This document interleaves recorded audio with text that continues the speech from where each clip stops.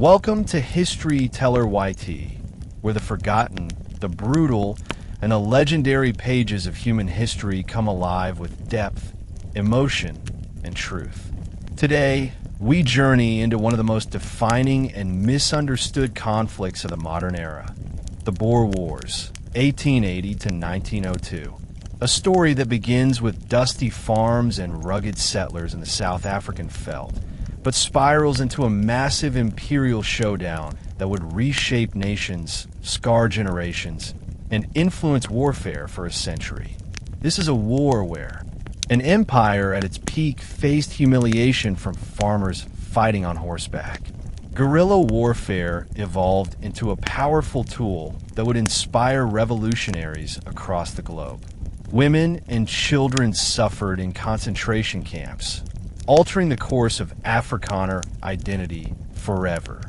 African communities endured displacement, forced labor, and forgotten tragedies that still echo today.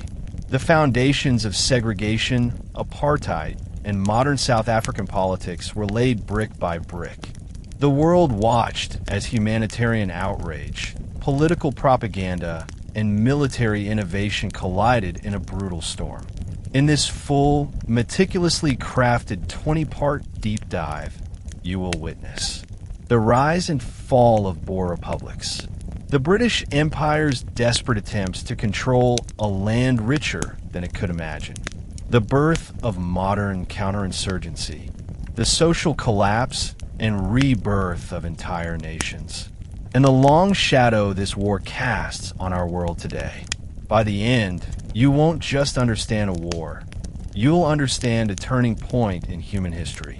So sit back, open your mind, and let History Teller YT guide you through one of the most powerful and emotionally charged chronicles ever told. The origins of the Boer Wars lie deep in the complex history of South Africa, where competing European ambitions collided with indigenous African kingdoms long before the first shot was ever fired. When Dutch settlers, later known as Boers or Afrikaners, began arriving at the Cape of Good Hope in the mid-17th century, they did not immediately envision themselves as a distinct people fighting for independence. Instead, they were farmers, traders, and frontier families living under the governance of the Dutch East India Company. Over time, isolation, frontier hardship, and a growing distance from European cultural centers shaped a unique identity that valued self-reliance, Calvinist religious conviction, and the idea that land was granted by divine destiny. This identity was tested when the British arrived in 1795 and again in 1806, seeking to control strategic sea routes to India. British administration brought new laws, new languages, and a new philosophy regarding governance, justice, and the treatment of enslaved people. The 1834 abolition of slavery within the British Empire was a turning point that deepened Boer resentment.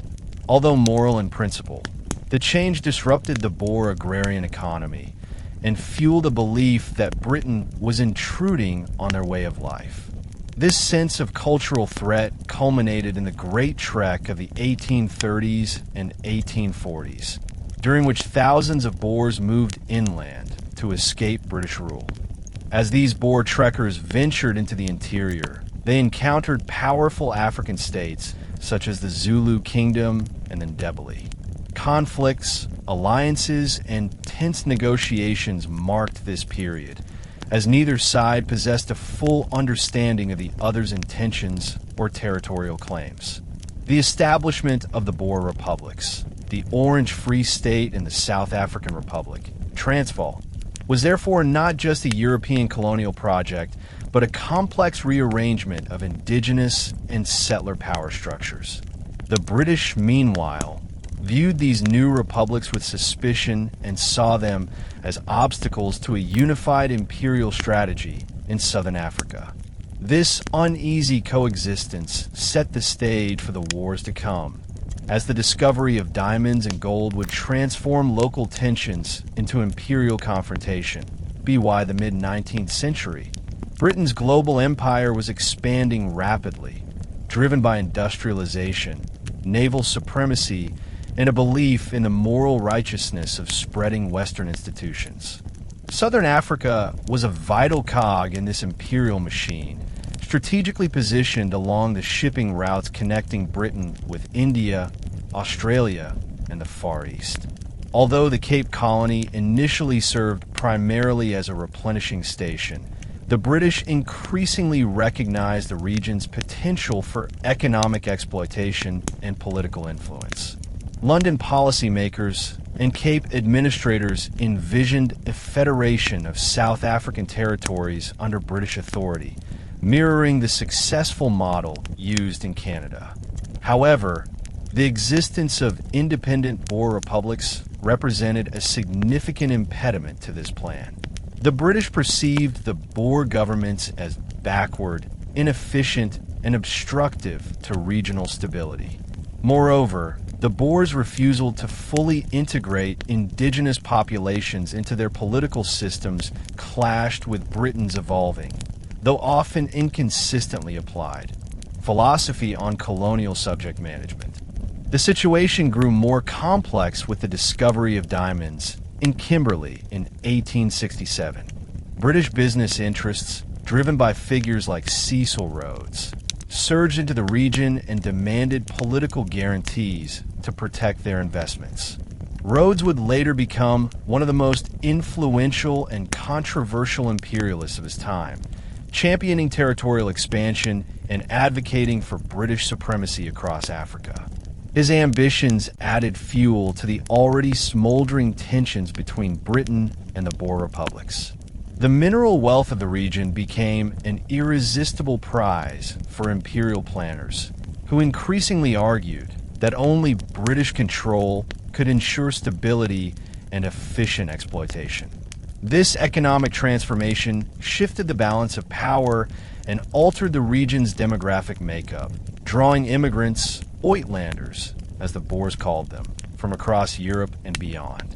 These newcomers were often wealthier, more urbanized, and more aligned with British interests.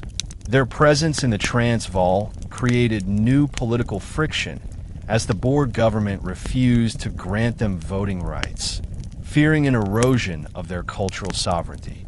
As British companies pushed for influence and Uitlanders complained of discriminatory policies, London found a ready-made pretext to intervene. What had once been a distant colonial rivalry was evolving rapidly into a geopolitical confrontation. The Boer Wars cannot be fully understood without recognizing the crucial role played by African kingdoms and communities that inhabited the region long before European settlers arrived. The 19th century was a period of intense upheaval across southern Africa, marked by migrations, conflicts, and the rise of powerful states such as the Zulu kingdom under Shaka.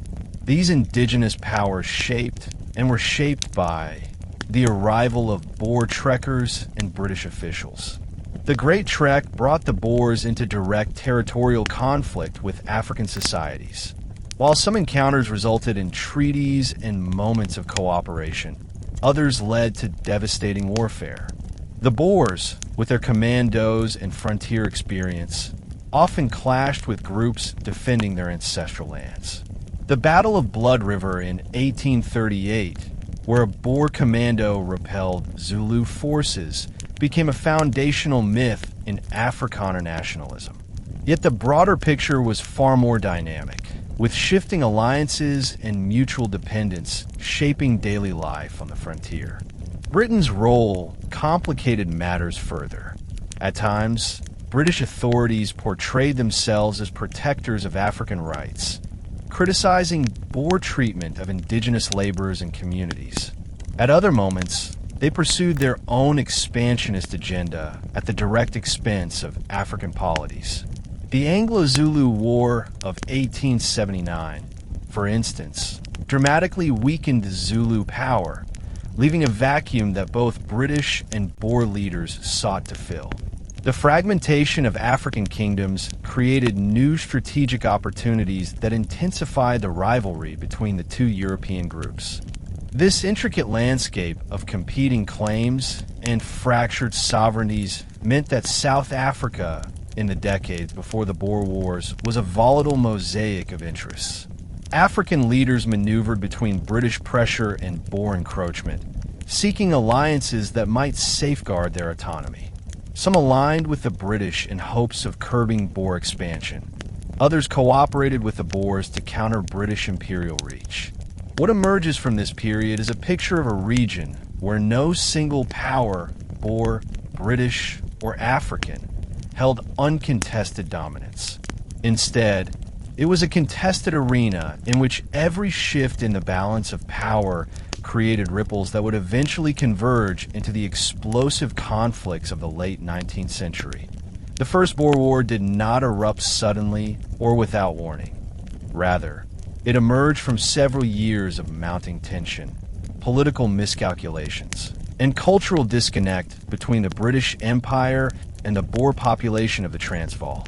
After the British annexed the South African Republic, Transvaal, in 1877, they expected the Boers to eventually accept the new arrangement as part of a larger imperial unification plan. However, British officials fundamentally misread the depth of Boer sentiment regarding their independence.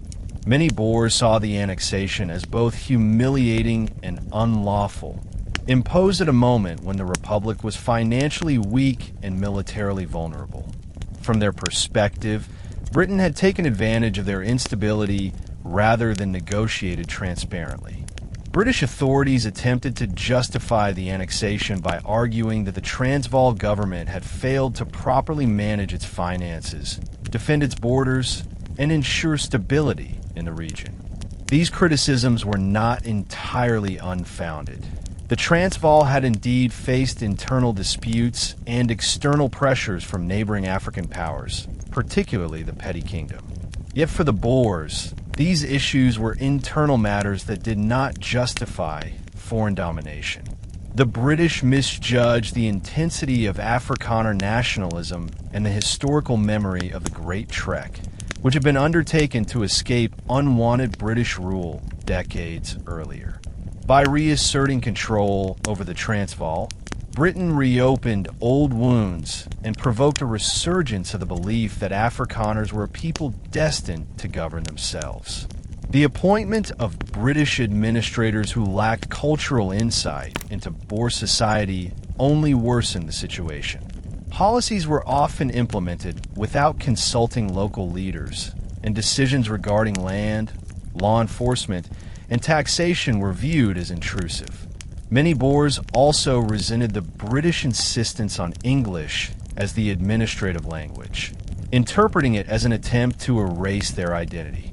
The Uitlander population was still relatively small in the Transvaal at this time, so the grievances were driven more by long-standing cultural friction than by competition with foreign settlers, unlike in the later Second Boer War. By 1879 and 1880, resentment had boiled into open defiance. Boer leaders convened secret meetings, discussing strategies for restoring independence. The British defeat at Isinlwana during the Anglo-Zulu War emboldened many Boers, who interpreted it as evidence that the British military was not invincible. The failure of British administrators to recognize this shifting mood proved costly. When the British demanded payment of outstanding taxes at Potchefstroom in late 1880, a group of Boers openly resisted, marking the first sparks of rebellion. The movement quickly grew, uniting various districts under a common cause: the restoration of their republic. The First Boer War was on the horizon, and Britain, still grappling with the aftermath of the Zulu conflict, was unprepared for the unexpected guerrilla resistance that would soon challenge its authority. The First Boer War officially erupted in December 1880 when Boer commandos, acting under the authority of a newly established provisional government at Heidelberg, launched a coordinated resistance against British installations throughout the Transvaal. What makes this conflict particularly remarkable is the rapidity with which the Boers organized themselves into an effective fighting force. Unlike the regimental structure of the British Army, Boer military organization was deeply rooted in local traditions of communal defense.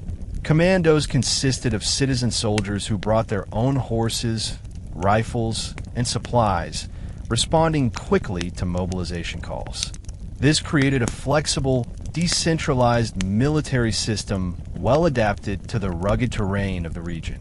The Boers were expert marksmen, accustomed to hunting and frontier skirmishes. Their tactics emphasized mobility, cover, and long-range accuracy. Rather than engage in the formal battlefield formations favored by British commanders, Boer fighters employed guerrilla-style hit-and-run tactics, ambushes, and extended sieges of isolated British garrisons. This approach confounded British forces, who were trained to fight set-piece battles against clearly recognizable enemies. Boer fighters used the land to their advantage, choosing high ground, rocky ridges, and concealed positions that maximized the lethality of their sharpshooting skills. Early engagements quickly demonstrated that the British had underestimated their opponents. The Battle of Bronkhorstspruit in December 1880 is a striking example. A British column under Lieutenant Colonel Anstruther was ambushed and overwhelmed in less than half an hour, suffering heavy casualties. The Boers suffered minimal losses, revealing the effectiveness of their tactics. This battle sent shockwaves through British command and signaled that the conflict would not be a simple suppression of rebellion. Across the Transvaal, the Boers advanced rapidly.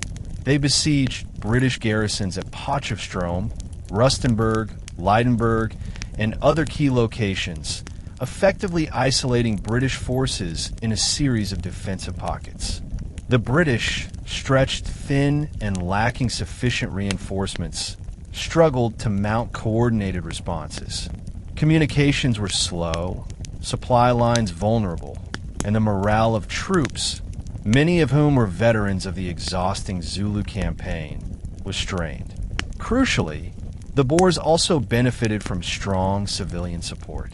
Their cause was widely embraced among the Afrikaner population, and families provided logistical aid, information, and provisions. The British, meanwhile, found themselves operating in an environment where most locals were hostile or unwilling to cooperate. This discrepancy in local support further tipped the balance in favor of the Boers. By early 1881, it was clear that the British faced a formidable resistance movement bolstered by a population determined to regain sovereignty. Despite having more resources and professional soldiers, the British struggled against the Boers' familiarity with the terrain and innovative fighting methods. This mismatch would culminate in several dramatic British defeats, shaping the political outcome of the war and altering imperial attitudes toward the region. The climax of the First Boer War came in a series of engagements that starkly revealed the vulnerabilities of the British military when fighting opponents who excelled in mobility, marksmanship, and knowledge of local geography. The battles of Laing's Nek, Schuinschucht, also known as Ingigo, and Majuba Hill stand out as pivotal moments that forced Britain to reconsider its strategy and ultimately seek peace. These defeats were not merely tactical setbacks. They were symbolic blows to British prestige and highlighted the growing gap between traditional military doctrine and the evolving realities of modern, irregular warfare. Laing's Nek, fought in January 1881, was the first significant attempt by the British to break the Boer siege lines and march into the Transvaal. Under Major General Sir George Pomeroy Colley, the British hoped to push through a strategic mountain pass. However, Boer commandos, entrenched in strong defensive positions, repelled repeated British assaults with devastating accuracy. The British suffered heavy casualties, and the attack failed to dislodge the Boers, reinforcing their confidence in their defensive strategies. A few weeks later, the British attempted another advance at Ingigo. Once again, the Boers demonstrated superior use of terrain and tactical flexibility. Rain, low visibility, and muddy conditions hampered British movement, while Boer riflemen positioned on surrounding heights inflicted significant casualties from distance. The British found themselves pinned down, unable to maneuver or counterattack effectively. Although the British managed to withdraw during the night, the battle further undermined their offensive capabilities and emboldened the Boers. The decisive moment came at Majuba Hill on February 27, 1881. General Colley led British troops to the summit of the hill in an attempt to outflank Boer positions. Initially, the move seemed tactically advantageous as the British occupied the high ground. However, the position was poorly fortified and Colley underestimated the Boers' ability to scale the steep slopes. Boer commandos ascended in small groups, using natural cover to avoid detection. Their accurate rifle fire soon created panic among the British troops, many of whom were inexperienced or inadequately trained for such conditions.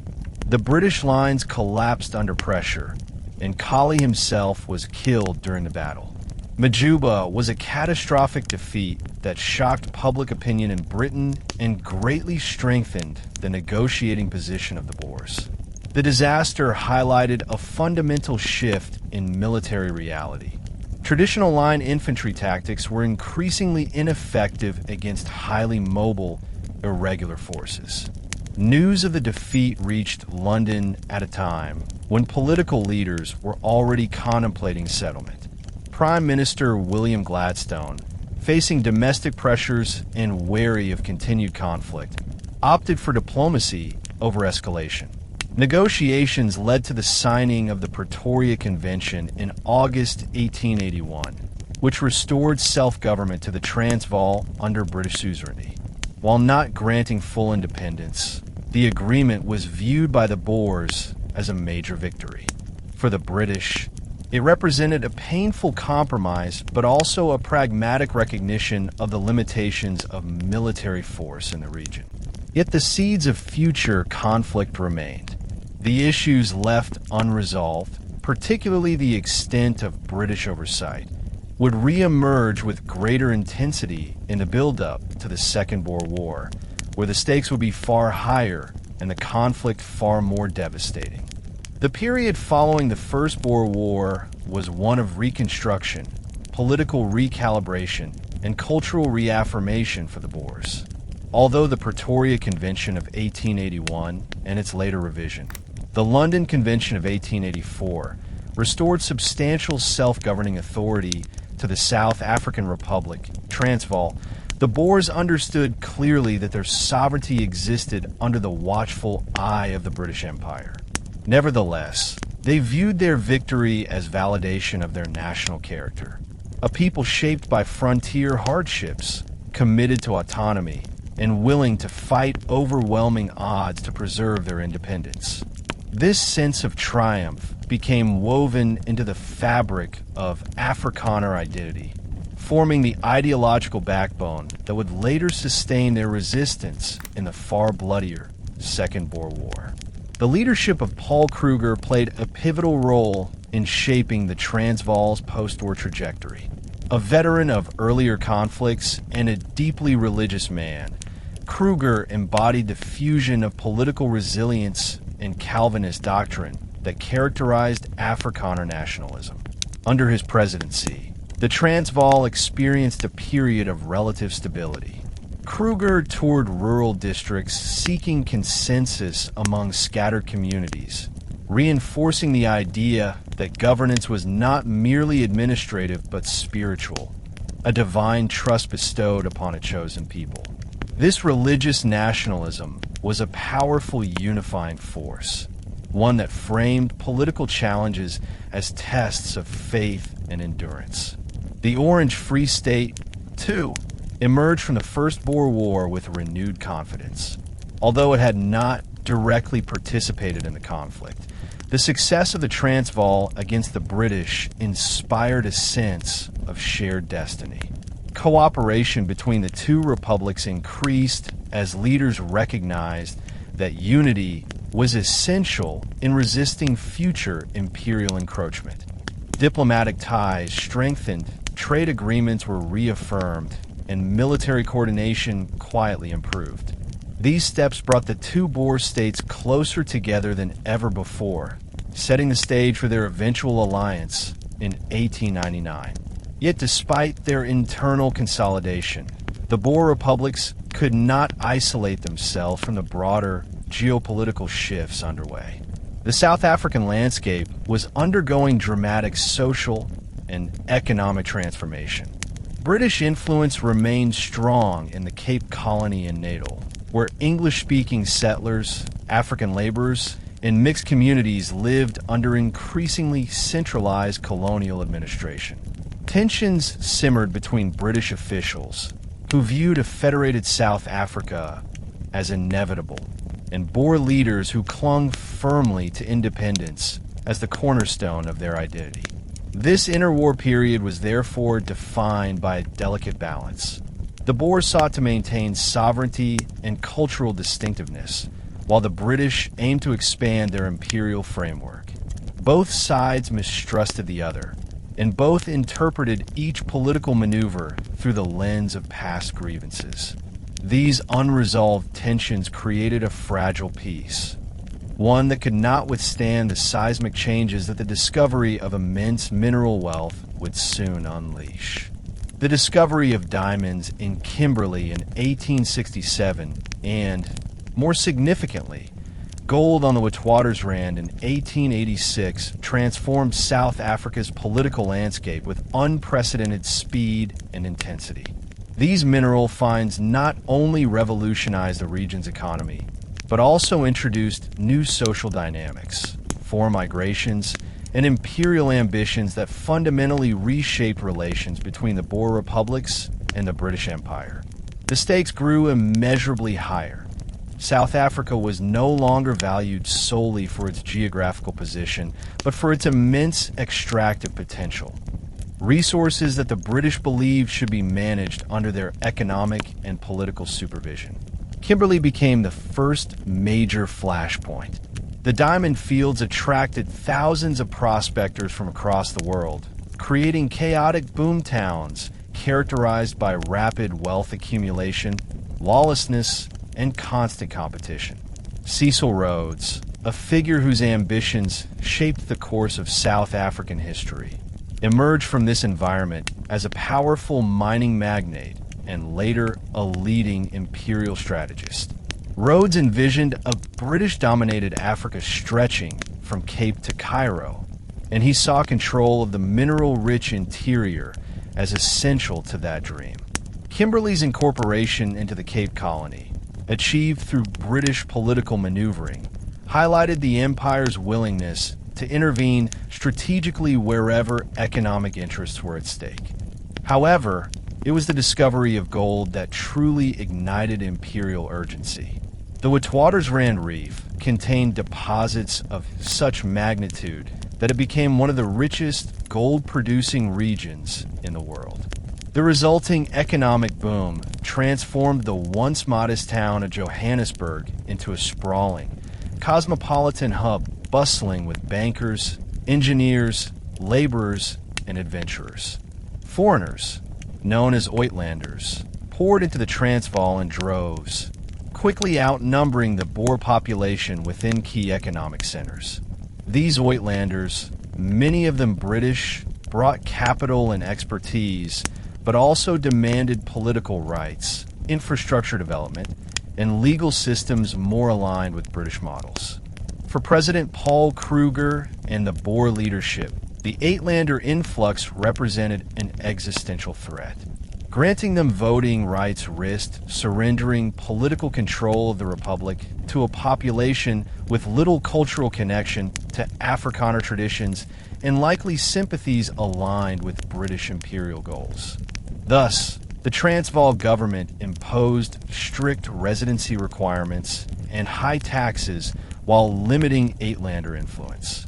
These policies angered the mining elite, particularly Rhodes and his allies, who saw them as obstacles to economic expansion and imperial integration.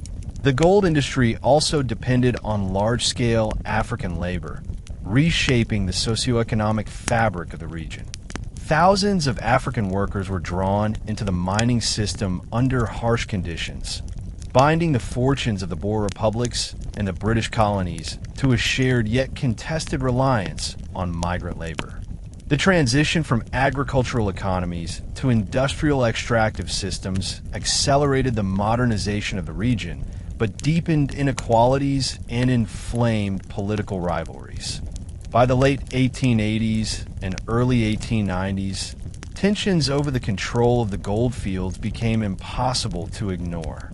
Every policy decision, whether concerning taxation, railway construction, labor regulation, or immigration, acquired geopolitical significance. The stakes of conflict escalated far beyond cultural disagreements or administrative disputes.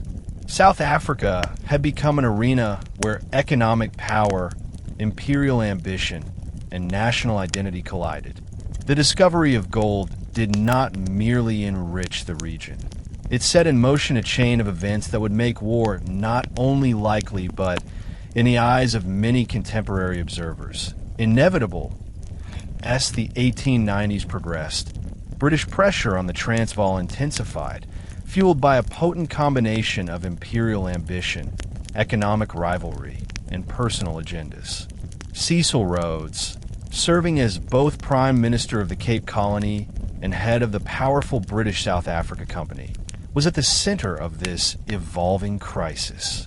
Rhodes viewed the Boer republics, particularly the Transvaal under Paul Kruger, as obstacles to the Grand Imperial Federation he sought to construct. He believed that British interests, economic development, and civilizational progress were all being stifled by what he regarded as the stubborn conservatism of Boer leadership. The Uitlander issue became the focal point of tension. With thousands of British subjects living and working on the Witwatersrand, the British government claimed a responsibility to protect their rights. Uitlanders complained about high taxes, limited political participation, and outdated infrastructure. Many of these grievances were valid, yet they were also strategically amplified by Rhodes and the mining magnates, who hoped to provoke a crisis that would justify British intervention. Kruger, seeing through these motivations, refused to concede to British demands, convinced that doing so would spell the end of Boer independence. Diplomatic relations deteriorated as both sides hardened their positions. British newspapers criticized the Transvaal government as oppressive and incompetent, fueling public support for intervention. Meanwhile, Kruger embarked on international diplomacy to strengthen his hand, negotiating arms purchases and seeking support from Germany, whose Kaiser sent the famous congratulatory telegram after the Jameson raid failed, an event that would only deepen British outrage. The Jameson raid of 1895 to 1896 marked a turning point in the escalating conflict. Rhodes, frustrated by political gridlock and emboldened by his supporters, covertly backed a plan for Dr. Leander Starr Jameson to lead a force from British Bechuanaland into the Transvaal. The aim was to spark an Uitlander uprising in Johannesburg, create chaos, and justify full-scale British intervention to overthrow Kruger's government. However, the raid was disastrously executed. Johannesburg did not rise in rebellion. Jameson's forces were quickly surrounded, and the Boer commandos captured the raiders without significant bloodshed. Internationally, the raid was a scandal. It embarrassed the British government, forced Rhodes to resign as Cape Prime Minister, and temporarily strengthened Kruger's diplomatic standing. Yet despite its failure, the raid hardened attitudes on both sides. The Boers, now certain that Britain intended to crush their independence, accelerated their military preparations, purchasing artillery, rifles, and ammunition from European suppliers. British officials, meanwhile, concluded that the Transvaal posed a strategic threat that could not be tolerated indefinitely, especially given the influx of foreign arms and the ever-growing gold revenue that strengthened Kruger's government. The Jameson raid did not ignite war immediately, but it set South Africa on an irreversible path. Trust between the two sides evaporated. Diplomatic negotiations became hostile exchanges. British troop deployments increased steadily over the following years. The Boers, fearing encirclement, fortified their borders and increased commando mobilization. By the late 1890s, South Africa had become a powder keg, its political landscape shaped by suspicion, ambition, and unresolved grievances. All that remained was a spark, one that would soon ignite the Second Boer War, the most devastating conflict ever fought on South African soil up to that time. By the late 1890s, diplomacy between the British Empire and the Boer republics had become little more than a ritualized exchange of accusations, denials, and escalating demands. Both sides claimed to desire peace, yet their actions and assumptions created a political environment where compromise became increasingly impossible. For London, the Transvaal's refusal to grant political representation to the rapidly growing Uitlander population was framed as indefensible oppression. British newspapers, influenced by mining interests and imperialist politicians, described Paul Kruger as a tyrant ruling over hardworking British subjects deprived of basic civil rights. These portrayals were exaggerated, yet they were effective in shaping public opinion and fueling calls for intervention. For the Boers, however, the issue looked entirely different. They viewed their republics as fragile sanctuaries carved from hardship and defended through generations of struggle against external domination. Their refusal to grant widespread political rights to Uitlanders was not born solely from prejudice, but from an acute awareness of demographic vulnerability. With Uitlanders outnumbering the Boer population in Johannesburg and surrounding districts, granting immediate voting rights would effectively hand political control to newcomers who had little cultural investment in Boer heritage and were widely assumed to be aligned with British imperial goals. In other words, the Boers believed that political concessions would lead directly to the loss of independence, a fear rooted in real historical experience.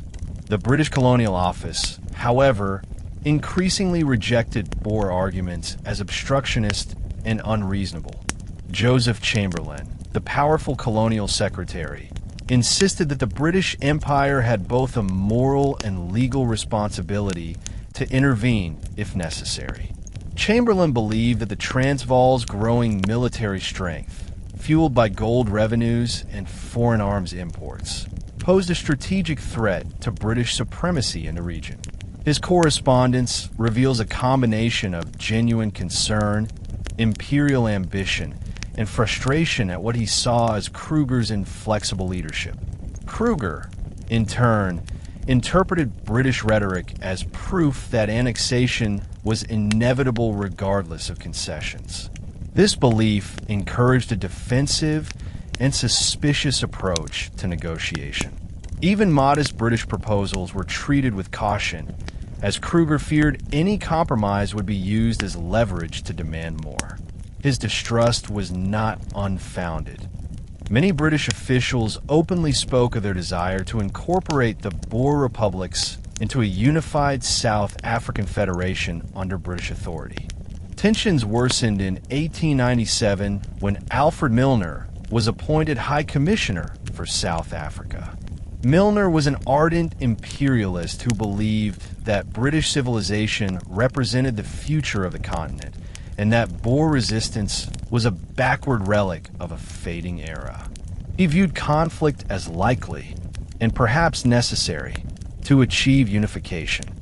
Milner's private correspondence, especially his famous Hellet telegram, reveals his belief that Uitlander grievances should be used strategically to justify intervention. Thus, Diplomacy became a performance rather than a genuine attempt to find common ground. Each meeting, letter, and official communique was shaped by suspicion, ambition, and an unspoken expectation that war was approaching. By 1898 and 1899, the atmosphere in South Africa had shifted decisively. Newspapers on both sides inflamed public opinion. Boer commandos increased training drills, while British troops were quietly deployed to the borders. The issues at stake, political rights, sovereignty, access to resources, imperial prestige, were no longer negotiable in practical terms. The two sides were locked on a collision course, propelled forward by incompatible visions of the future. What had begun as a political dispute was transforming into an existential confrontation, making armed conflict seem, to many observers, not merely likely but unavoidable. The Bloemfontein Conference of June 1899 was the last major diplomatic attempt to avert war between the British Empire and the South African Republic, and it stands as one of the most consequential failed negotiations in colonial history. Organized as a direct meeting between High Commissioner Alfred Milner and President Paul Kruger, the conference was framed as an opportunity to address the Uitlander question and reduce the escalating tensions. However, both leaders entered the talks with rigid preconceptions, incompatible goals, and profound distrust, making a genuine breakthrough almost impossible. Milner's primary objective was to secure significant political rights for Uitlanders, ideally through a dramatic reduction of the residency requirement for voting. At that time, Uitlanders had to reside in the Transvaal for 14 years before becoming eligible to vote, a requirement designed to prevent the swift political takeover of the Republic. Milner insisted on a much shorter period, initially proposing 5 years. He argued that a political system excluding the majority of the white population was unacceptable and that Britain could no longer tolerate what he portrayed as injustice toward British subjects. But beneath this moral framing lay a strategic calculation.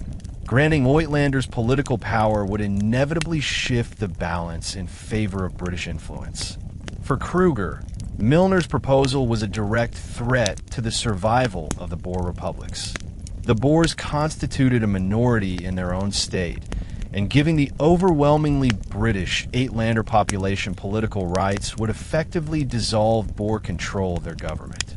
Kruger viewed Uitlander demands as orchestrated, not organic.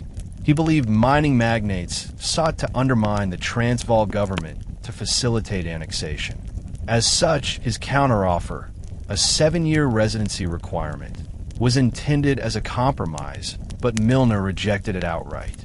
The dynamics of the conference were strained from the outset. Milner delivered his statements in formal, often confrontational terms, reflecting his conviction that only firm pressure could instill change. Kruger responded with defensive, sometimes vague rhetoric, consistent with his mistrust of British intentions. Communication between the two men often broke down due to deep cultural and ideological differences. Milner approached negotiations with an imperial administrative mindset, while Kruger viewed politics through a lens shaped by religious destiny, community survival, and bitter memory of British betrayal. Observers on both sides noted that Milner appeared uninterested in compromise.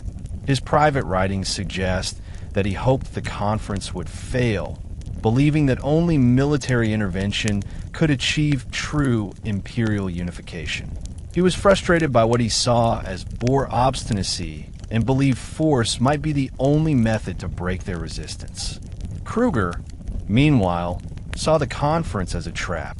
He believed that Milner intended to impose British demands under the guise of diplomacy, and that any concession would be interpreted as weakness, leading to further pressure.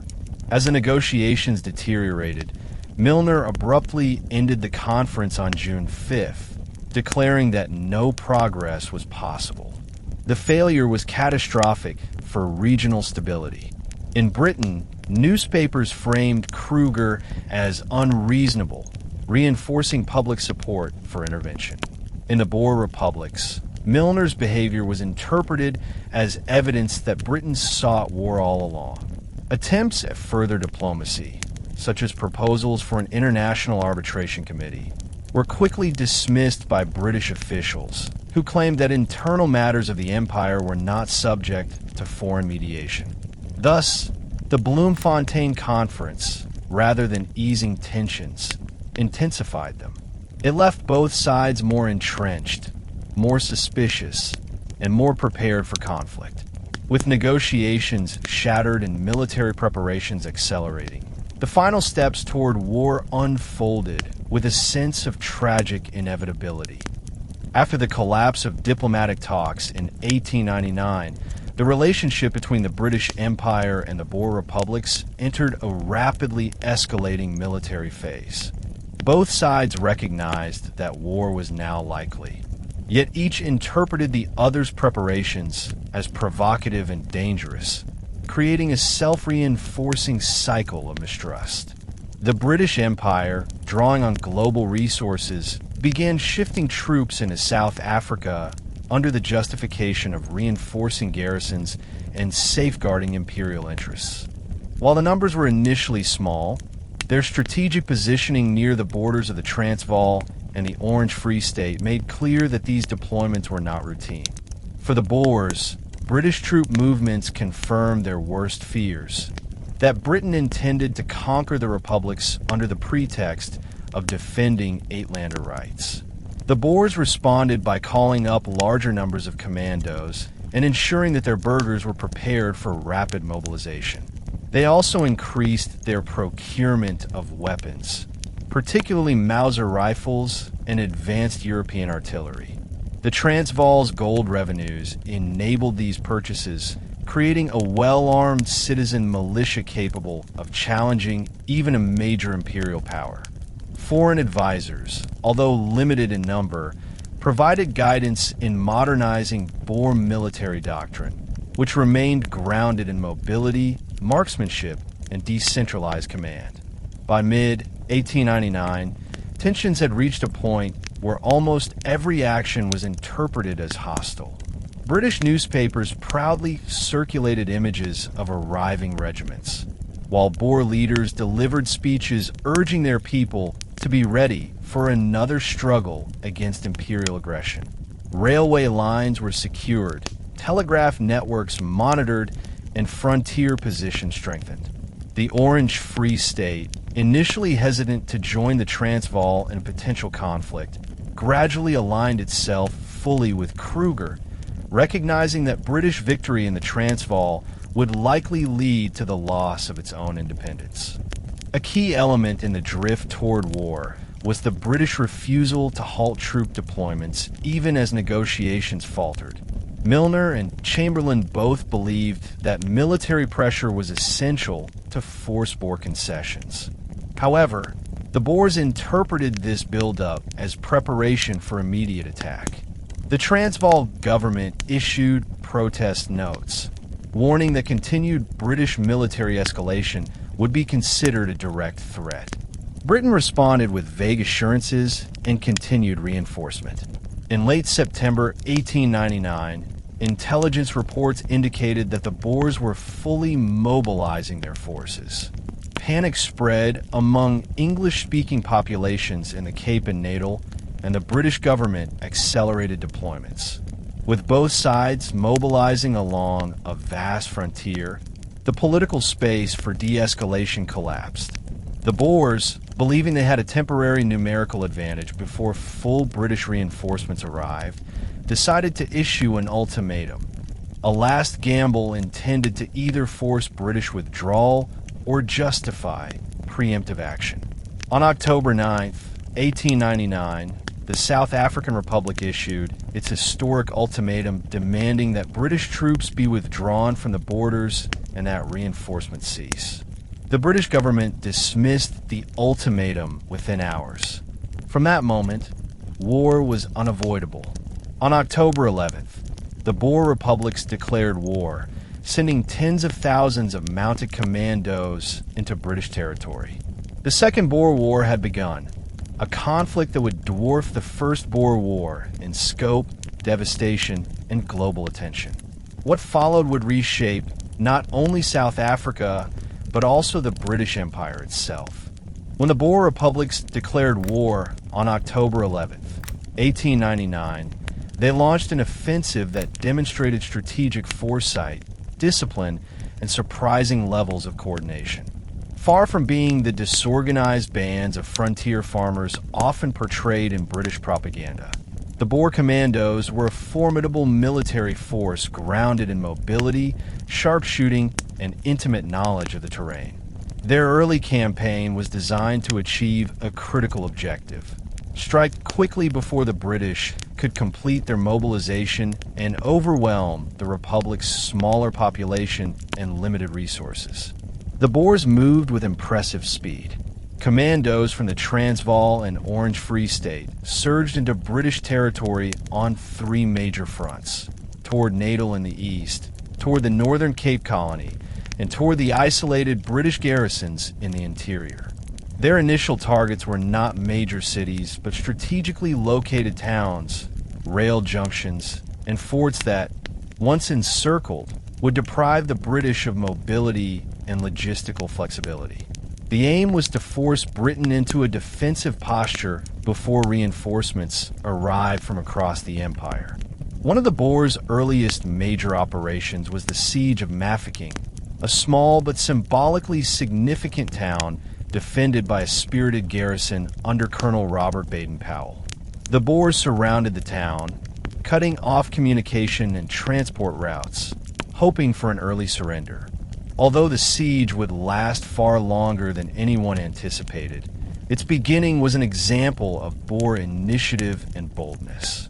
Simultaneously, Boer forces entered Kimberley, another critical target due to its diamond mines and its symbolic importance to the British colonial economy.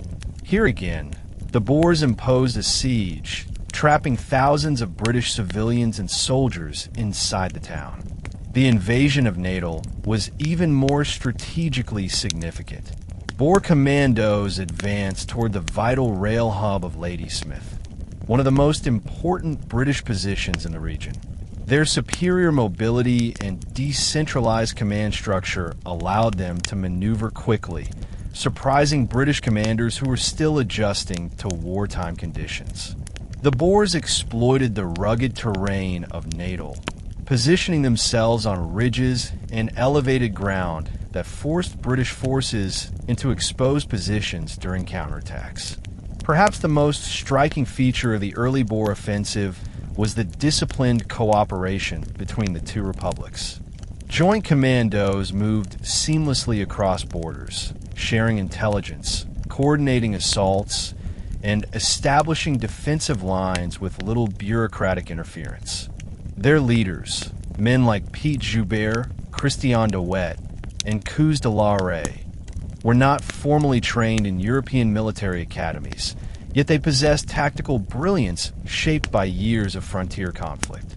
They knew when to strike aggressively and when to conserve strength. British forces, by contrast, were initially spread thin, poorly coordinated, and hampered by overconfidence.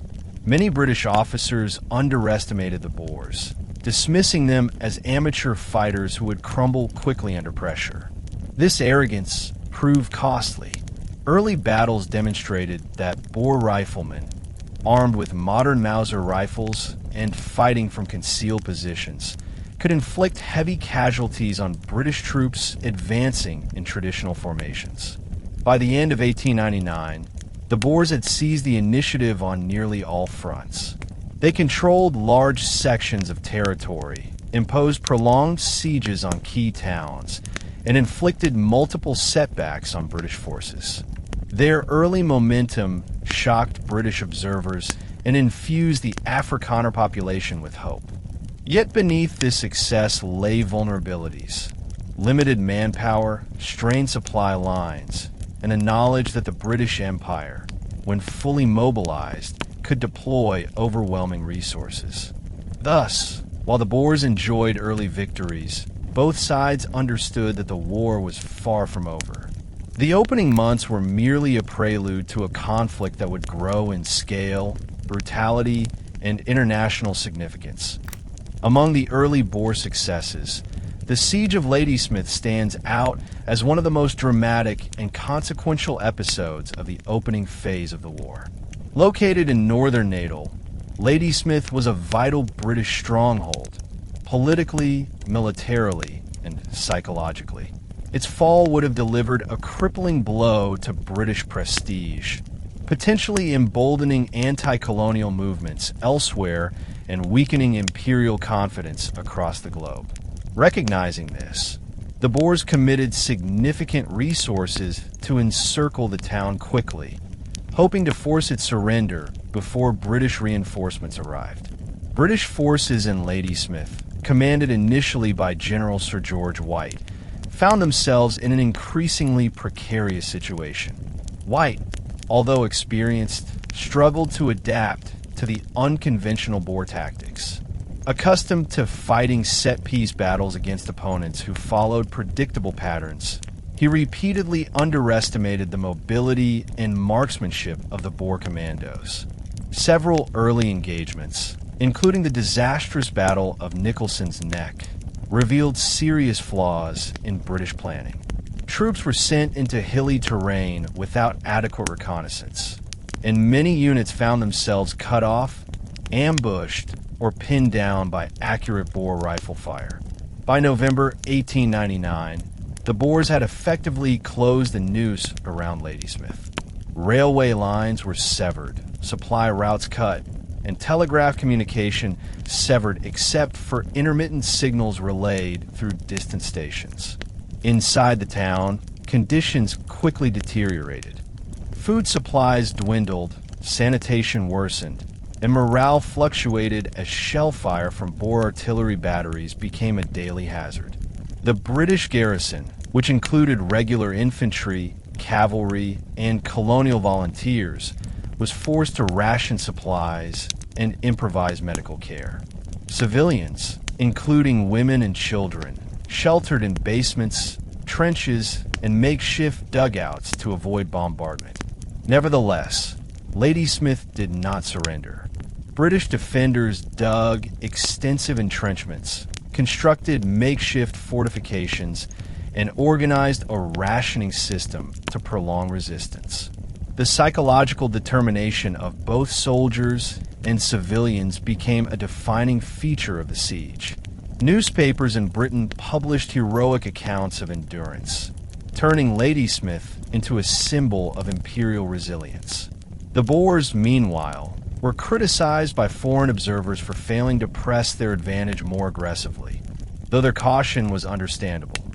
Launching a full-scale assault on a fortified town risked heavy casualties, something the numerically outnumbered republics could not afford.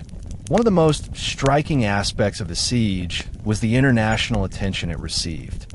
Reporters from Europe and America documented daily life inside and outside the town, sending vivid accounts of hunger, disease, artillery duels, and the tension of waiting for relief. Ladysmith became a global spectacle, an early example of a modern, media-driven wartime narrative that would later define conflicts like World War I. British attempts to break the siege in late 1899 and early 1900 were repeatedly repelled, culminating in a string of humiliating defeats during Black Week, when British forces suffered devastating losses at Stormberg, Magersfontein, and Colenso. These defeats further prolonged the suffering in Ladysmith, deepened public outrage at home, and forced the British government to revise its military strategy drastically. For the Boers, Ladysmith became both a triumph and a burden. Maintaining the siege required manpower and supplies that the Republic struggled to sustain. As the war progressed and British reinforcements poured into the region, the strategic situation began to shift. Although the siege inflicted enormous strain on British command, and symbolized early Boer strength. It also tied down Boer forces that might otherwise have achieved breakthroughs elsewhere. In the end, Ladysmith's endurance became a turning point. Its eventual relief in early 1900 marked the beginning of a larger British resurgence. But in 1899, as the siege tightened and the world watched anxiously, Ladysmith represented the precarious balance of power in a war that was only just beginning to reveal its true scale. If the early months of the Second Boer War demonstrated Boer strength, the events of December 1899, known in British history as Black Week, exposed the vulnerability and unpreparedness of the British military in the face of unconventional warfare. Black Week was not a single battle, but a series of catastrophic defeats occurring within days of one another. Its psychological impact on Britain was enormous, shaking public confidence, humiliating political leaders, and forcing a major reevaluation of imperial strategy. The disasters began at Stormberg on December 10th. British forces under General Gataker attempted a night march to surprise the Boers, but poor maps, exhausted troops, and disorganization led to confusion. The British column became disoriented in the dark, stumbled into Boer positions, and quickly found itself pinned down by rifle fire from commanding heights. Panic spread as units lost cohesion. By dawn, the British were in full retreat, leaving behind hundreds of prisoners and confirming Boer's reputation for exploiting terrain with deadly precision. Less than 48 hours later, an even more devastating defeat struck at Magersfontein, where Lieutenant General Lord Methuen attempted to break the Boer siege of Kimberley. Unbeknownst to him, the Boers under General Koos de la Rey had adopted innovative defensive tactics, abandoning the high ridges in favor of trench systems dug at their base. When British regiments advanced in close-order formations during the early morning gloom, they walked directly into concealed Boer riflemen. The result was carnage. Wave after wave of British infantry fell under concentrated fire, unable to advance or withdraw. Casualties mounted horrifically, and the battle ended in a rout that left British command stunned. The worst blow came on December 15th at Colenso, where General Sir Redvers Buller attempted to relieve Ladysmith. He underestimated Boer positions, misjudged the terrain, and launched frontal assaults across open ground toward entrenched Boer lines along the Tugela River. The Boers, commanded by Louis Botha, fought with remarkable discipline, targeting officers, artillery crews, and exposed infantry. British units stumbled into deadly ambushes, artillery batteries were lost, and communication between divisions collapsed. Buller ordered a retreat, an act that effectively confirmed his failure as a commander and precipitated his removal from supreme command. Black Week shattered the myth of British military invincibility. Newspapers across Britain reacted with outrage and disbelief. Criticism spread throughout Parliament, with many questioning the competence of commanders and the government's failure to anticipate Boer resistance. Recruitment surged as patriotic fervor mixed with anger, but so too did demands for strategic reform. The psychological impact extended far beyond Britain. European observers interpreted the defeats as evidence that the British Empire was overextended and vulnerable. Anti-colonial activists in Asia and Africa seized upon the news, seeing the Boer success as proof that a determined population could challenge even the world's greatest imperial power. In the Boer Republic's morale soared. The victories reinforced the belief that God favored their cause and that they were fulfilling their destiny as a chosen people defending their freedom. Black Week forced Britain to take drastic action. The War Office reorganized command, appointing Lord Roberts and Lord Kitchener to lead a massive influx of reinforcements. The British Army modernized rapidly, shifting away from outdated tactics and preparing for a prolonged and more brutal conflict. While Black Week represented the peak of Boer success, it also triggered the British transformation that would ultimately turn the tide of the war. The disaster of Black Week forced the British Empire into a moment of unprecedented military introspection.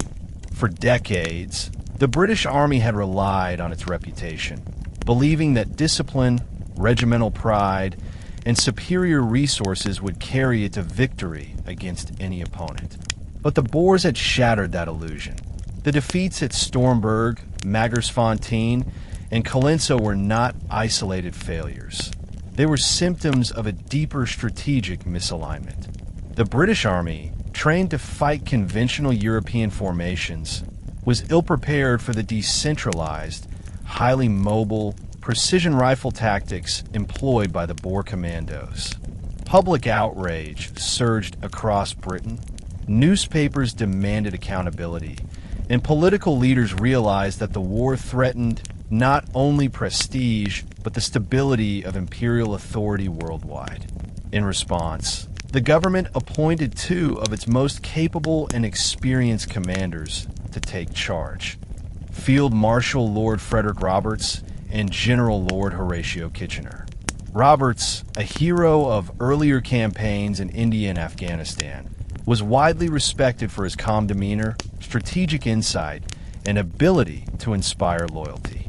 Kitchener, famed for his relentless Sudan campaign and the Battle of Omdurman, possessed a formidable reputation for organizational efficiency, iron discipline, and logistical mastery. Together, they formed a commanding duo ideally suited to transform a struggling army into a modern fighting force. Their arrival in Cape Town in early January 1900 marked a turning point. Roberts immediately launched a sweeping reorganization of operational command. He replaced ineffective officers, redistributed regiments more strategically, and insisted on improved reconnaissance before any major engagement. Kitchener, meanwhile, focused on logistics, ensuring supply lines were reinforced, railways repaired, and reinforcements efficiently deployed.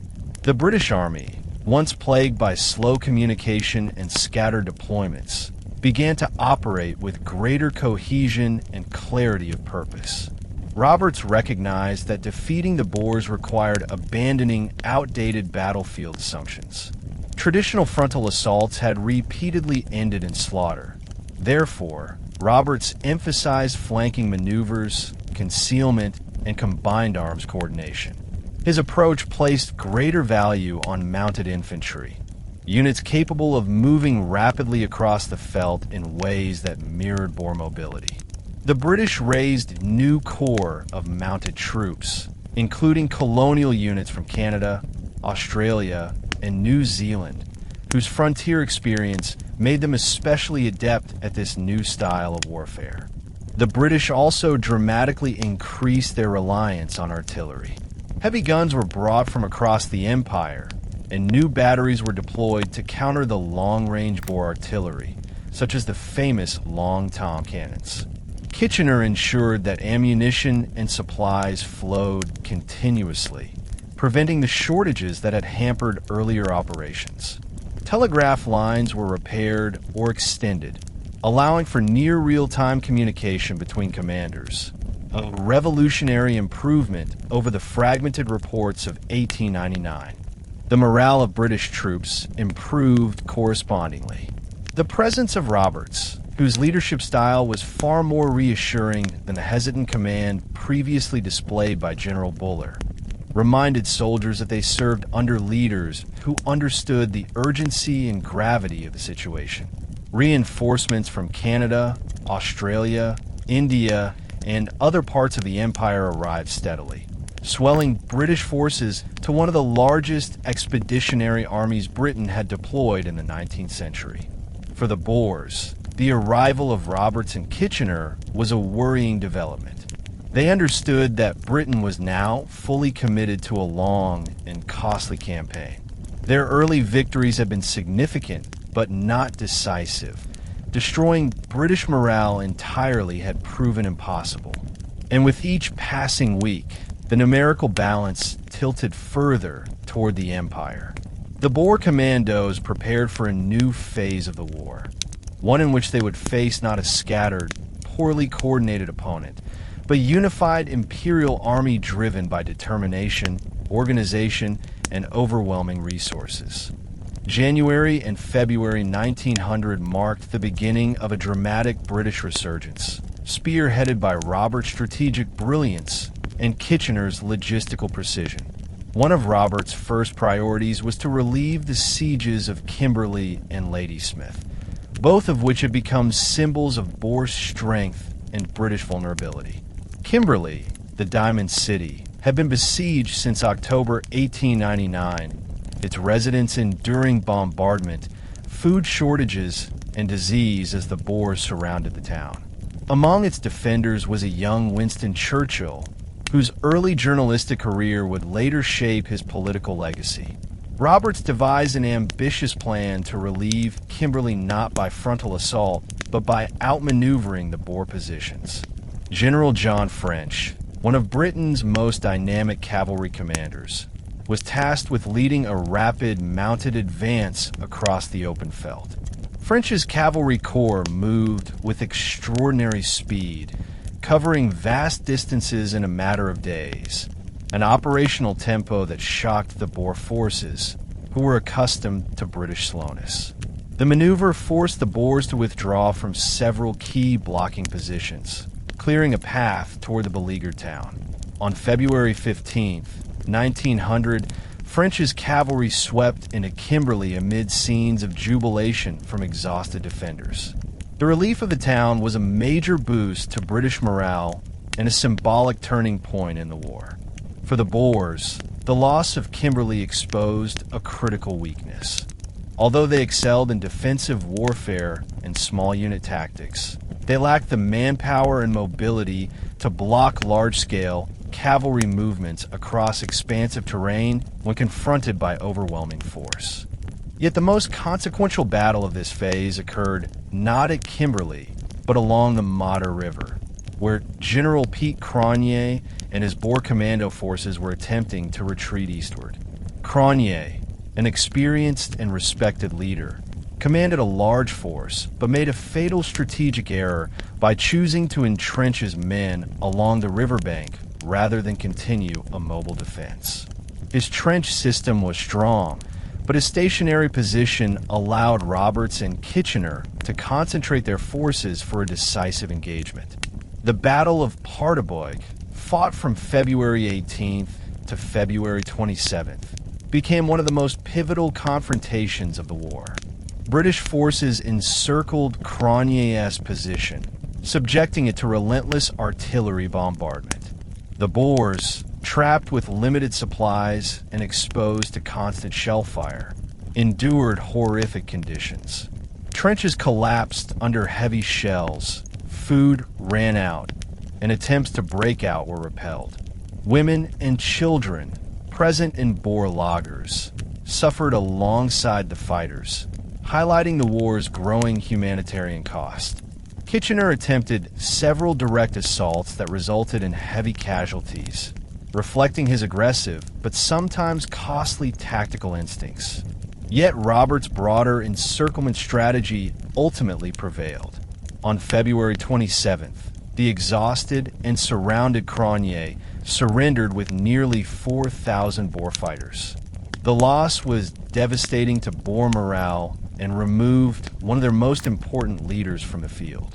Paardeberg was a psychological watershed.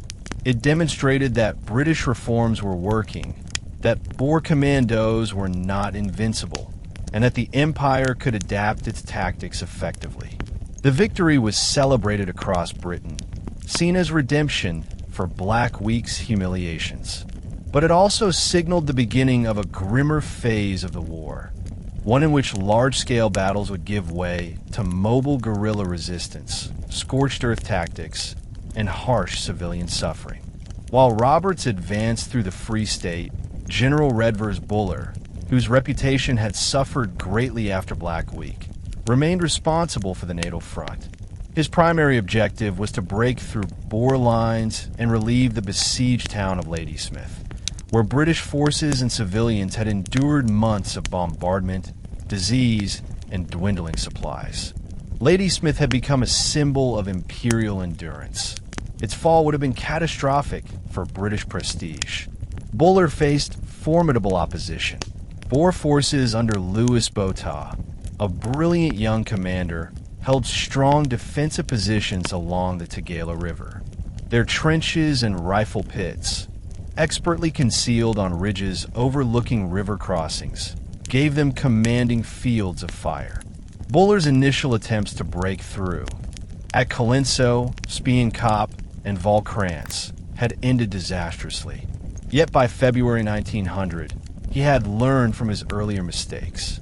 The final relief operations began in mid-February, with Buller planning a coordinated set of maneuvers designed to outflank Boer positions rather than assault them head-on.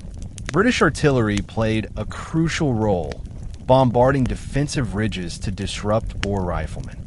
Engineers built pontoon bridges under fire, enabling troops to cross the Tugela at multiple points. The fighting was intense, with both sides suffering significant casualties as British infantry climbed steep, exposed slopes under heavy fire. One of the most dramatic episodes occurred at the Battle of Peters Hill, where British forces executed a wide flanking movement that forced Botha to withdraw. The Boers fought stubbornly, but their thinly stretched lines could not withstand sustained pressure and the British advantage in artillery. On February 28, 1900, Buller's troops finally reached Ladysmith. Exhausted, emaciated, and emotionally drained, the defenders welcomed their liberators in scenes of overwhelming relief. The defense and relief of Ladysmith became one of the most celebrated British achievements of the war. Newspapers published triumphant headlines, and soldiers who had endured the siege were hailed as heroes. But for the Boers, the loss marked a turning point. Their defensive perimeter in Natal had been broken, their forces compelled to retreat, and momentum shifted decisively toward the British. Yet the Boers were not defeated. They adapted, regrouped, and prepared to wage the next phase of the war through guerrilla tactics that would test the British Army far more severely than conventional battles. The relief of Ladysmith, therefore, was not merely a strategic victory, but a prelude to a long and bitter struggle ahead. One defined by hit-and-run raids, scorched-earth countermeasures, and an expanding humanitarian crisis that would stain the war's legacy for generations. After the relief of Kimberley and Ladysmith, the British Empire pressed its advantage with a sweeping advance intended to break the back of organized Boer resistance. The next major objective was the Orange Free State, whose capital, Bloemfontein, stood as both a political center and a logistical gateway to the Transvaal. Lord Roberts aimed to capture it swiftly, believing its fall would demoralize the Boer leadership and disrupt their ability to coordinate between the Southern Front and the forces defending Pretoria to the north. What followed was one of the most methodical and strategically refined campaigns of the entire war. The British advance relied on a combination of infantry divisions, mounted units, and extended supply lines that stretched back to Cape Town. Roberts faced immense logistical challenges. His troops needed constant supplies of food, ammunition, and water as they crossed the dry Highveld. Kitchener's logistical oversight proved critical. He enforced strict discipline in the repair of railway lines, the protection of supply depots, and the organization of transport convoys. Every mile gained required significant infrastructure to support the next advance, illustrating the industrial scale at which the British Empire now operated. The Boers, recognizing their disadvantage in numbers and firepower, employed delaying tactics rather than attempting pitched battles. Commanders like Christian de Wet used hit-and-run attacks to disrupt British columns, ambushing scouting parties blowing up railway lines and targeting supply wagons. These commando raids, though not enough to stop the British advance, forced Roberts to proceed cautiously and allocate forces to guard his rear. Every delay cost time, fuel, and provisions, which was precisely what De Wet intended. Bloemfontein fell with comparatively little resistance on March 13, 1900. For the first time in the war, a Boer capital had been captured. Roberts was welcomed by English-speaking residents, but the Afrikaner population viewed the conquest as a tragedy tinged with defiance. The loss of Bloemfontein devastated governmental operations of the Free State, but it did not break Boer morale. Instead, it pushed their strategy deeper into mobility and decentralization. However, the British success at Bloemfontein was soon threatened by a severe typhoid outbreak. Poor sanitation, contaminated water sources, and congested encampments led to thousands of soldiers falling ill. The epidemic stalled the advance for weeks, causing more casualties than many battles. Hospitals overflowed, and morale wavered as soldiers realized that disease was as deadly an enemy as Boer rifle fire.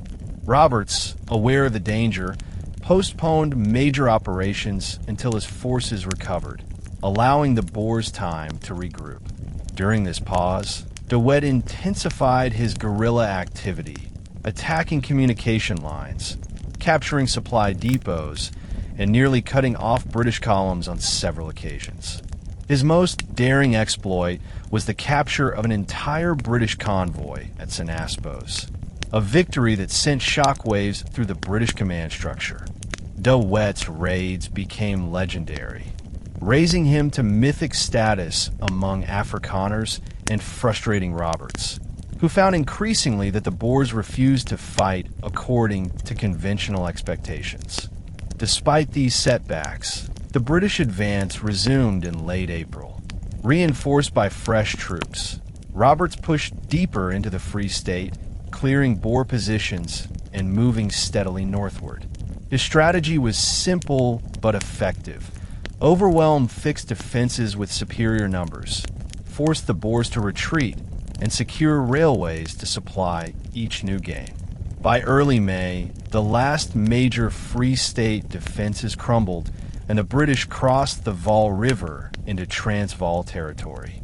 The fall of the Free State was a turning point, symbolizing the disintegration of formal Boer governance, even as resistance shifted into a fiercer, more unpredictable form.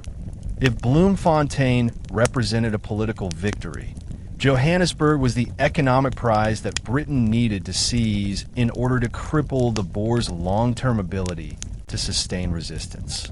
The city had grown explosively since the discovery of gold on the Witwatersrand in 1886.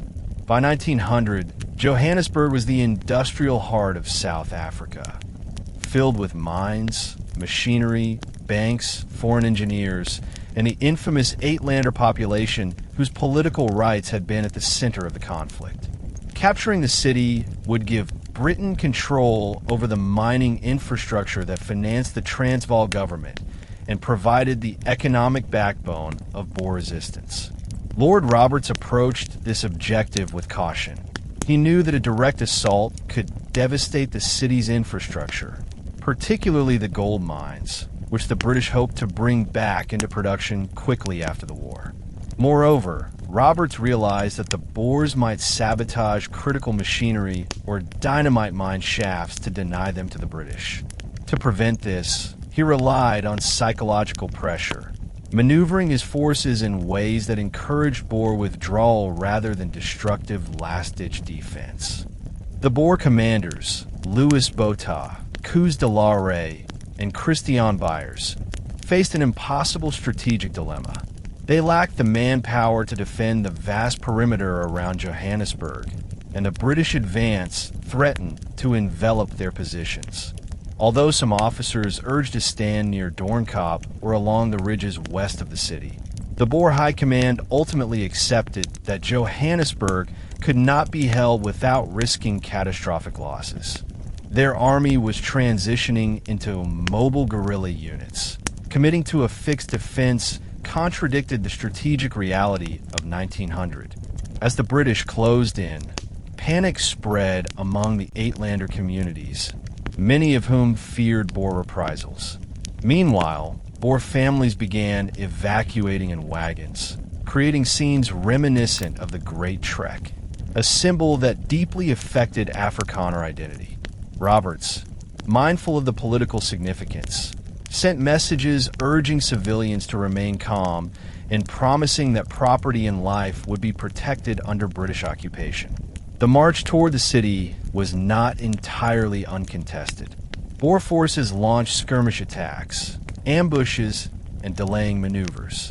At Doornkop, one of the last significant defenses, the Boers inflicted heavy casualties on advancing columns, echoing earlier victories. But their resistance could not halt an army that now numbered more than 40,000 and possessed overwhelming artillery superiority. On May 31st, 1900, Johannesburg formally surrendered to Roberts. The British flag was raised in the city center, and order was maintained through disciplined occupation. Roberts issued proclamations restoring civic functions, placing mining infrastructure under British oversight, and reassuring Uitlanders that they now lived under an administration aligned with their interests. The mining magnates, many of whom had strongly advocated for British intervention, welcomed the occupation as the dawn of a new economic era. Yet beneath the official jubilation, tensions simmered. The fall of Johannesburg did not break Boer morale. To the contrary, it strengthened their resolve to wage a guerrilla war that Britain had not yet prepared for. The loss of the industrial heartland convinced Boer leaders that conventional warfare was no longer viable. But it also confirmed that the fight for independence would need to continue through mobility, unpredictability, and popular support among rural communities. Johannesburg's fall marked a profound shift in the war. Politically, it strengthened British claims of imminent victory. Economically, it gave the empire control over the gold mines that had fueled Boer resistance. But strategically, it pushed the Boers into a new phase, one that would prove far more difficult for the British to suppress. With Johannesburg secured, the road to Pretoria, the capital of the South African Republic, Transvaal, lay open. Roberts understood the symbolic importance of capturing the city. It was the administrative heart of the Boer government, home to key institutions, foreign diplomats, and the residence of President Paul Kruger. The fall of Pretoria would give Britain a powerful propaganda victory, enabling London to proclaim that organized resistance had officially ended. But Roberts also knew that the Boers were unlikely to surrender simply because their capital was taken. The war's next phase, though anticipated, was not yet fully appreciated by British planners. The British advance began in late May. Boer resistance stiffened as they fought to delay the inevitable. However, their defensive lines were overstretched and undermanned. The Boers lacked the artillery and manpower to defend a city surrounded on multiple fronts. Retreat became a necessity. Kruger and his government evacuated Pretoria before British forces arrived, taking equipment, gold reserves, and diplomatic archives with them as they moved eastward toward Macadador and eventually toward Portuguese East Africa. The British entered Pretoria on June 5, 1900, to surprisingly little violence. Residents watched as Roberts's troops marched through the city, raising the Union Jack and marking what many believed was the effective end of major hostilities. Roberts issued proclamations asserting British authority over the Transvaal and promising fair treatment to civilians. The news electrified Britain, where crowds celebrated what they believed was the climax of the war. However, this sense of triumph quickly proved illusory. Though Pretoria was the political center, the real strength of Boer resistance did not rest in bureaucratic buildings. It resided in the countryside, in the farms, mountains, and vast plains where Boer commandos operated with fluidity and local support. The Boers had no need for a formal capital. Their government, now mobile, operated from railway carriages, farmsteads, and mountain hideouts. Their fighters dispersed into smaller, independent units capable of striking with agility and disappearing before British forces could respond. Shortly after the fall of Pretoria, Roberts suffered a shock when Boer forces under Christianda launched raids against British supply lines, nearly capturing entire columns. Louis Botha, operating east of Pretoria, staged daring counterattacks that proved the war was far from over. These actions revealed the strategic illusion at the heart of British victory. Taking cities did not equate to defeating a population committed to resistance. For the Boers, the fall of Pretoria carried emotional weight, but not strategic finality. If anything, it strengthened their sense of divine purpose and historical mission. Leaders like De Wet, De La Rey, Botha, and Smuts believed that as long as there were commando fighters left in the field, the republics still lived. They merely shifted from conventional warfare to guerrilla tactics, a transition that would prolong the war for nearly 2 more years. For Britain, capturing Pretoria represented the peak of the early imperial triumph narrative. But soon, the limitations of conventional military conquest would become painfully clear. Far from ending the war, Pretoria's fall marked the beginning of its most brutal phase, a phase defined not by sweeping offensives, but by scorched-earth campaigns, blockhouse systems, and civilian suffering on a scale the British leadership had not foreseen. By mid-1900, after the fall of Bloemfontein, Johannesburg, and Pretoria, many in London believed the war was essentially won. British newspapers declared victory, politicians congratulated one another, and Lord Roberts sent optimistic telegrams emphasizing the collapse of organized Boer government. Yet beneath this triumphant narrative lay a stark reality. The Boers had no intention of surrendering. Their independence was not tied to a capital city, a fixed headquarters, or a formal command structure. It lived in the minds of the burghers, in the farms and veldt where they had grown up, and in the deeply rooted belief that they were a chosen people destined to defend their freedom against any external force.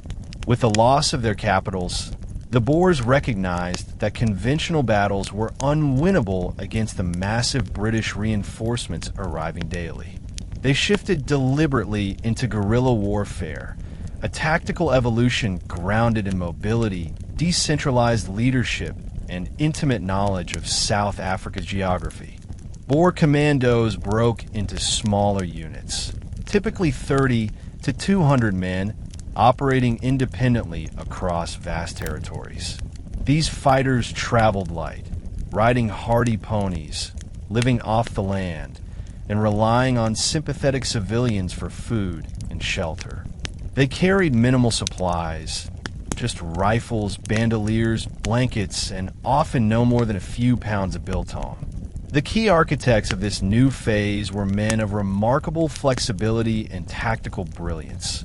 Christian de Wet in the Free State, Koos de la Rey in the Western Transvaal, Louis Botha on the Eastern Front, and Jan Smuts, who would later lead deep raids into the Cape Colony. They understood instinctively that the terrain itself was their strongest ally. Hills, koppies, riverbeds, and ravines became ambush points. The open veldt, harsh and unforgiving to British infantry unfamiliar with its conditions, became a highway of mobility for mounted Boer fighters.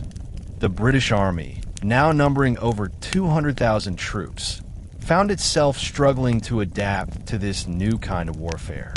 Conventional infantry units were poorly suited to chasing mounted commandos who could move 30 to 50 miles in a single night.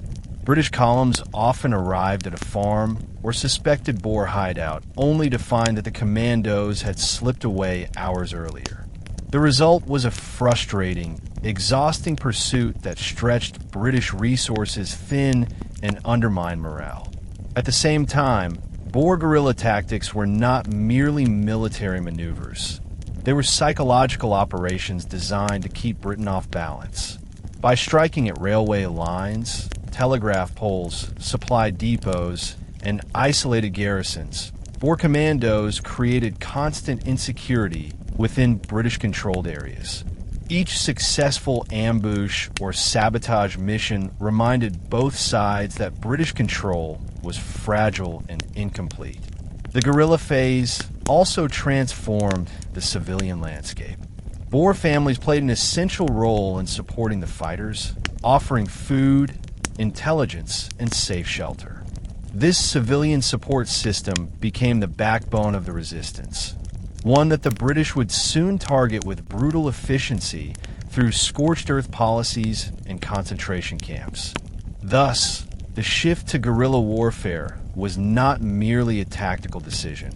It was a declaration that the war had entered a new, far more resilient stage. The British Empire, despite its massive armies and industrial machinery, now confronted an adversary who fought not for territory, but for survival, identity, and faith. The final outcome of the war would be shaped not on battlefields near major cities, but across lonely farms, remote outposts, and sweeping plains where small bands of mounted fighters challenged the full might of the world's strongest empire. If the guerrilla war had an early hero, it was Christian de Wet, whose relentless raids and almost supernatural ability to evade capture turned him into a legend among Afrikaners and a nightmare for British commanders. Operating primarily in the Orange Free State, de Wet mastered the art of irregular warfare.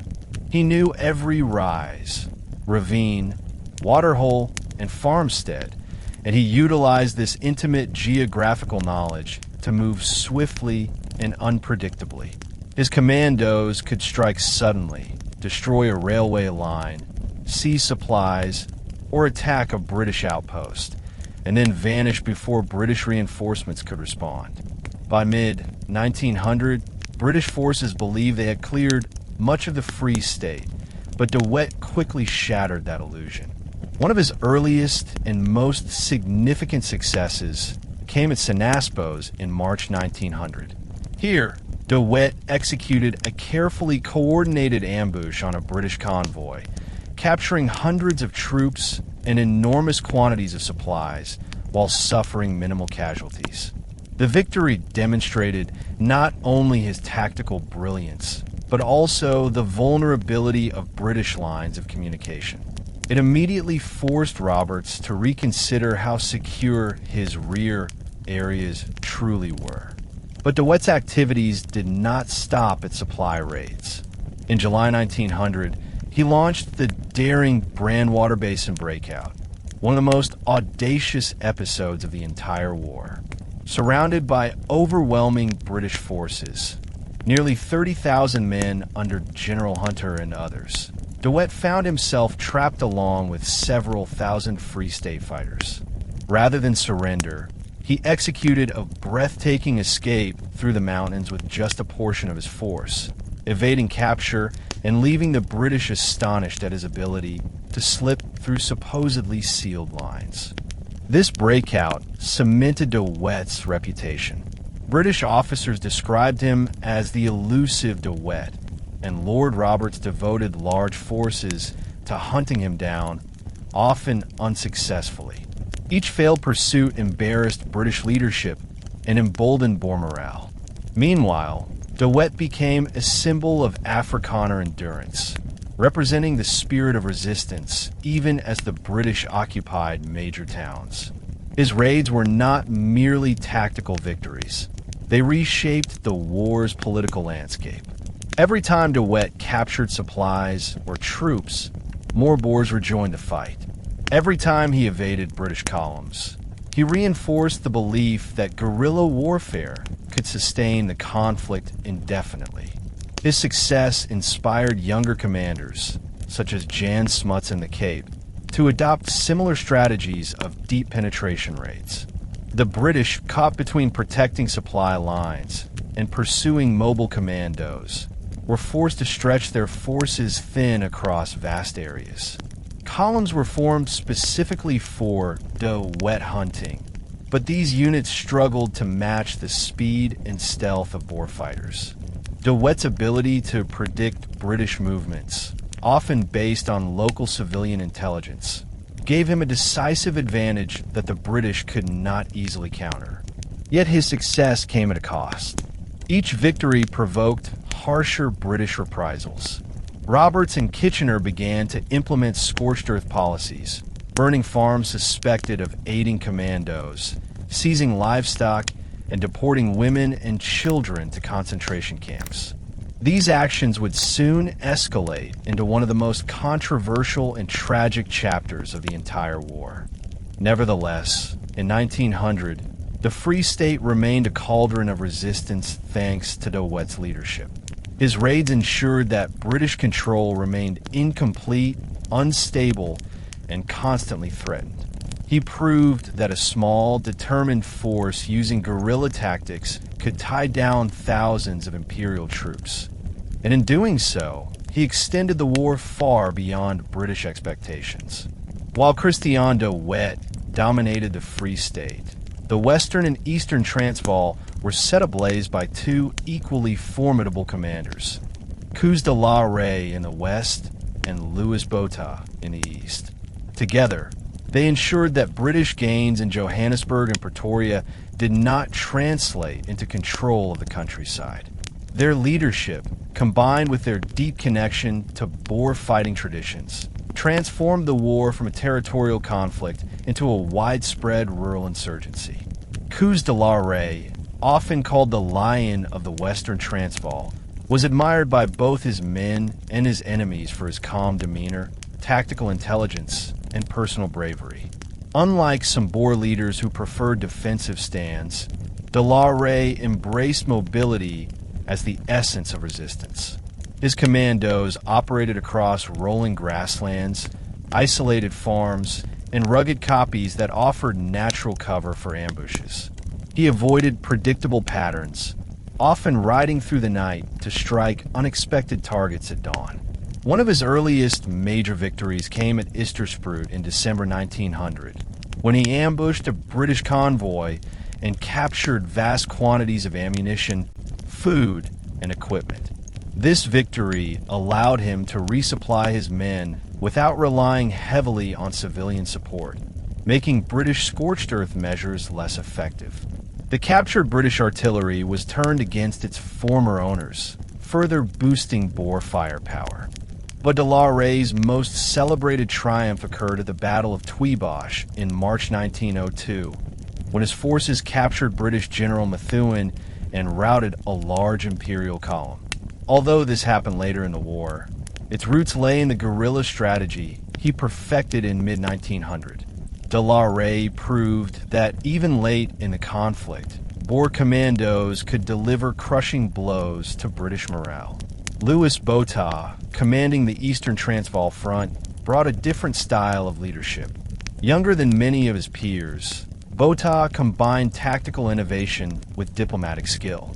He understood the importance of maintaining unity among commanders and keeping morale high even as British pressure increased.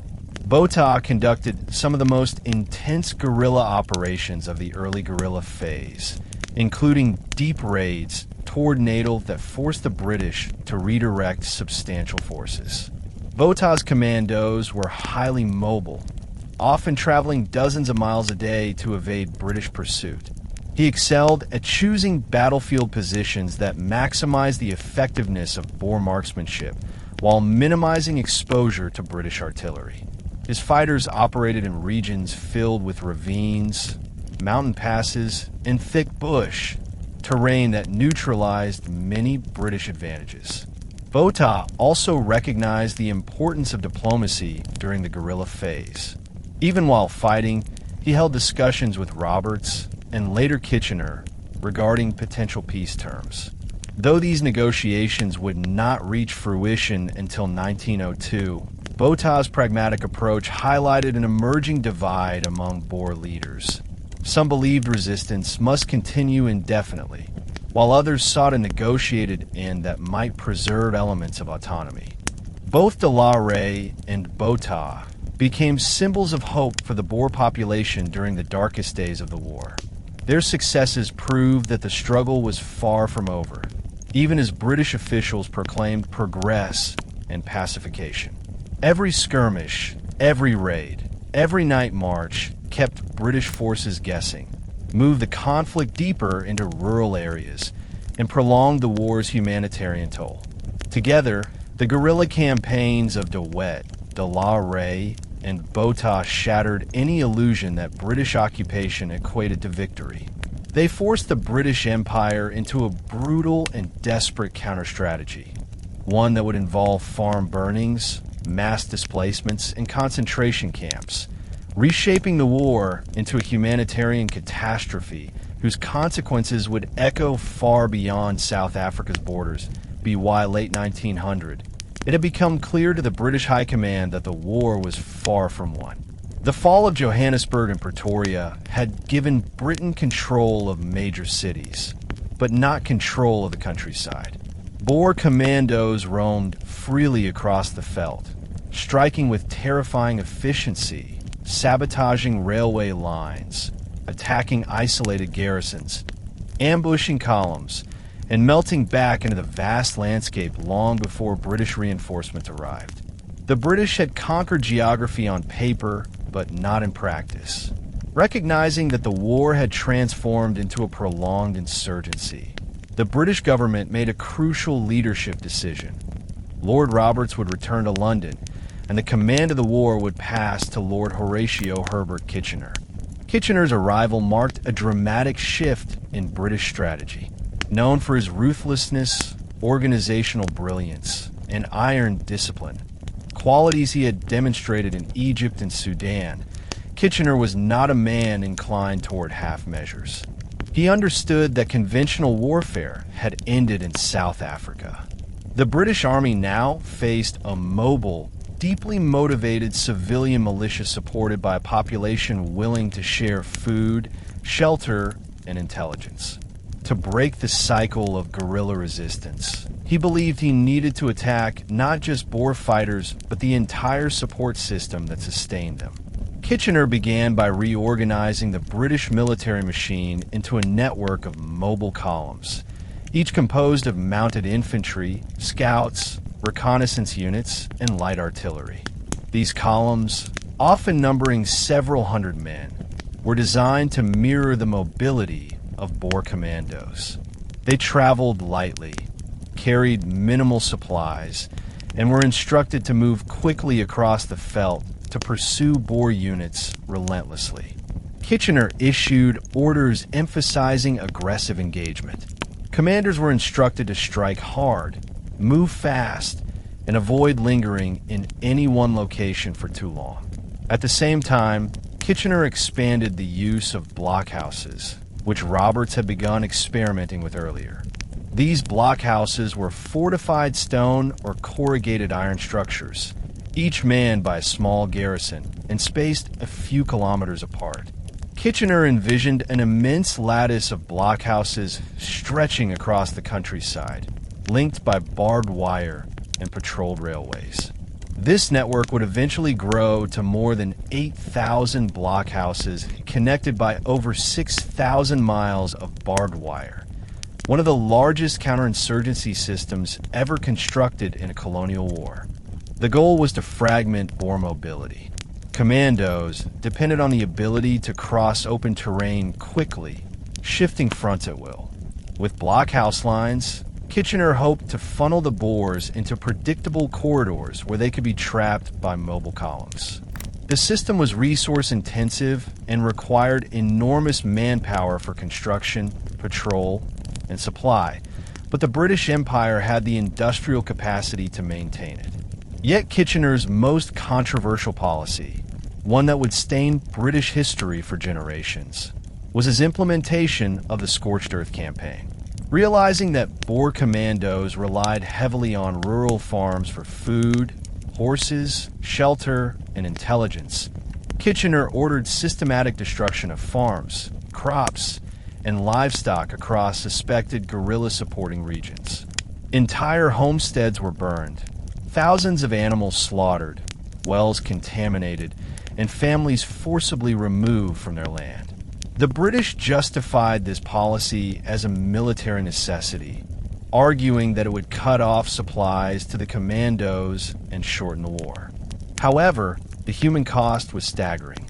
Boer women, children, and elderly civilians were rounded up from devastated farms and transported to hastily built camps, what the British euphemistically called refugee camps, but which would soon become infamous as concentration camps. These camps were overcrowded, unsanitary, and inadequately supplied. Diseases such as measles, typhoid, and dysentery spread rapidly. Mortality rates soared, especially among children. Kitchener believed he was breaking the backbone of guerrilla resistance. In reality, he was unleashing a humanitarian disaster that would eventually claim tens of thousands of lives and shock the conscience of the world. Yet in late 1900 and early 1901, as he assumed full command, Kitchener remained convinced that victory required ruthlessness, speed, and denial of all sustenance to the enemy. The war had become not only a military struggle, but a battle for control of the land, the people, and the psychological will of a nation. As Kitchener's counterinsurgency evolved, the blockhouse system became one of the defining features of the final phase of the Boer War. This vast network of fortifications represented an unprecedented attempt to control a sprawling rural landscape through physical barriers and constant surveillance. While blockhouses had been used in previous British colonial campaigns, never before had they been constructed on such a massive scale. Each blockhouse was a small, fortified building, usually constructed from stone or corrugated iron, designed to house 6 to 12 soldiers. Armed with rifles and occasionally machine guns, these garrisons served as sentries over key terrain features, roads, and railway lines. Many were built along railway routes first, since the British depended heavily on rail transport for supplies, troop movements, and communication. Early in the war, Boers frequently sabotaged rail lines, but the blockhouse system drastically reduced such attacks by providing constant oversight. Kitchener soon expanded the system far beyond railway protection. He ordered blockhouses to be built in long chains stretching across the veldt, forming barbed wire fences that subdivided the countryside into controlled sectors. Over time, these lines multiplied until they resembled the mesh of a steel net. The ultimate objective was to confine Boer commandos to specific areas where mobile columns could encircle and overwhelm them.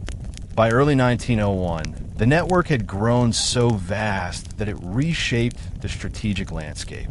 Boer fighters, once capable of riding hundreds of miles unimpeded, now faced obstacles at nearly every turn. Crossing blockhouse lines became a dangerous endeavor, requiring stealth, night movement, or diversionary tactics.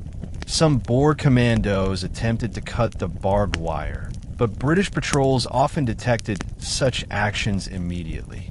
Others tried to overwhelm blockhouses through sudden attacks, but these strong points were designed to withstand small skirmishes until reinforcements arrived. Despite this, Boer fighters still found ways to maneuver. Skilled leaders like De La Rey, Botha, and De Wet mastered the art of breaking through blockhouse lines by identifying weak points or exploiting gaps. They attacked isolated blockhouses, cut wires in multiple places to confuse British forces, and used decoys to draw patrols away from the real crossing points. The British responded by tightening the grid, increasing patrol frequency, and introducing mounted police units known as Remington's Tigers or khaki mounted rifles, who specialized in rapid pursuit. The blockhouse system was expensive, requiring huge quantities of labor and supplies. Thousands of African workers, often coerced or poorly paid, were employed in constructing fortifications, laying wire, and maintaining the lines. Moreover, the system demanded tens of thousands of troops to staff blockhouses, ride patrols, and supply outposts. But Britain had the manpower and the industrial backing to sustain such an operation, advantages the Boer republics lacked. Though the system was often criticized for its brutality and inefficiency, its long-term impact was undeniable. By limiting movement and isolating commandos, it gradually eroded the Boers' ability to wage sustained guerrilla warfare. Commandos found it harder to obtain food, veterinary supplies for their horses, and ammunition.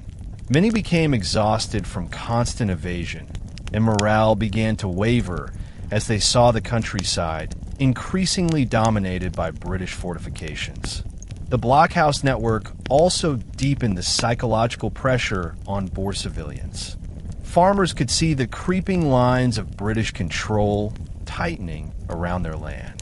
Many realized that aiding commandos had become nearly impossible without risking arrest, deportation, or the destruction of their livelihoods.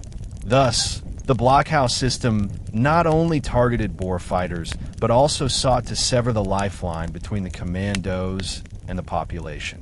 By late 1901, the veldt was transformed.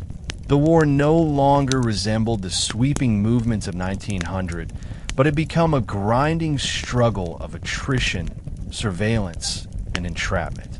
The blockhouse system symbolized this transformation, a cage slowly closing around a nation fighting for survival. Of all the measures the British employed to crush the Boer resistance, none was as destructive or as infamous as the Scorched-earth campaign. What began as a limited tactic to deny supplies to guerrilla fighters evolved into a systematic policy that reshaped the social and economic landscape of South Africa. Under Kitchener's directives, British troops burned farms, dynamited houses, seized livestock, and destroyed crops, turning fertile agricultural land into wasteland. The logic behind Scorched Earth was brutally simple. Boer commandos survived because they were supported by civilian farms. Women baked bread, tended crops, patched uniforms, and offered shelter. Livestock supplied meat. Fields provided forage for horses, and families conveyed intelligence about British troop movements. To starve out the fighters, the British reasoned they needed to dismantle this support system entirely. British columns rode across the countryside, burning everything that could sustain life. Smoke filled the sky as barns, granaries, and homesteads were torched. Soldiers worked methodically, often under orders to leave nothing usable behind. Entire communities watched as generations of labor went up in flames. Horses and cattle were rounded up and either confiscated or slaughtered. Wells were fouled to prevent their use by roving commandos. For Boer civilians, the psychological trauma was immense. The farm was not merely a residence, it was an identity. Families had built their homes with their own hands. The land had been cultivated since the days of the Great Trek. To see it destroyed was to witness the erasure of everything that defined their way of life. British officers often justified the destruction as humane compared to prolonged war, arguing that starvation would bring a quicker end to suffering. But many soldiers were uncomfortable with the orders, recognizing that women and children were bearing the brunt of these operations. Letters home from British troops revealed deep moral unease. "We burn their homes while the women cry," one soldier wrote. "The children cling to their mothers as we turn them out." As farms were destroyed, civilians were forcibly removed and sent to concentration camps. British soldiers loaded women, children, and the elderly onto ox wagons or rail cars and transported them to barbed wire enclosures near railway lines or military depots. The official British term was refugee camps, but the enforced relocation and harsh conditions made them indistinguishable from concentration camps. By early 1901, more than 100,000 Boer civilians had been herded into these camps. Conditions were catastrophic. Many camps lacked clean water, proper food, medical care, or sanitation. Diseases like measles, scarlet fever, diphtheria, and typhoid tore through the overcrowded tents. Children, whose immune systems were most vulnerable, died in staggering numbers. British social worker Emily Hobhouse visited the camps and was horrified by what she witnessed. Her reports exposed the scale of suffering, leading to public outrage in Britain and the formation of investigatory commissions. But even these reforms came too late for tens of thousands who perished. Ultimately, the Scorched-earth campaign achieved its intended military effect. Boer commandos increasingly found themselves without food, horses, or safe shelter. But its humanitarian cost was immense. Entire communities were uprooted, the rural economy shattered, and a generation of children traumatized. The bitterness created by this policy would linger for decades, shaping Afrikaner nationalism and fueling future political conflicts. The war had now become total. Not just armies fighting armies, but an entire population caught in the machinery of empire. The Scorched-earth campaign represented the darkest chapter of British actions in South Africa and signaled that the conflict was approaching its brutal climax. The British concentration camp system did not begin as a fully formed policy. It evolved gradually. First from improvised shelters for displaced civilians, then into a widespread mechanism of wartime control, and finally into one of the darkest and most tragic episodes in British colonial history. What began in mid-1900 as a supposed humanitarian measure soon became a vast web of internment sites where tens of thousands of Boer civilians, particularly women and children, suffered and died under horrific conditions.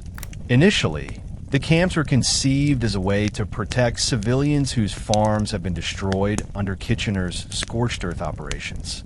British officers argued that it was safer for Boer families to live within guarded enclosures near railway depots and towns rather than remain in the open veldt, where they might be caught between military operations. But this justification concealed the true function of the camps. They were designed not only for safety, but to deprive Boer commandos of food, shelter, and moral support. By removing the civilian population from rural areas, the British intended to isolate the fighters, forcing them to surrender. The first camps were small and poorly organized, but as the war intensified, the British rounded up civilians on a massive scale. Thousands of Boer families were forcibly moved from their farms, many of which had been burned, dynamited, or stripped of resources, and transported by ox wagon or rail to hastily constructed sites surrounded by barbed wire. These camps were never designed to handle such numbers.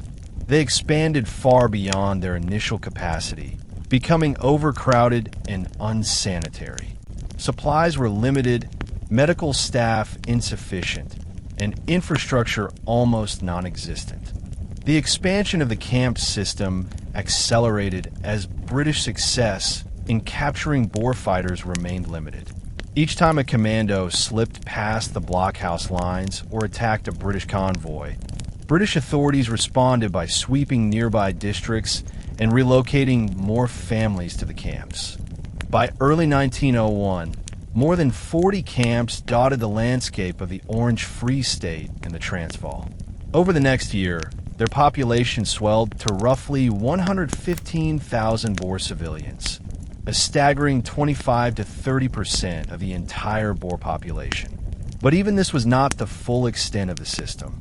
The British also established camps for black African civilians, primarily farm laborers, servants, and workers forcibly displaced by scorched-earth operations. These African camps received far less attention from the British public at the time, yet their conditions were often even worse than those in the Boer camps. By war's end, an estimated 115,000 to 130,000 black Africans had been interned, many subjected to forced labor or confinement without adequate shelter. The British did not initially view these camps as instruments of cruelty. They believed the war would end quickly and that the camps would serve as temporary holding sites. But the realities on the ground painted a far darker picture. Supplies intended for civilians were frequently diverted to the army. Medical services were insufficient. Tents leaked during storms. Sanitation was almost non-existent, and British administrators lacked experience managing large civilian populations. The camp system soon spiraled into a humanitarian catastrophe. Disease spread rapidly in overcrowded tents. Children, weakened by malnutrition, became especially vulnerable. The daily death toll began to climb. British authorities attempted to introduce some bureaucratic order, rationing systems, medical inspections, administrative officers, but these efforts were overwhelmed by the sheer scale of the crisis. Thus, the concentration camp system grew not from deliberate genocidal intent, but from a mixture of military desperation, poor planning, imperial arrogance, logistical failure, and strategic ruthlessness. But intent mattered little to the thousands of civilians who suffered behind barbed wire. The consequences of this policy, its deaths, its trauma, its long-term political legacy, would echo through South African history for generations. To understand the full horror of the concentration camps, one must imagine daily life inside them. The overcrowded tents, the lack of clean water, the smell of sickness, the cries of children, the grief of mothers burying their sons and daughters in barren ground. For the Boer population, accustomed to rural independence, self-sufficiency, and open horizons, the camps were a nightmare of confinement and deprivation. These were not places of safety, but sites of profound human suffering. A typical camp consisted of rows of canvas tents arranged in dusty, windswept fields. Each tent housed entire families, often 8 to 12 people, crowded into a space meant for far fewer. There were no floors, only bare earth that turned to mud during rains or baked into cracked dust under the sun. Latrine facilities were primitive or inadequate. Flies swarmed in every tent, spreading infection. Waste disposal was poorly managed, contaminating water sources and attracting pests. Food rations, in many camps, were insufficient and nutritionally inadequate. Civilians received limited quantities of meat, sugar, coffee, and flour, often in poor condition. Many rations were spoiled or infested with mealworms. Because most Boer women had lived on farms and were used to preparing fresh produce, the sudden reliance on government-issued rations was both psychologically jarring and physically dangerous. Children, already weakened by displacement and trauma, succumbed quickly to malnutrition. Disease was rampant. Measles, whooping cough, typhoid, dysentery, diphtheria, and other infections spread through the camps with terrifying speed. Medical facilities were overwhelmed. Hospitals lacked enough beds, blankets, or trained staff. Doctors, some compassionate, some apathetic, worked day and night, but their efforts were often futile in the face of inadequate sanitation and chronic shortages of medicine. Children suffered the most. Their immune systems, weakened by months on the road and sudden exposure to camp conditions, offered little defense against disease. Mortality rates among Boer children soared. In some camps, nearly 1 in 4 children died. Mothers helplessly watched their sons and daughters fade away, unable to provide even basic comfort as fever and dehydration ravaged their small bodies. Graves were dug daily in rows that grew longer with each passing week. The suffering in the African camps was even more acute. Black prisoners received smaller rations, lived in even more overcrowded facilities, and were often required to perform forced labor. Because their plight received far less attention from the British public and humanitarian activists, conditions in these camps were rarely improved. Mortality rates were extraordinarily high, equal to or exceeding those in the Boer camps, but their suffering went largely unreported at the time. British camp administrators often blamed the Boers themselves, claiming that civilians arrived malnourished or filthy from the veldt. This explanation ignored the reality that British scorched-earth policies had created these conditions in the first place. Destroyed farms, burned homes, and forced transport left civilians exhausted, traumatized, and destitute long before they entered the camps. Yet despite the chaos, moments of humanity survived. Women in the camps formed mutual assistance groups, sharing food, caring for the sick, and comforting the grieving. Children, even in the depths of tragedy, sometimes played games with makeshift toys crafted from scraps of cloth or wood. Ministers and teachers attempted to maintain religious services and basic schooling. These small acts of resistance preserved fragments of dignity in a world stripped of comfort and hope. By late 1901, the conditions had deteriorated so badly that the camps became a public scandal. Reports of mass death, particularly the deaths of children, reached Britain, leading to outrage among civilians, politicians, and humanitarians. But the suffering would continue for many months before meaningful reforms took hold. The turning point in public awareness of the concentration camp atrocities came from a single determined woman, Emily Hobhouse, a British humanitarian and activist whose compassion and persistence exposed the grim reality hidden behind British military censorship. Hobhouse's work transformed the camps from an obscure wartime policy into an international scandal that forced the British Empire to confront the humanitarian consequences of its actions. In late 1900, Hobhouse, deeply troubled by rumors of civilian suffering, traveled to South Africa at her own expense. She gained access to several camps in the Orange Free State and Transvaal, where she witnessed scenes of deprivation and grief that shocked even her seasoned sense of social justice. She saw starving children lying on thin blankets, mothers unable to feed their infants, lines of freshly dug graves, and tents filled with the smell of sickness and death. In one camp, she wrote, "The children's faces are pinched and drawn, hundreds who seemed on the brink of death."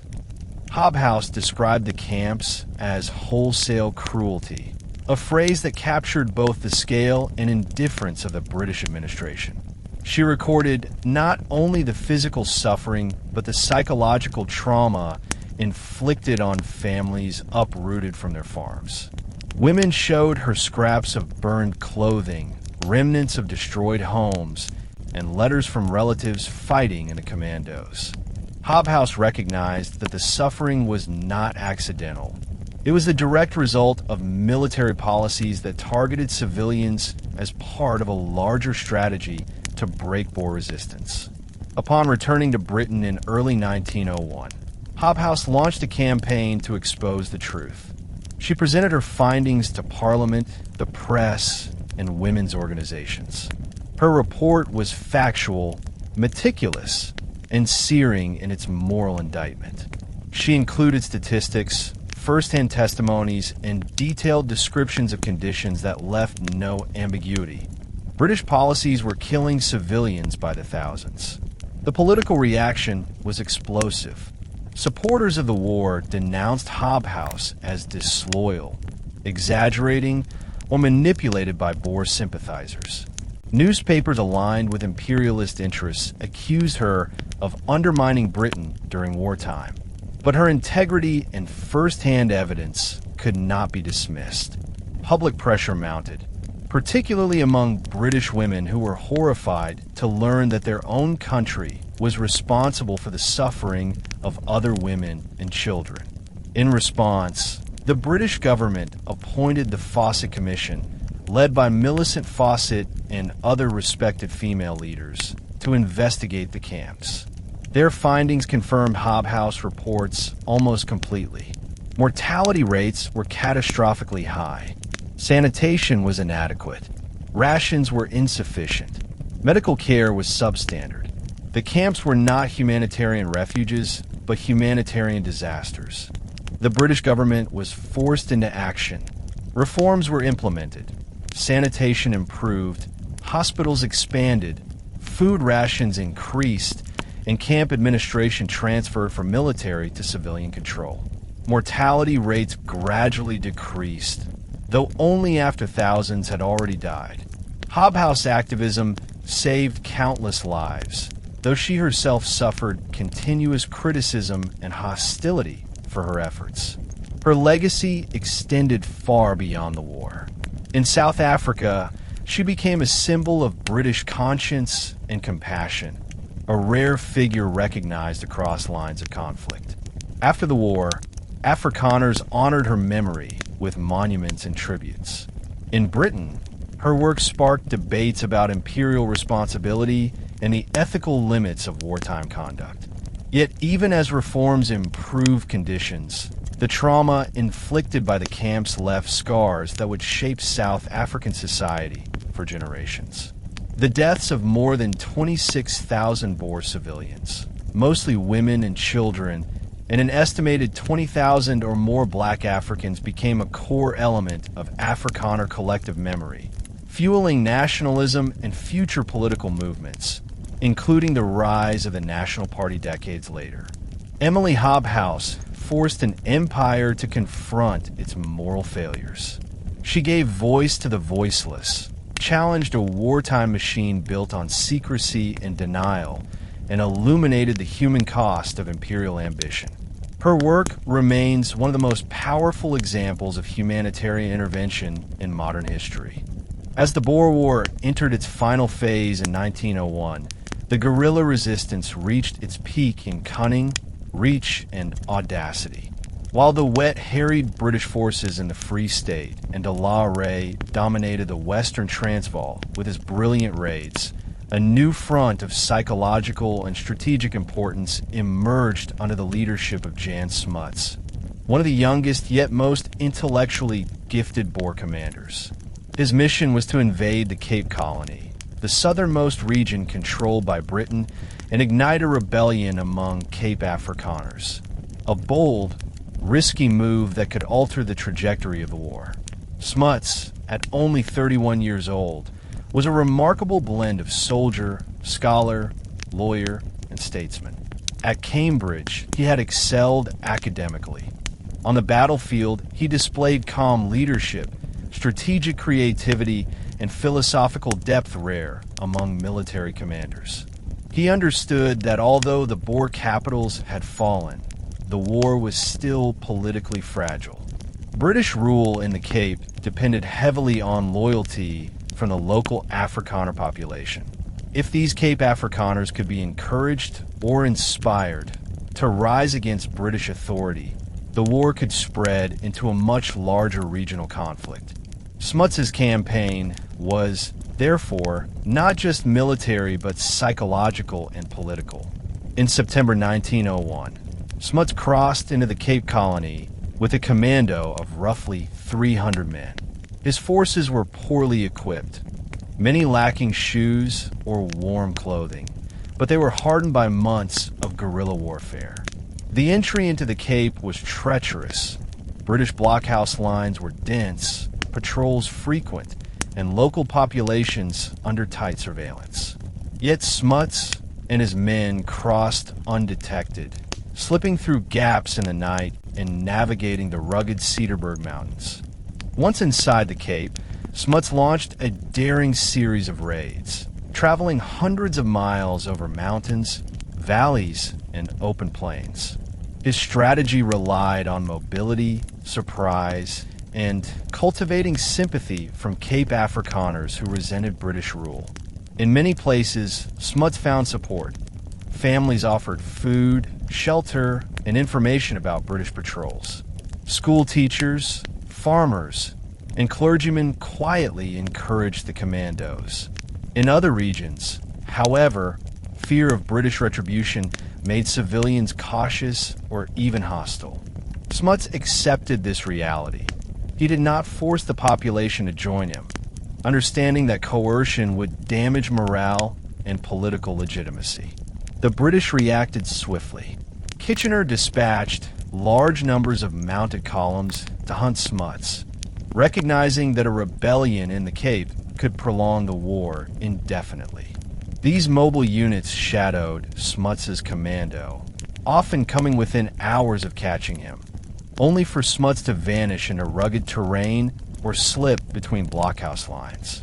His men became masters of evasion, traveling long distances at night, hiding in mountain ravines during the day, and surviving on minimal food. One of the most dramatic episodes occurred when Smuts's men captured a British column at Eland's Riverport, seizing hundreds of rifles, ammunition, and desperately needed supplies. This victory allowed Smuts to re-equip his commando and continue his campaign across the colony. His raiders then swept eastward, moving through districts where Afrikaner sentiment ran strong. Many young Cape Afrikaners secretly joined him, swelling his numbers and giving the British even more reason for alarm. But Smuts's campaign was not without hardship. His commando often confronted starvation, freezing nights, disease, and constant pursuit. The terrain, though offering concealment, was brutal on both men and horses. Many fighters rode barefoot to preserve their boots. Others wrapped their feet in rags or leather scraps. The British attempted to trap Smuts multiple times, but his ability to anticipate their movements, his reliance on local intelligence, and his incredible endurance made the commando nearly impossible to crush. By early 1902, Smuts's deep raids had become a symbol of Boer resilience and ingenuity. Although the hope for widespread Cape rebellion did not materialize at the scale needed for strategic victory, Smuts kept a major British force pinned down and proved that Boer commandos could still strike far into British-held territory. More importantly, his campaign demonstrated that the Boers were not defeated, even as the British war machine tightened its iron grip across the republics. Smuts's leadership in the Cape did more than extend the war. It shaped his destiny. His tactical brilliance and his vision for post-war reconciliation would later make him one of South Africa's most influential statesmen. But in 1901 to 1902, his mission was singular: sustain the fight, inspire his people, and show the world that Boer resistance still burned fiercely, even at the edge of exhaustion. By 1901, the British counteroffensive had transformed South Africa into a landscape of fortified lines, burned farms, displaced civilians, and relentless military patrols. Boer commandos, though still deadly and determined, were increasingly isolated. The blockhouse system restricted their movement. The Scorched-earth campaign deprived them of essential supplies, and the concentration camps removed their families from the land, cutting off emotional and logistical support. What had once been a mobile rural population backing the fighters was now a traumatized and imprisoned civilian community. Despite this, Boer commandos did not collapse quickly. The psychological resilience of the burghers remained astonishing. Many fighters believed they were carrying out a divine mission, sustaining their republics against overwhelming odds. But the realities of the veldt were harsh. Commandos often lacked boots, ammunition, proper clothing, and sometimes even functional rifles. Horses, essential for mobility, became scarce. Commandos increasingly relied on captured British mounts, making raids on British units not just tactical maneuvers, but survival necessities. Food shortages became chronic. With farms burned and livestock confiscated, commandos often lived on meager rations, roasted corn, bits of dried meat, or whatever they could scavenge. Many commandos rode all day and night on empty stomachs, surviving on sheer willpower and patriotism. Winter brought freezing nights on the high veld, where men wrapped themselves in tattered blankets or slept sitting upright on horseback. Compounding these hardships was the psychological strain of knowing that their families were suffering in concentration camps. Letters smuggled to fighters revealed starvation, disease, and death among wives, children, and parents. Some burghers learned that their entire families had perished. Others knew their loved ones were barely surviving camp conditions. This knowledge was devastating. Yet many fighters refused to surrender, clinging to the belief that giving up would dishonor the sacrifices already made. British mobile columns grew increasingly aggressive. Unlike earlier phases of the war, these units were composed of hardened mounted troops who understood the terrain and were trained to match Boer mobility. Many were colonial units, Australians, Canadians, New Zealanders, and South African British settlers, who rode well, shot accurately, and adapted quickly. They pursued commandos relentlessly, sometimes tracking them for days across rugged valleys, dry riverbeds, rocky ridges, and vast plains. Night attacks became a common British tactic. Armed with searchlights, crack marksmen, and fast horses, British units raided Boer camps while fighters slept. Surprise was devastating. Dozens of commandos were captured, wounded, or killed in these sudden nighttime assaults. These raids eroded the morale and physical strength of the remaining Boer fighters. Moreover, Boer leaders faced growing strategic fragmentation.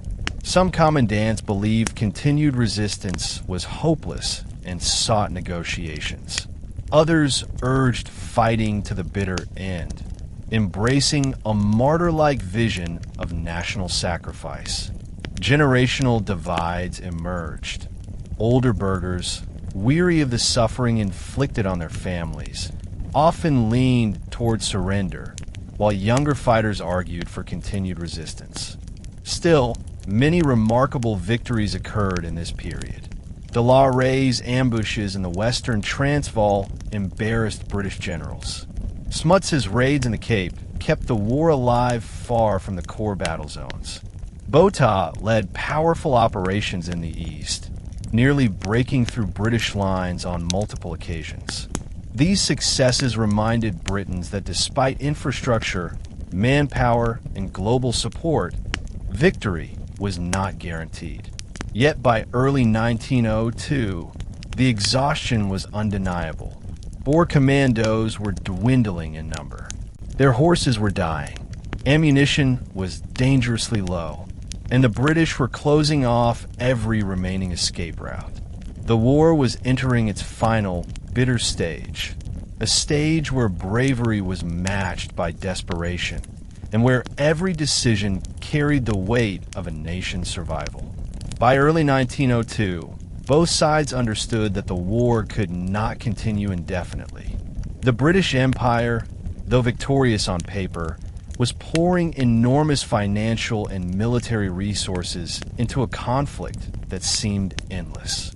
Maintaining blockhouse systems, mobile columns, and concentration camps drained millions of pounds each month. Troops were exhausted. British public opinion, shaken by Emily Hobhouse revelations and the long casualty list, was turning increasingly critical. The Empire wanted the war ended decisively. For the Boers, survival was becoming untenable. Commandos were starving. Ammunition supplies were nearly depleted. Horses were dying faster than they could be replaced. Families were suffering terribly in the camps. And with the country devastated by farm burnings, the very sources of Boer identity and livelihood were disappearing. Yet the Boers were not defeated in their hearts. They wanted peace, but not surrender. The question was how to negotiate without losing everything. Initial peace feelers emerged as early as late 1901.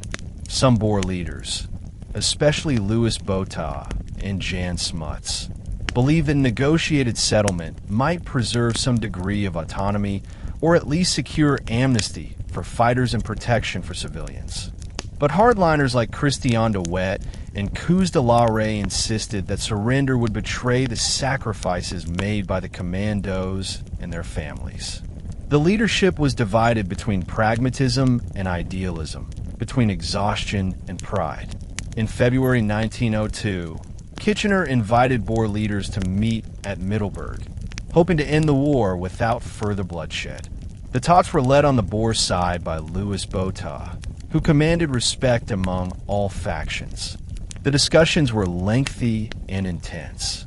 Kitchener offered relatively lenient terms: disarmament, amnesty, and some degree of local autonomy under the British flag. But the key sticking point was independence. The Boers insisted on maintaining sovereignty, while Britain insisted the republics must become part of the British Empire. The talks collapsed. Still, Botha and Kitchener developed a grudging respect for each other. Kitchener realized the Boers were not fanatics. They were exhausted patriots. Botha understood that Kitchener, despite his ruthlessness, wanted peace and recognized the suffering in the camps. Yet without agreement on sovereignty, peace could not be achieved. Meanwhile, the war dragged on. De la Rey won another stunning victory at Tweebosch, capturing General Methuen, one of Britain's highest-ranking officers. But even these victories could not change the larger reality. British forces controlled the land, the railways, the towns, and increasingly the population. The Boers were running out of space, physically and emotionally, to sustain the fight. Finally, in April 1902, the main Boer leaders met at Klerksdorp, where they debated their options. By now, the concentration camps had killed thousands. The countryside lay in ruins, and the commandos were nearly out of ammunition. Even de Wet, who had once advocated fighting to extinction, began to see the necessity of negotiation. For the first time, the majority of Boer leaders signaled readiness to explore full peace terms. Kitchener, sensing an opportunity, arranged for a formal peace conference at Vereeniging, a small town south of Pretoria. Delegates from every district of the Transvaal and Orange Free State were chosen. Men who represented not just military leaders, but the collective voice of a battered nation. The road to Vereeniging was heavy with emotion. Fighters rode past burned farms, abandoned homes, and the graves of children lost in the camps. The stage was set for the final negotiation, a negotiation that would determine not only the outcome of the Boer War, but the future of South Africa itself. The war was approaching its end, but whether that end would lead to reconciliation or permanent bitterness remained uncertain. Only the proceedings at Vereeniging would decide. By April 1902, the Boer republics were physically broken, but their spirit remained fierce. The call for a final, decisive negotiation brought together men who had fought, suffered, and endured more than 2 years of relentless warfare. As representatives traveled toward Vereeniging, the chosen location for the peace conference, they rode past landscapes that mirrored the exhaustion of the nation. Burned farmhouses, charred fields, collapsing barns, skeletons of livestock, and abandoned homesteads once teeming with life. These desolate scenes were a powerful reminder of what was at stake. Not only the independence of two republics, but the survival of a people. The gathering at Vereeniging was unlike any other in the war. It was not a meeting of politicians in polished halls, but an assembly of exhausted soldiers, farmers, and commanders who carried with them the weight of a devastated homeland. Delegates from the Transvaal and Orange Free State arrived in small groups. many wearing torn clothing, battered hats, and boots patched with scraps of leather. Some had ridden for days, evading British blockhouse lines. Others came directly from the front, still armed, with dust from the felt clinging to their faces. There were 60 delegates in total, 30 from each republic. Their mandate was clear, but emotionally overwhelming. Decide whether to continue fighting or negotiate terms of surrender. The leadership was composed of the war's most respected figures: Louis Botha, Christian de Wet, Koos de la Rey, Jan Smuts, J.B.M. Herzog, and former presidents Paul Kruger, in exile, and Martha Stein, gravely ill but still influential. They represented every spectrum of opinion, from those who believed surrender was necessary for survival, to others who felt independence must be defended at all costs, no matter the sacrifice. The delegates gathered in a plain Dutch Reformed church in Vereniging.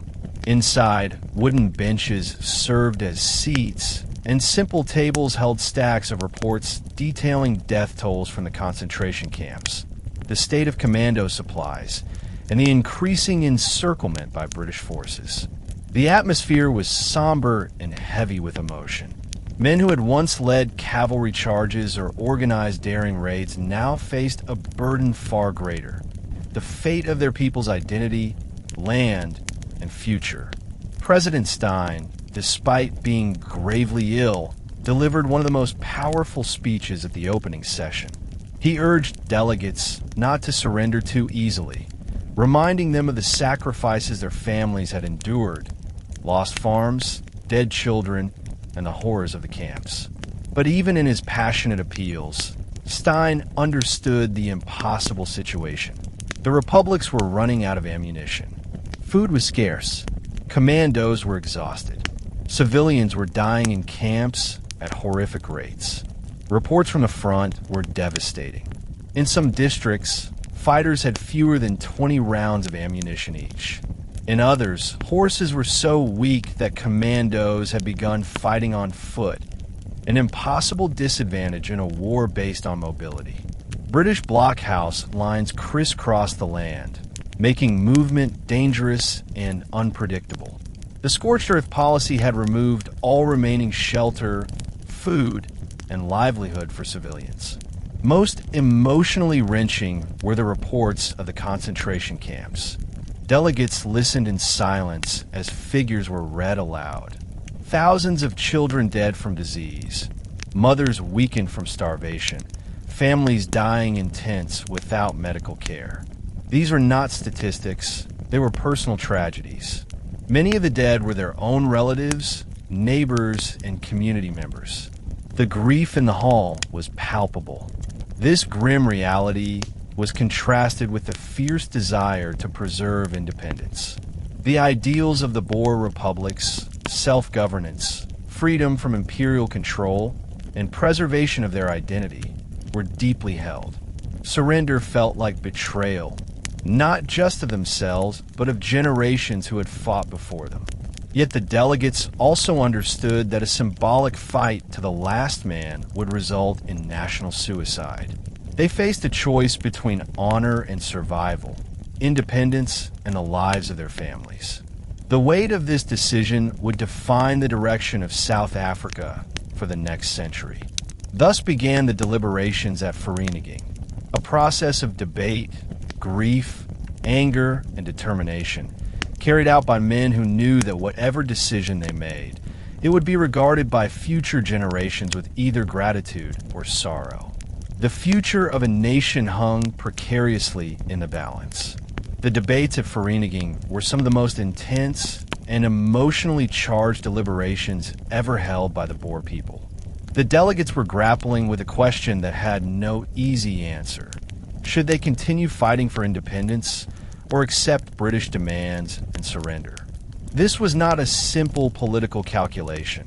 This was an agonizing moral crisis intertwined with identity, sacrifice, and survival. Inside the church, the debates stretched late into the night. Delegates argued passionately, sometimes shouting, sometimes breaking down in tears.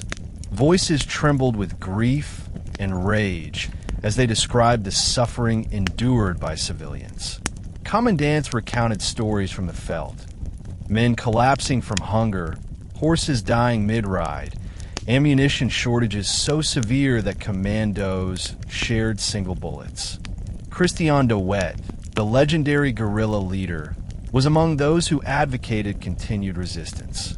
He argued that surrendering would dishonor the thousands who had died and would condemn South Africa to permanent imperial domination. De Wet believed that as long as commandos remained in the field, the Boers could negotiate a better peace. He insisted that the British were overstretched, their morale weakened, and their budget under strain. If we surrender now, he declared, our nation becomes a prisoner without chains. If we fight on, we retain our pride and our future. But Louis Botha, the Transvaal's commanding general and perhaps the most respected leader in the room, took a different view. Botha had seen the desperation firsthand, commandos starving, families dying in camps, and districts reduced to ash. He spoke quietly but powerfully, explaining that continuing the war would bring only more death. Botha believed independence could no longer be won on the battlefield. We are not choosing between liberty and slavery, he said. We are choosing between life and death. Coups de l'Arrêt, another renowned general, delivered a moving speech that captured the internal conflict of the Boer psyche. He acknowledged the righteousness of their cause and the heroism of the fighters, but he also recognized the unbearable suffering of families. He reminded the delegates that their people's endurance was finite, that patriotism could not resurrect dead children or rebuild destroyed farms. A nation, he said, does not die when it loses its independence. It dies when it loses its people. Jan Smuts, the brilliant strategist and philosopher-warrior, offered a pragmatic perspective. He argued that while surrender was bitter, it was not the end.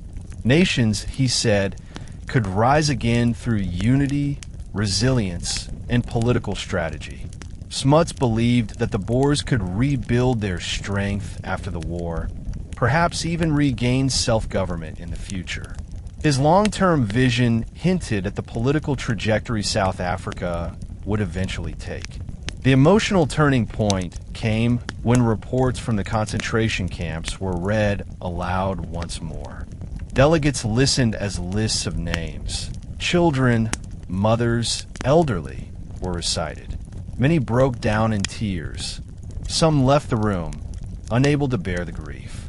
These are not anonymous victims. They were relatives, neighbors, members of their own commandos' families. The moral weight shifted. Even de Wet, the fiercest advocate of continued resistance, felt the crushing burden of responsibility for lives still being lost. The camps were killing more civilians each week than British bullets were killing soldiers.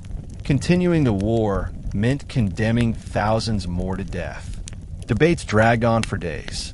Delegates turned to prayer, asking for guidance. They argued about compromises, terms, and the long-term consequences.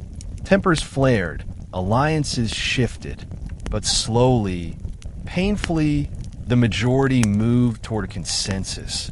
Not because they believed surrender was right, but because they knew the alternative was annihilation. The final decision would require extraordinary courage. Not the courage of battle, but the courage to face shame, heartbreak, and uncertainty. To end the war was to admit defeat, but it was also to save a people standing on the edge of extinction. On May 31st, 1902, after weeks of intense debate, the Boer delegates gathered for the final vote that would determine the fate of the two republics. The air in the church was heavy with sorrow and tension. Every man in that room understood that the decision before them was not merely political. It was historical, emotional, and deeply personal. It would define the destiny of their people for generations. Before the vote, delegates reviewed the proposed British terms, negotiated between Boer leaders and Lord Kitchener at his headquarters in Pretoria. The terms offered some concessions, but demanded the ultimate sacrifice. The Boer republics would lose independence and become British-controlled territories. Boer fighters would lay down arms and swear loyalty to the British Crown. Prisoners of war would be returned from camps in Ceylon, India, and St. Helena. Britain would provide funds to help rebuild farms and infrastructure. Dutch Afrikaans would be allowed in schools and courts. No black Africans would receive political rights until a future constitution was created, a clause that would shape South African racial politics for decades. The delegates listened as the terms were read aloud. Many wept silently. For some, surrender was unthinkable. For others, it was the only remaining path to survival. The decision required not only strategic clarity, but emotional strength. The voting process began with each district presenting its conclusion. Delegates cast their votes not as individuals, but as representatives of their communities and commandos. The tally was conducted slowly, with a weight of history pressing on every word spoken. In the Orange Free State, the vote was deeply divided. Christian de Wet argued passionately for continued resistance, but his influence had waned under the enormous suffering of the civilian population. Many delegates, their voices trembling, declared that they could not condemn their people to more death. The Free State's final vote ultimately leaned toward accepting the terms. In the Transvaal, the debate was equally fraught. Louis Botha and Jan Smuts urged acceptance, warning that further resistance would lead only to more tragedies. Koos de la Rey, torn between honor and mercy, ultimately supported peace. By contrast, diehard fighters from districts like Amolo and Boksburg urged defiance. But even among the hardest fighters, the realities of starvation, exhaustion, and family deaths weighed heavily. Finally, the votes from both republics were combined. The result was 54 votes in favor of accepting the British terms, 6 votes against. The Treaty of Vereeniging was accepted. Silence fell across the room. Some delegates cried openly. Others bowed their heads in exhaustion. A few stared blankly, unable to process the magnitude of the moment. It was a moment of sorrow, but also of relief. The war was over. The suffering would end. Families would stop dying in the camps. Fighters would return home. The land, though scarred, could begin to heal. Richard Solomon, representing the British government, received the Boer signatures later that night. Lord Kitchener and Lord Milner both witnessed the formal signing. Kitchener, despite his role in the war's harshest policies, showed unexpected respect. He acknowledged the Boers' heroism and expressed hopes for reconciliation, a gesture that touched even some of his fiercest enemies. When dawn broke on June 1st, 1902, the Boer republics no longer existed as independent nations. But the people survived. The Afrikaners carried with them memories of heroic resistance, unimaginable suffering, and a promise, spoken quietly among themselves, that they would one day rise politically even if they had been defeated militarily. The Treaty of Vereeniging ended the bloodiest conflict in South African history up to that point.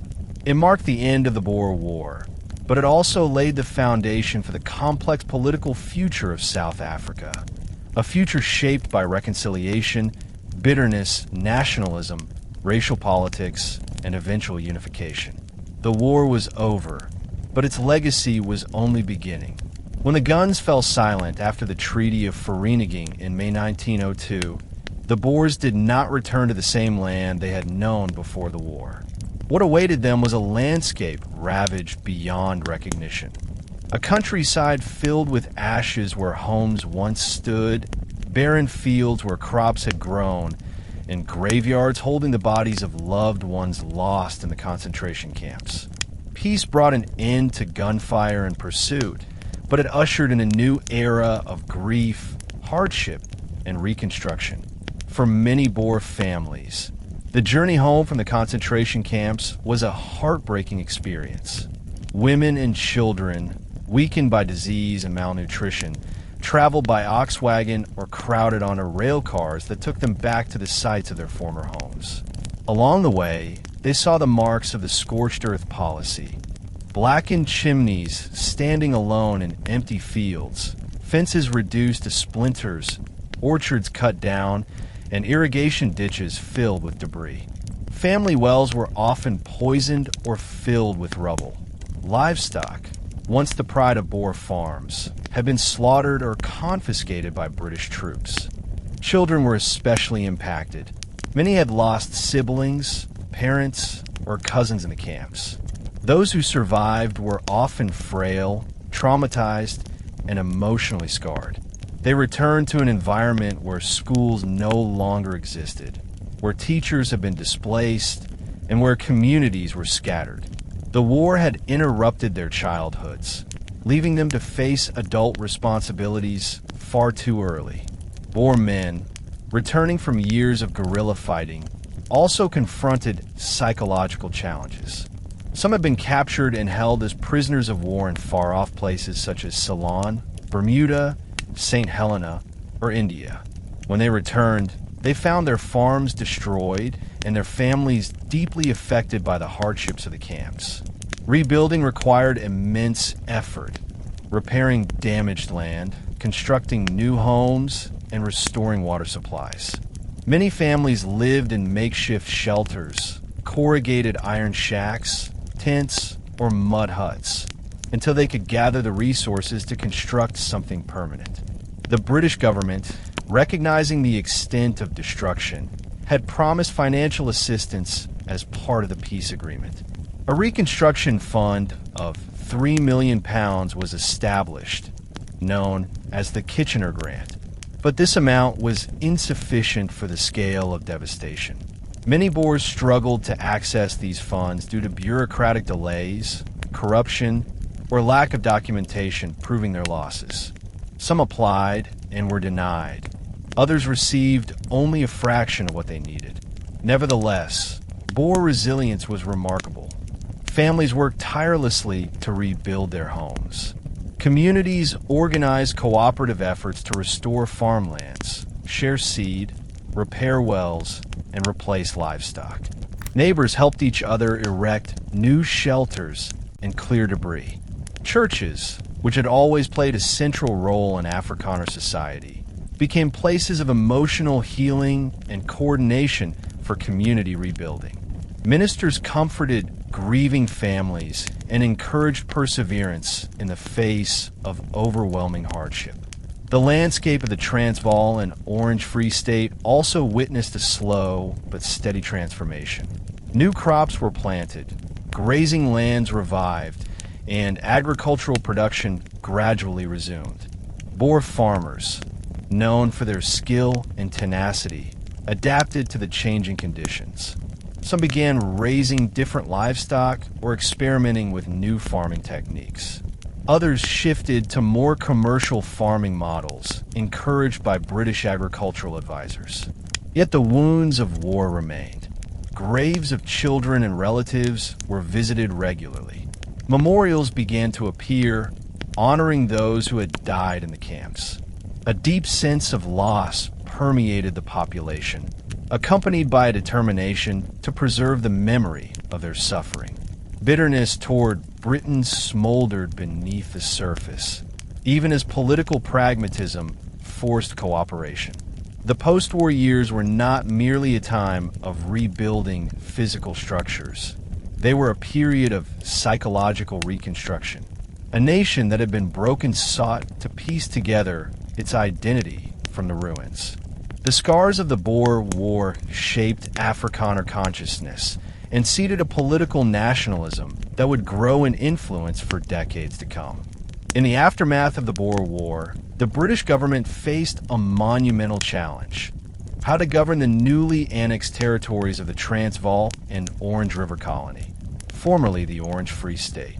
The man entrusted with this task was Lord Alfred Milner, whose vision for South Africa went far beyond Reconstruction. Milner sought nothing less than the full Anglicization of the Boer population and the creation of a unified, British-dominated South Africa. Milner, an Oxford-educated imperialist and head of the powerful kindergarten group of administrators, believed the war had been fought to secure the future of British civilization in southern Africa. He saw the Boers not just as former enemies, but as culturally backward farmers who needed to be reshaped into loyal subjects of the empire. This belief drove nearly every aspect of his Reconstruction policy. One of Milner's first initiatives was the introduction of English language education throughout the former republics. He believed that by teaching English to Boer children, he could gradually replace Dutch Afrikaans cultural identity with British values. New schools were built, staffed largely by teachers imported from Britain. Lessons emphasized British history, literature, and patriotism, while Boer heritage received little or no acknowledgement. This program sparked resistance among Afrikaner parents, who saw it as an assault on their language and culture. Milner also reorganized the civil service, dismissing many former Boer officials and replacing them with English-speaking bureaucrats. He believed that for the new colonies to be modernized, they needed efficient, centralized administration modeled on British governance. These new officials controlled taxation, land distribution, policing, and infrastructure development. For many Boers, these changes felt like a continuation of British domination by other means. Economically, Milner focused on reviving the gold mines of Johannesburg, which were essential to British financial interests. He invited thousands of British and foreign workers to settle in the region, hoping to create a strong pro-British demographic base. He improved railways, standardized taxation, and rebuilt infrastructure destroyed during the war. The mines, once operational, generated massive revenue that helped pay for Reconstruction, but also symbolized the shift of economic power toward British interests. One of Milner's most controversial decisions was his encouragement of Chinese indentured laborers to work in the mines. Over 60,000 Chinese workers were imported under harsh contracts to fill labor shortages. This angered both Boer and British settlers, who saw it as undermining local labor and damaging social cohesion. The issue would later become a major political flashpoint. Despite his administrative achievements, Milner's policies generated widespread resentment. Afrikaners viewed him as the architect of cultural oppression. His attempt to erase Boer identity had the opposite effect. It strengthened Afrikaner nationalism. The more Milner pushed Anglicization, the more Afrikaners clung fiercely to their language, heritage, and faith. Yet Milner's Reconstruction had some positive long-term effects. Roads, railways, telegraph lines, and public services improved dramatically. Courts and legal systems became more standardized. Health services expanded. Industrialization increased, especially around the mines. Many Boer farmers benefited indirectly from better infrastructure and new economic opportunities. Still, Milner's ultimate goal, to assimilate the Afrikaner population into a British cultural framework, failed. The Boers were too resilient, too rooted in their identity, and too committed to preserving their language and traditions. His policies sowed seeds of resentment that would later contribute to the rise of an Afrikaner nationalist movement powerful enough to reshape South Africa's political landscape. By 1905, even Britain realized that Milner's hardline strategies were unsustainable. Political reforms would soon replace his autocratic administration with a move towards self-government. Changes that would ultimately empower the very people Britain had tried to control. One of the most significant and unintended outcomes of the Boer War was the birth of a powerful new political and cultural force, Afrikaner nationalism. While the British believed they had defeated the Boer republics militarily, they underestimated the resilience and unity that emerged from shared suffering. The trauma of war, the devastation of farms, the ordeal of concentration camps, and the humiliation of surrender did not weaken Afrikaner identity. They strengthened it. In the years immediately following the war, Afrikaners across the former republics began organizing themselves socially, culturally, and politically. Churches, which had always been central to Afrikaner life, played a crucial role. Dutch Reformed congregations became places where people shared their grief, rebuilt their communities, and discussed their future. Ministers delivered sermons that emphasized perseverance, unity, and divine purpose. Religion and nationalism blended into a powerful narrative of collective survival. Cultural revival began with language. Under British rule, English was promoted aggressively in schools and government, but Afrikaners resisted. They began writing, teaching, and publishing in Afrikaans, which had previously been dismissed as a kitchen language. By elevating Afrikaans to a written and literary standard, they preserved their linguistic identity. This movement laid the groundwork for Afrikaans eventually becoming one of South Africa's official languages.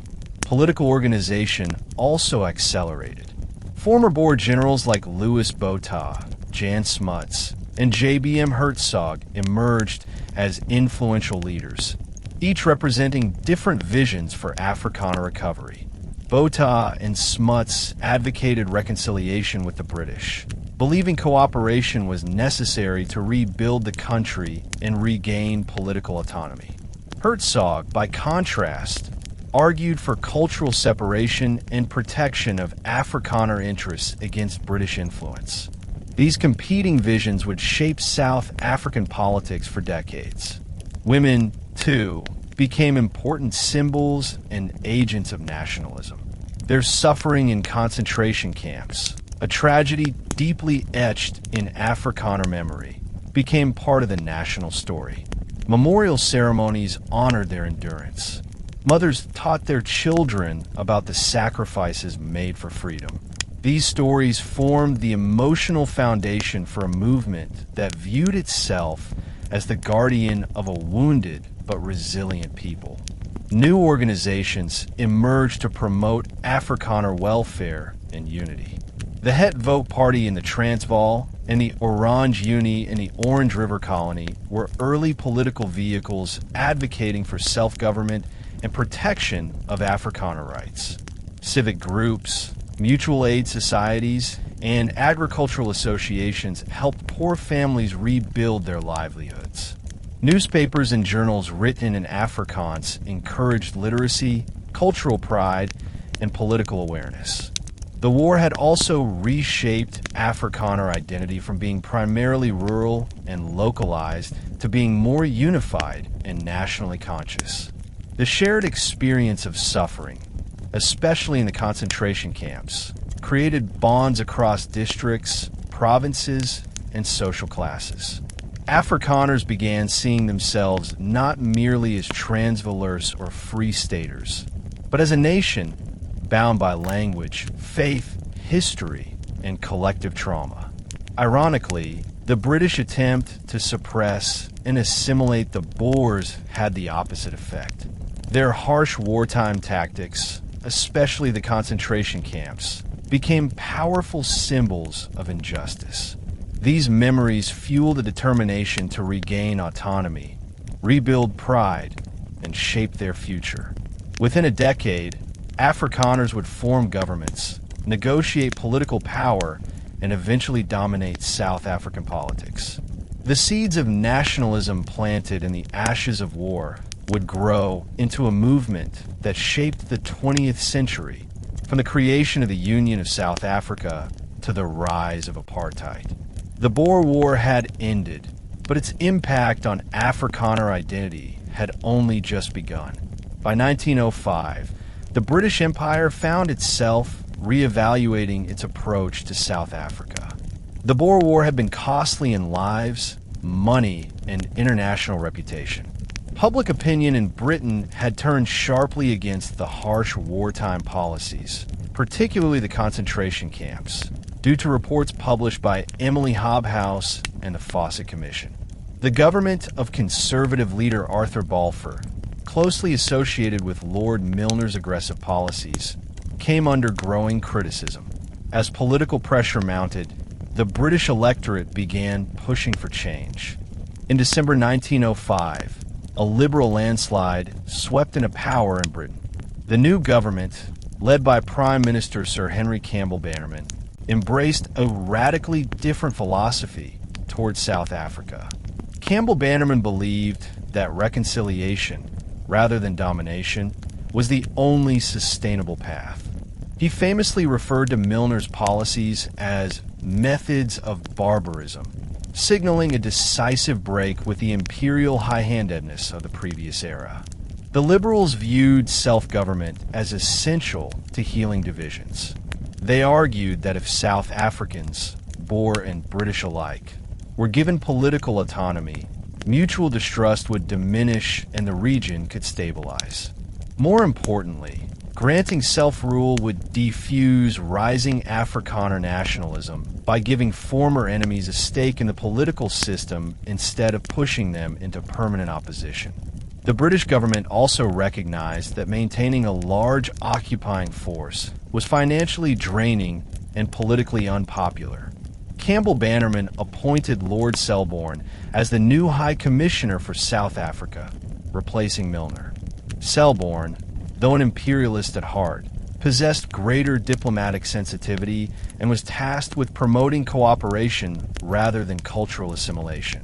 Under his administration, tensions began to ease. Schools that had enforced strict English-only rules relaxed their policies. Dutch Afrikaans instruction was gradually reintroduced.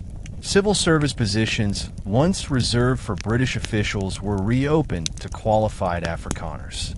The Liberal government's first major reform was to restore self-government to the Transvaal and Orange River Colony. Elections were scheduled, allowing the former Boer republics to elect their own leaders under a constitutional framework. This move, radical in its generosity, astonished many political observers. Some conservatives denounced it as reckless, arguing that granting power to former rebels so soon after a bitter war was naive. But the Liberals believed that goodwill and trust would pave the way for future stability. In 1906, elections took place in the Transvaal. The newly formed Het Volk Party, led by Boer generals Louis Botha and Jan Smuts, won a decisive victory. Botha became the Prime Minister of the Transvaal, just 4 years after fighting a guerrilla war against British forces. This outcome shocked many in Britain, but validated the Liberal belief that reconciliation was possible. Botha emphasized cooperation rather than revenge, working closely with British officials to rebuild the region. The Orange River Colony followed a similar path. In 1907, elections brought the Orange Uni Party to power under Abraham Fisher. Like the Transvaal's leaders, Fisher promoted reconstruction, unity, and pragmatic governance. Afrikaner leaders embraced the opportunity to heal their communities while protecting their cultural identity within a constitutional framework. This transition was remarkable. Within a few years, the Boer fighters who had been hunted across the veldt were now governing their own territories again. This rapid reclamation of political agency was unprecedented in imperial history. Instead of crushing their enemies permanently, the British had, perhaps unintentionally, created the conditions for Afrikaner political ascendancy. At the same time, English-speaking populations, particularly in the Cape and Natal, watched these developments with mixed emotions. Some welcomed reconciliation. Others feared that restoring Afrikaner political power would marginalize British influence in the long term. Yet the British government held firm in its belief that self-rule was necessary for a stable, unified South Africa. What began as a pragmatic move to reduce imperial expenditure evolved into a profound political transformation. The seeds of a united South African state were being planted, not through force, but through political cooperation, negotiation, and a calculated willingness to trust former adversaries. With self-government restored, South Africa entered a new political era led by two of the most influential figures in its modern history, General Louis Botha and General Jan Christian Smuts. Their partnership would shape the political future of the region, driving reconciliation, modernization, and ultimately the unification of South Africa. Louis Botha, charismatic and deeply respected, became the first prime minister of the Transvaal in 1907. A former Boer commander who had fought fiercely during the war, Botha was known for his calm authority, fairness, and commitment to peace. His leadership style emphasized cooperation, both with the British and with Afrikaners who held more radical views. Botha understood that survival no longer depended on military resistance. It depended on creating a stable political order that could protect the interests of the Afrikaner people while fostering economic recovery. His counterpart, Jan Smuts, served as Minister of Education and Colonial Affairs in the Transvaal government. Smuts was a brilliant strategist, philosopher, and diplomat. He possessed a unique blend of intellectual sophistication and practical realism. Though younger than many Afrikaner leaders, he commanded respect for his wartime leadership and his visionary political thinking. Smuts quickly emerged as the ideological architect of the new South Africa. Together, Botha and Smuts championed policies aimed at reconciliation and economic development. They believed that cooperation with the British community was essential to long-term stability. While many Afrikaners harbored deep resentment due to wartime suffering, Botha and Smuts urged forgiveness and partnership. Their speeches emphasized unity, destiny, and the shared future of all white South Africans, Boer and British alike. This approach required immense political courage. Many Afrikaners, particularly poor farmers who had suffered the most during the war, distrusted reconciliation. They felt abandoned by leaders who cooperated with the British administration. Some accused Botha and Smuts of betraying the cause of independence. Yet Botha and Smuts believed firmly that the future lay not in rekindling past conflicts, but in building new political structures that could empower Afrikaners democratically. Economic reconstruction was a major priority. War had devastated farms, livestock herds, and rural infrastructure. Botha's government introduced agricultural loans, rebuilding programs, and land settlement schemes to help impoverished Afrikaner families. Smuts worked to modernize education and administration, laying the foundation for a more cohesive society. They also promoted closer economic integration between the British-dominated mining sector and the Afrikaner agricultural economy, a policy that would shape the country's economic structure for decades. Botha and Smuts also recognized the importance of political unity among Afrikaners themselves. The war had created internal divisions between moderates who favored reconciliation and hardliners who wanted cultural and political separation. To bridge this gap, they formed alliances with moderate Afrikaner politicians across the colonies, promoting a vision of unity that transcended provincial boundaries. Their greatest ambition, however, was the political unification of South Africa. Botha and Smuts believed that the four major colonies, Cape, Natal, Transvaal, and Orange River Colony, should merge into a single, self-governing dominion within the British Empire, similar to Canada or Australia. Unification, they argued, would strengthen economic development, reduce administrative duplication, and give South Africa a stronger international voice. This vision required diplomacy, patience, and strategic negotiation. Botha and Smuts worked tirelessly to persuade British officials, Cape politicians, NATO loyalists, and Afrikaner nationalists that unification was not only feasible but desirable. Their efforts culminated in a series of constitutional talks that would reshape the political structure of the region forever. Thus, the leadership of Botha and Smuts represented a remarkable transformation, from wartime generals to peacemakers, from guerrilla fighters to nation builders. Their partnership and the political stability it created would become the foundation upon which the modern South African state was built. The idea of creating a unified South African state gained momentum quickly after Botha and Smuts assumed leadership in the Transvaal. The four colonies, Cape, Natal, Transvaal, and Orange River Colony, had overlapping interests but different political cultures, languages, and systems. Uniting them required delicate negotiation, mutual concessions, and diplomatic finesse. Yet the desire for unity was strong, driven by shared economic challenges, fears of labor instability, and a need for coordinated governance across a vast and diverse territory. Economic realities were among the strongest forces pushing toward unification. The booming gold mines of the Witwatersrand required coordinated taxation, transportation, and labor regulation across regional borders. Farmers in the Free State and Transvaal wanted access to the ports of the Cape and Natal without complex customs duties. Railway tariffs, trade policies, and agricultural markets needed alignment. Only a united government could streamline these systems.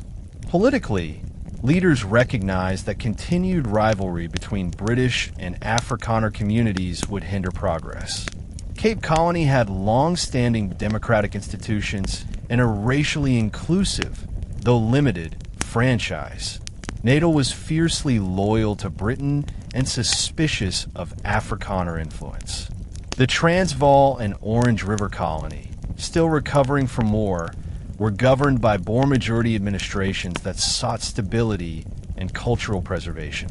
In 1908, leaders from all four colonies agreed to convene a national convention in Durban to draft a constitution for united South Africa. This convention was historic. It brought together former enemies, political rivals, and representatives from different cultural backgrounds. Louis Botha, Jan Smuts, J.B.M. Hertzog, and other Afrikaner leaders sat face-to-face with British politicians like John Xavier Merriman and Sir Edgar Walton. The debates were profound and far-reaching. Delegates argued over the structure of government, voting rights, language policy, and the balance between provincial autonomy and central authority. Some issues provoked intense disagreement. One of the most contentious was the voting franchise. The Cape had a qualified franchise that allowed some black Africans and colored people to vote. Other colonies insisted on maintaining white-only political systems. In the end, a compromise was reached. The Cape's existing franchise would be preserved temporarily, but not extended to other provinces.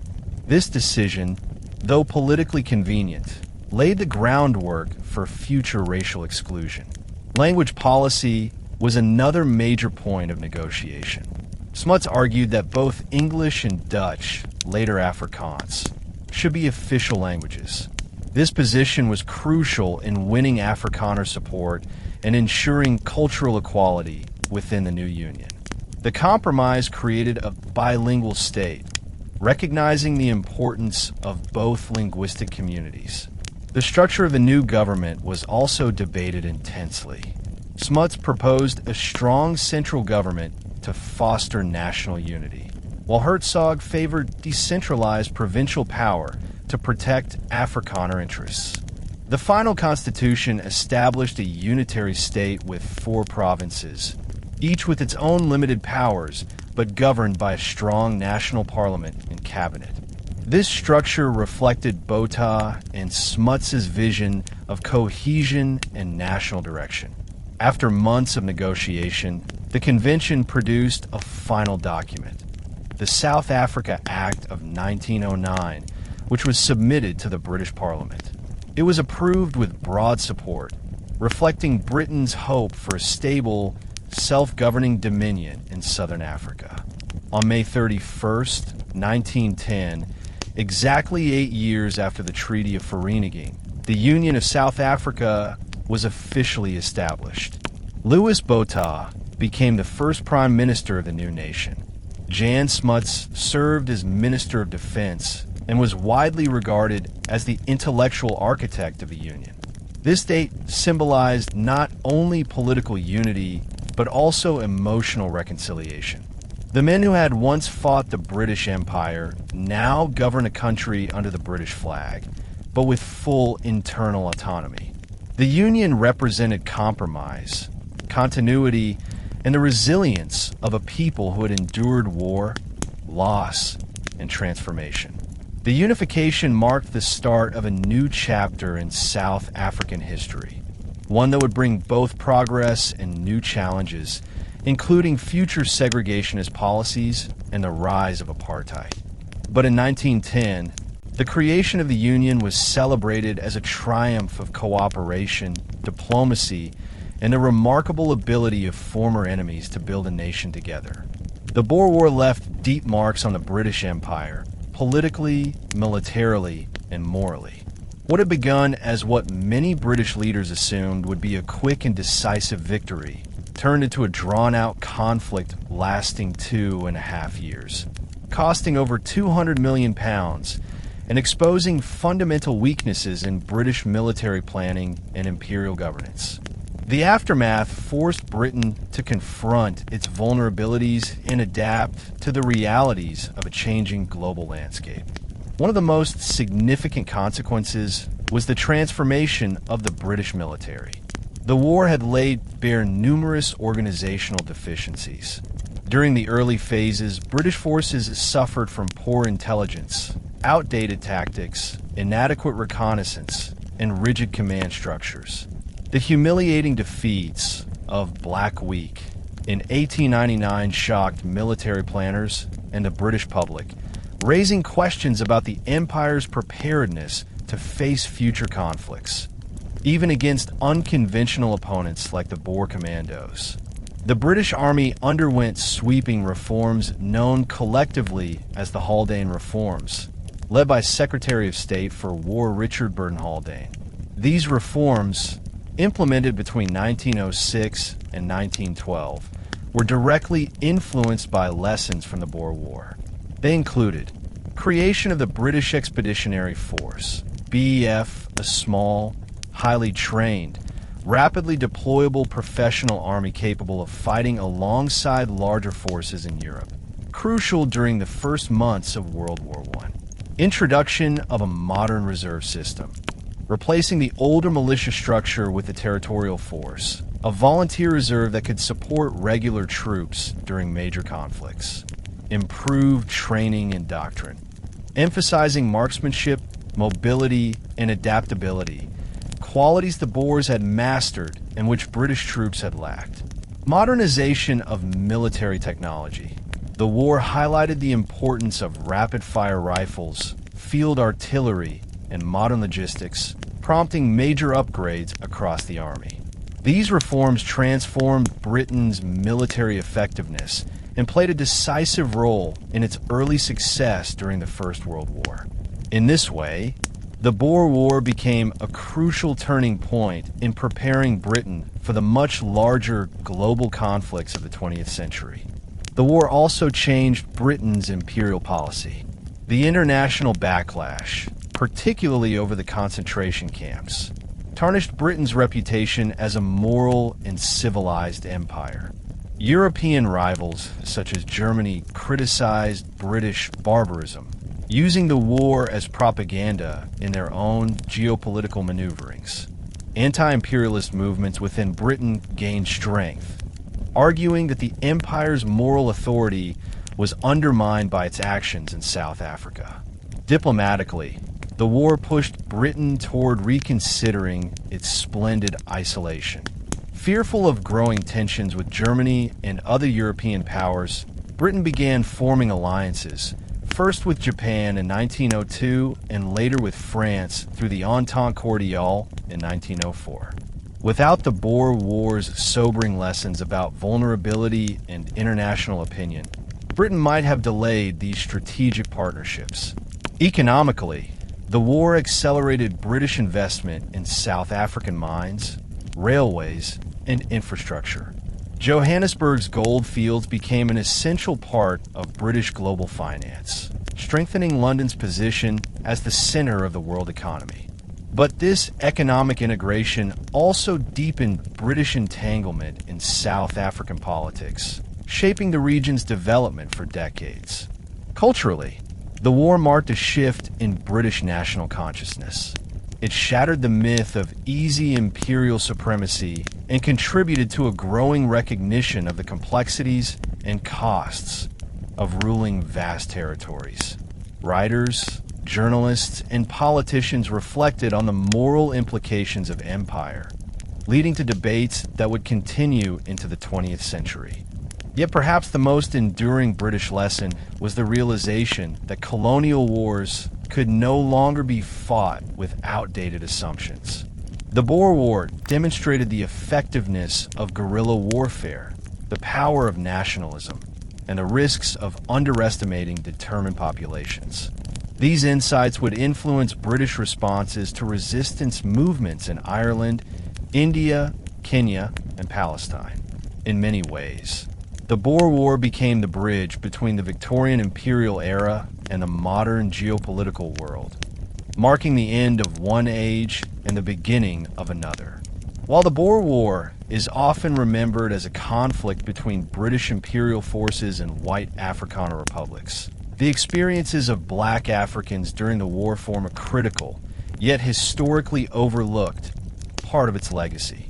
Africans made up the vast majority of the population in South Africa, and the war profoundly shaped their lives, even though they were excluded from the political settlement that followed. From the outset, African communities were entangled in the conflict. Both sides relied heavily on African labor, intelligence, and local knowledge. Africans worked as transport riders, scouts, laborers, wagon drivers, and guides. Many were forcibly conscripted by either the British or the Boers. Some African groups supported the British, hoping that a British victory might loosen the racial restrictions imposed by the Boer republics. Others supported the Boers, particularly where long-standing local alliances or missionary networks existed. The war turned African homesteads and farms into battlefields. Thousands were displaced as British scorched-earth policies expanded, destroying not only Boer farms but also African settlements, food stores, and livestock. The destruction left many African communities impoverished, triggering long-term social and economic consequences that would shape the region for generations. The suffering in the African concentration camps, though less documented and less publicized than the Boer camps, was equally severe, if not worse. African detainees often lived in segregated camps where conditions were more brutal, overcrowded, and neglected. They were provided with fewer rations, poorer shelter, and minimal medical care. Mortality rates were extremely high, and many were forced into labor, including sanitation work, road building, and military support roles. Despite their significant role and suffering, Africans were not included in the negotiations at Vereeniging. Their political rights were explicitly excluded from the peace terms, which placed all decisions regarding black Africans into the hands of the future white-controlled government. This omission laid the foundation for decades of racial segregation and disenfranchisement. After the war, Africans faced increasing political marginalization. British administrators, eager to reconcile with former Boer enemies, often sacrificed African rights to secure Afrikaner cooperation. This meant tightening past laws, restricting African land ownership, and reinforcing labor controls that favored white farmers and mining interests.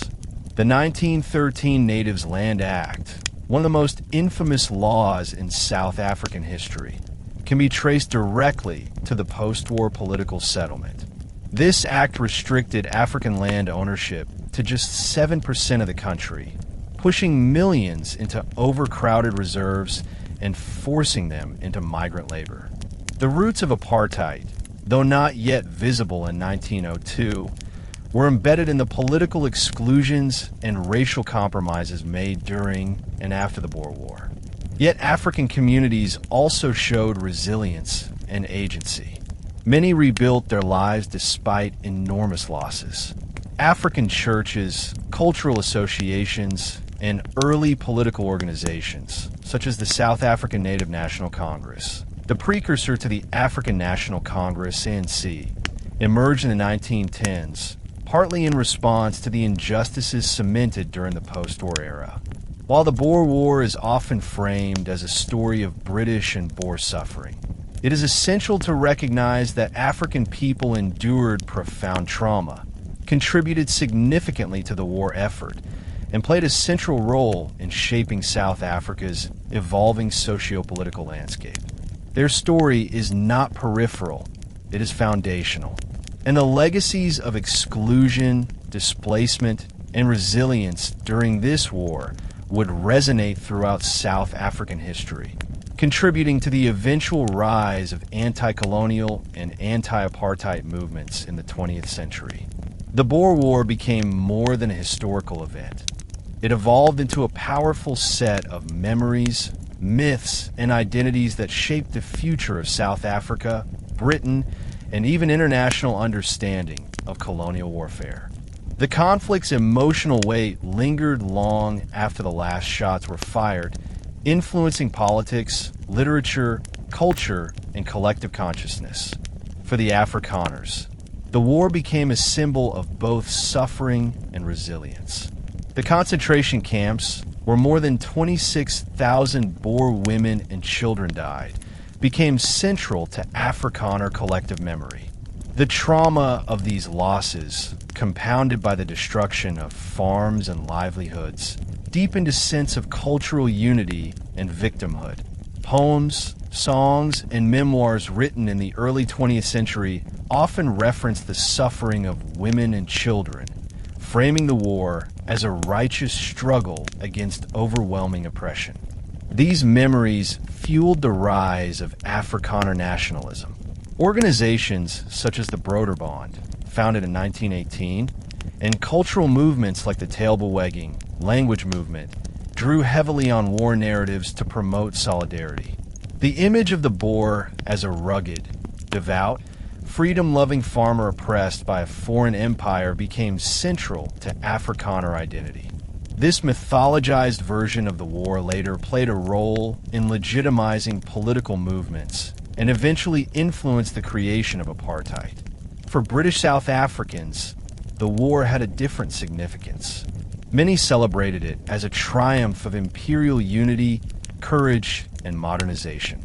British settlers in the Cape and Natal viewed the victory as confirmation of their cultural and political dominance. Monuments, public ceremonies, and historical accounts often emphasized the heroism of British soldiers and downplayed the darker aspects of scorched-earth tactics or concentration camps. This selective memory supported the narrative of British benevolence and civilizing mission. In Britain, the war left a complex legacy. While some celebrated the victory, others condemned the brutality of the concentration camps and questioned the morality of imperialism. The debates sparked by the war contributed to growing skepticism about the ethical foundations of empire. Writers such as Arthur Conan Doyle defended Britain's actions, while critics like Emily Hobhouse became icons of humanitarianism. The war also influenced British military reforms and contributed to national debates about the role of the empire in a changing world. Globally, the Boer War captured international attention. It was one of the first conflicts heavily covered by war correspondents, photographers, and telegraph communications. Newspapers in America, Russia, France, and Germany followed the war closely, often portraying the Boers as underdogs fighting against a massive imperial machine. The conflict inspired early discussions about guerrilla warfare, debates that would later influence revolutionary leaders such as Mao Zedong, Ho Chi Minh, and Che Guevara, all of whom studied Boer tactics. The war also left physical memorials that shaped memory. Monuments to fallen soldiers were erected across South Africa, Britain, Canada, Australia, and New Zealand. Boer cemeteries and concentration camp memorials became sites of annual remembrance. In Afrikaner families, stories of the war were passed down through generations. Tales of endurance, suffering, and faith. But memory is never neutral. The way the war was remembered often served political agendas. Afrikaner leaders used war memories to forge unity and justify political dominance. British leaders used their own version of memory to promote imperial pride. African memories were frequently marginalized, suppressed, or omitted from official histories, but they persisted in oral traditions and later fueled anti-colonial struggles. Over time, historians sought to bring balance to these competing narratives, acknowledging the war's complexity, its tragedies, and its lessons. Today, the Boer War is remembered not simply as a battle between Britain and the Boers, but as a conflict that reshaped South Africa's demography, politics, race relations, and national identities. The legacy of the war is not confined to the past. It continues to echo in the tensions, debates, and cultural dynamics of modern South Africa. The trauma, myths, and memories born during those years remain part of the nation's fabric. A reminder that history is not only recorded in books, but lived in the memories and identities of its people. The Boer War left the Afrikaners politically devastated but emotionally galvanized. Their republics had fallen. Tens of thousands of civilians had died in concentration camps. Their farms were burned, and their economy was fractured. Yet within just a decade, Afrikaners began transforming from a defeated rural population into a politically dominant force, shaping the future of South Africa. This remarkable recovery reveals how deeply the memory of the war and the leadership that emerged afterward forged a new era of political power. Immediately after the war, Afrikaner communities were scattered and impoverished. Many families lived in tents, makeshift huts, or iron shelters known as Kaffir huts. Crops had to be replanted. Livestock had to be replaced. Water systems needed reconstruction. Families who had lost husbands or fathers relied on extended kinship networks to survive. But instead of retreating into despair, Afrikaners used this shared suffering to fuel solidarity. Churches became community centers where people rebuilt spiritually and socially. Ministers encouraged unity, reminding congregants that God had tested them and would lead them to eventual triumph. At the same time, Afrikaner leaders recognized that political organization, not nostalgia or bitterness, was the path forward. Figures like Louis Botha, Jan Smuts, J.B.M. Hertzog, and Christian de Wet emerged as powerful symbols of resilience. These men, who had commanded fighters on the veldt, now turned their strategic minds to political battles. They helped form local political associations, agricultural societies, and cultural organizations that promoted Afrikaans language, rural development, and communal identity. In the Transvaal, Botha and Smuts led the Het Volk Party, which sought moderate cooperation with the British while safeguarding Afrikaner interests. In the Orange River Colony, similar efforts emerged under Abraham Fisher and others. These parties did not pursue revenge. Instead, they focused on regaining autonomy through constitutional means. Their goal was clear: restore Afrikaner dignity, rebuild their economic base, and reclaim political influence through democratic participation. What made the Afrikaner political revival exceptional was its strategic unity across class lines. Rich landowners, small farmers, impoverished widows, urban laborers, and educated professionals all found common cause. The war had erased many internal divisions. Even the Bywoners, landless white tenant farmers, felt they had a stake in the emerging nationalist movement. This unity was reinforced by cultural revival efforts. Afrikaans literature flourished, schools emphasized the language, and folk traditions were celebrated. Children who survived the concentration camps became symbols of endurance, their suffering embedded in the collective identity of the new generation. By 1907, the British government granted self-government to the Transvaal and the Orange River Colony. In the elections that followed, Afrikaner parties won resounding victories. Louis Botha became the first prime minister of the Transvaal, and his government included many former Boer generals. Similarly, the Orange River Colony elected nationalist leaders determined to restore Afrikaner cultural and economic autonomy. This shift marked an extraordinary transformation. Just 5 years after their military defeat, Afrikaners were once again governing their own territories, not through rifles, but through political legitimacy. They showed the world that a small, rural population could recover from devastation through unity, leadership, and strategic adaptation. But Afrikaner political consolidation would not remain confined to provincial rule. Instead, it paved the way for something larger: the creation of a unified South African state in which Afrikaners would play an increasingly dominant role. Ironically, the British victory in the war set the stage for the rise of the very group they had sought to subdue. This paradox would shape South Africa's political landscape for the next century.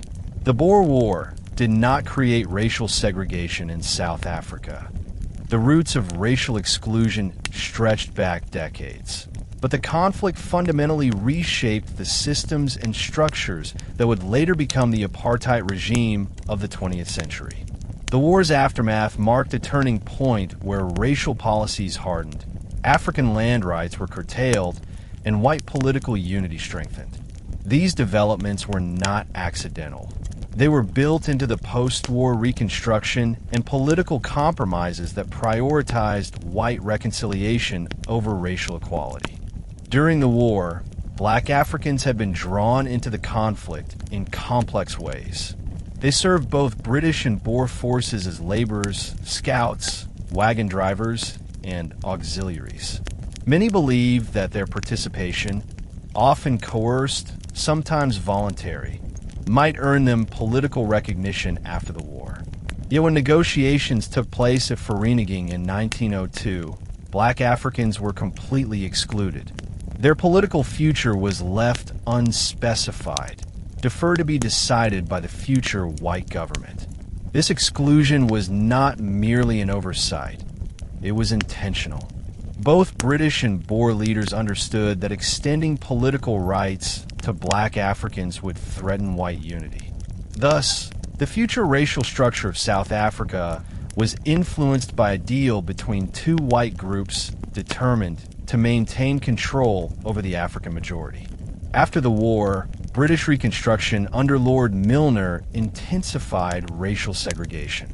To ensure a steady supply of cheap labor for the gold mines, Milner's administration tightened past laws, restricted African movement, and imposed labor contracts that limited wages and mobility. African land rights were curtailed as millions were confined to overcrowded reserves. The logic was clear. Britain wanted to secure the economic productivity of South Africa, and that required a dependable, low-cost labor force, something achievable only through racial control.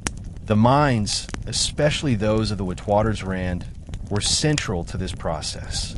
They demanded vast numbers of African laborers who who were housed in segregated compounds under strict discipline. These compounds became prototypes for later apartheid-era labor controls. Though the system was not yet as rigid as it would become, its foundations were unmistakable. When self-government returned to the Transvaal and Orange River Colony between 1906 and 1907, Afrikaner leaders continued and expanded many of these segregationist policies.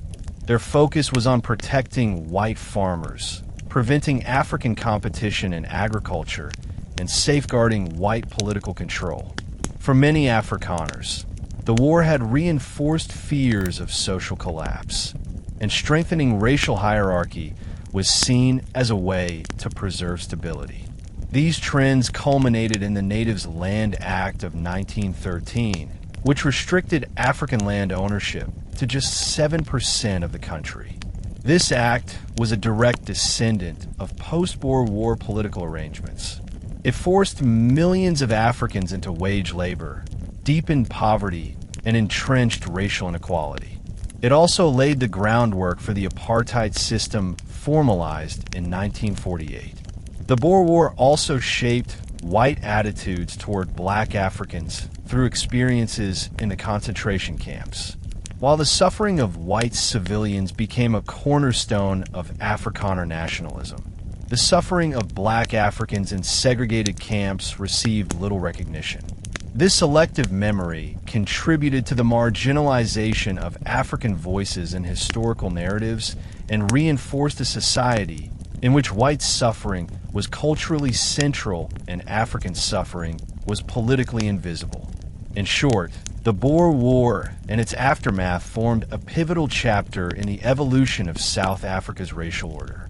The political union between British and Boer elites, forged through war and reconciliation, solidified a structure that placed white unity above all else.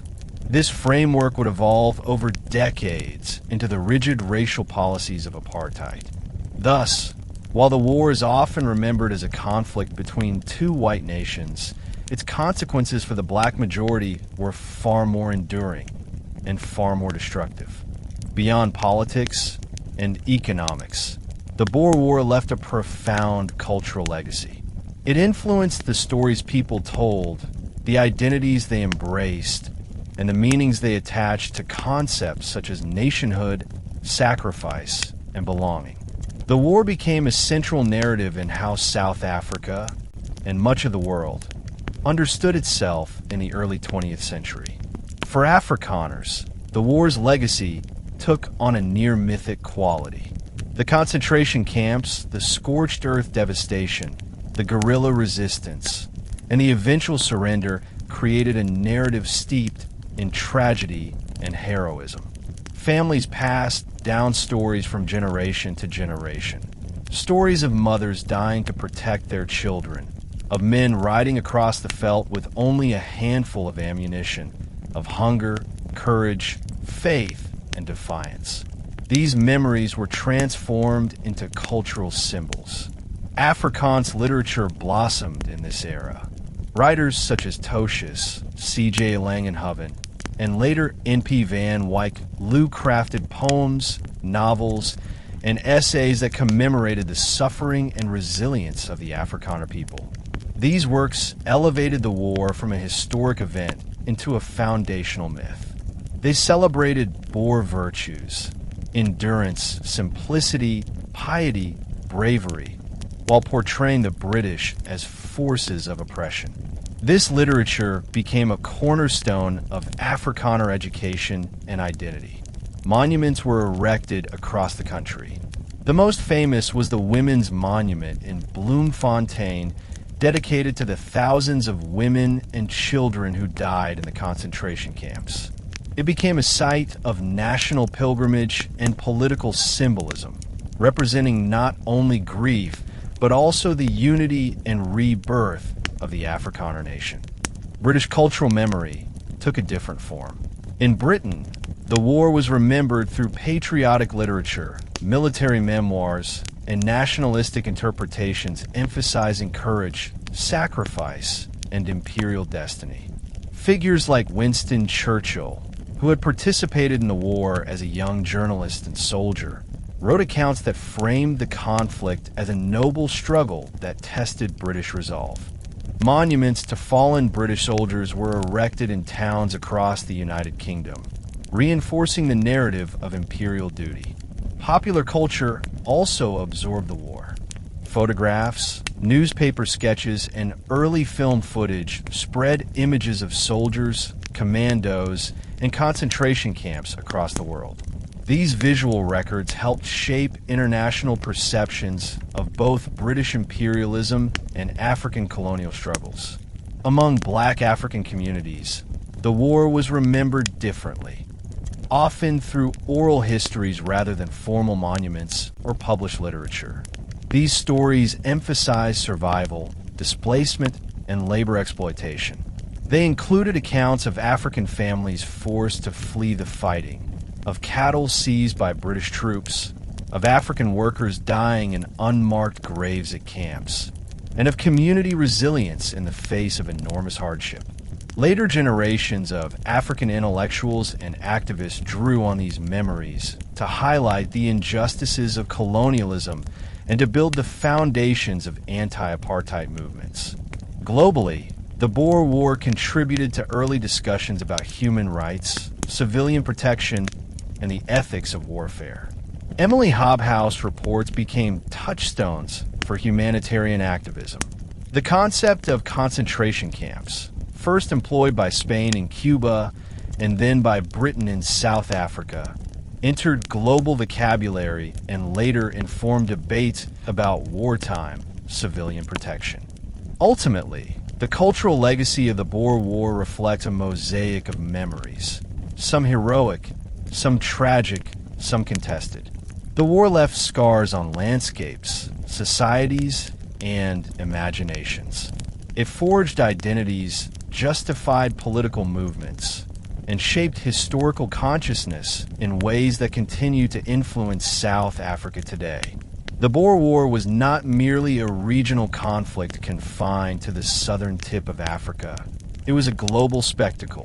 Newspapers across Europe, the Americas, Asia, and even parts of the Middle East closely followed the war, publishing front-page stories, political cartoons, and daily updates.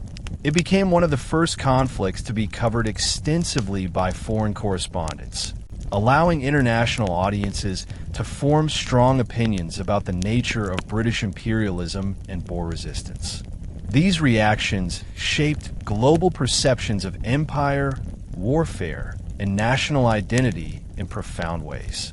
In Europe, the majority of governments and populations sympathized with the Boers. This sympathy was rooted not only in anti-British sentiment, but also in admiration for the Boers' underdog struggle.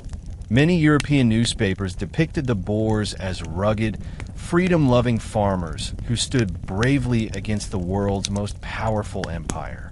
Their guerrilla tactics, resilience, and determination inspired fascination across the continent.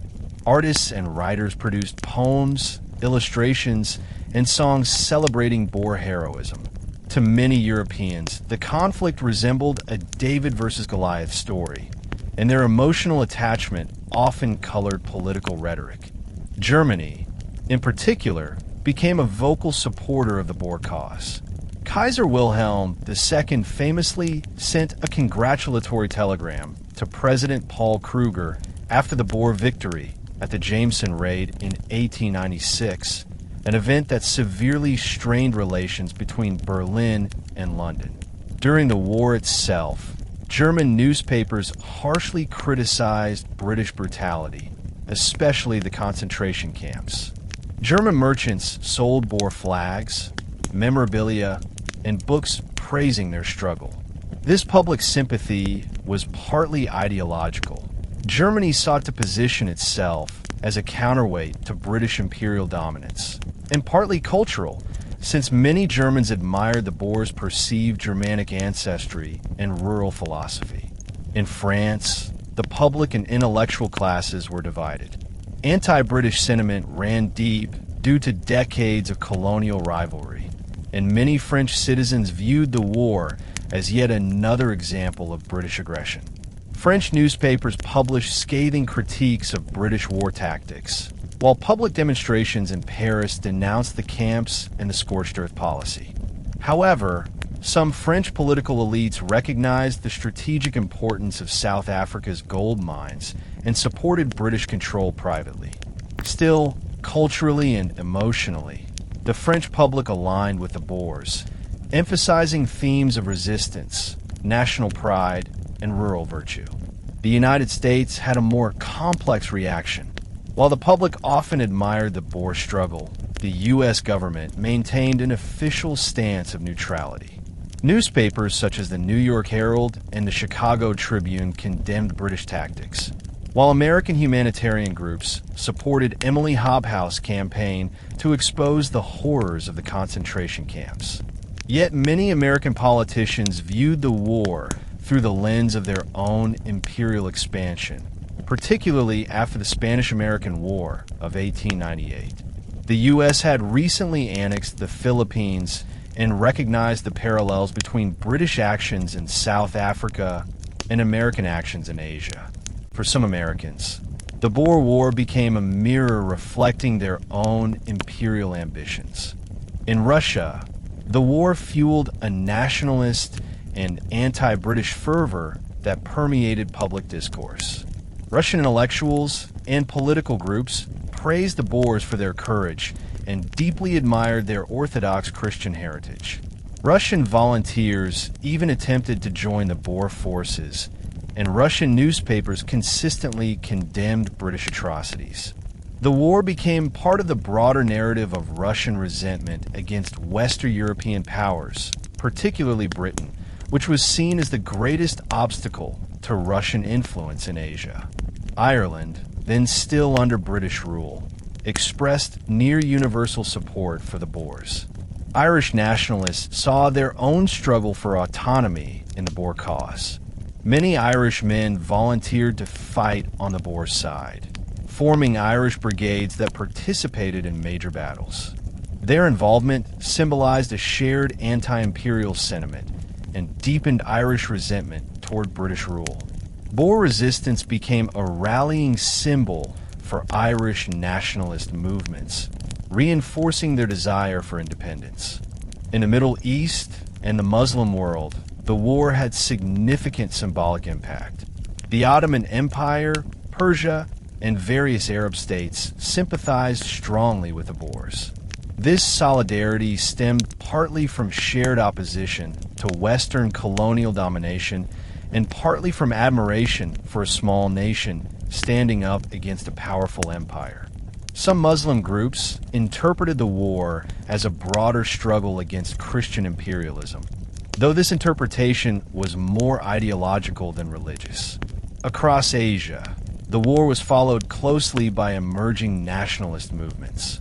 In India, newspapers heavily criticized the British, drawing parallels to their own subjugation under colonial rule. Indian nationalists saw the Boer War as evidence of British hypocrisy, preaching liberty while crushing others' independence. The Indian National Congress used the war to highlight inequalities in the empire, strengthening arguments for Indian self-rule. The global reaction to the Boer War revealed a world increasingly sensitive to imperial aggression, humanitarian crisis, and nationalist resistance. While Britain ultimately won the war militarily, it suffered a severe blow to its moral reputation. The concentration camps, the scorched-earth policy, and the prolonged guerrilla conflict exposed the dark underside of imperial rule. These revelations fueled international criticism and encouraged anti-imperialist sentiment that would later contribute to the weakening of European empires in the 20th century. One of the most significant global consequences of the Boer War was its impact on military strategy, specifically the evolution of modern guerrilla warfare. Although irregular fighting had existed for centuries, the Boer commandos elevated it to a sophisticated form of strategic resistance. Their use of mobility, local knowledge, small unit tactics, and decentralized leadership amazed observers around the world. More importantly, liberation movements throughout the 20th century studied and adopted these methods as blueprints for their own struggles against larger imperial forces. The Boers demonstrated that conventional armies could be frustrated, delayed, and even humiliated by smaller, agile, highly motivated fighters with intimate knowledge of their terrain. This lesson was not lost on global revolutionary leaders. In fact, the Boer War is frequently cited alongside conflicts such as the American War of Independence and the Spanish resistance to Napoleon as pivotal moments in the history of irregular warfare. The key principles the Boers pioneered included speed and mobility. Commandos traveled long distances quickly, often mounted, attacking swiftly and disappearing before the British could mobilize. Decentralized command. Local field cornets and commandants made autonomous decisions based on real-time conditions, avoiding rigid hierarchical structures. Knowledge of terrain. Boers exploited natural features, koppies, ravines, and veld to strike effectively and evade capture. Hit-and-run raids. Their ambushes on supply lines, communications networks, and isolated blockhouses disrupted British logistics. Civilian support networks. Though later targeted by British scorched-earth policies, these networks provided food, intelligence, and shelter. These tactics impressed military thinkers, prompting detailed analysis by strategists in Europe, Asia, and the Americas. The British Army itself was forced to adopt counter-guerrilla methods, forming fast-moving mounted columns and creating the blockhouse system to restrict Boer movement. This interplay between guerrilla and counter-guerrilla tactics foreshadowed numerous conflicts in the 20th century. International revolutionary leaders paid close attention. Mao Zedong, founder of the People's Republic of China, studied the Boer War closely. He wrote about how the Boers' guerrilla strategies demonstrated the power of a motivated rural population able to undermine a technologically superior army. The emphasis on mobility, surprise, and intimate terrain knowledge influenced Mao's own revolutionary doctrine, which later became the cornerstone of Chinese communist warfare. Similarly, Ho Chi Minh and General Vo Nguyen Giap, leaders of the Vietnamese struggle against French and later American forces, noted parallels between the Boers' fight and Vietnam's anti-colonial resistance. Giap in particular admired how the Boers' decentralized command allowed for rapid adaptation, something he replicated in the jungles of Southeast Asia. Vietnam's victory over major Western powers owed partly to lessons drawn from the Boers.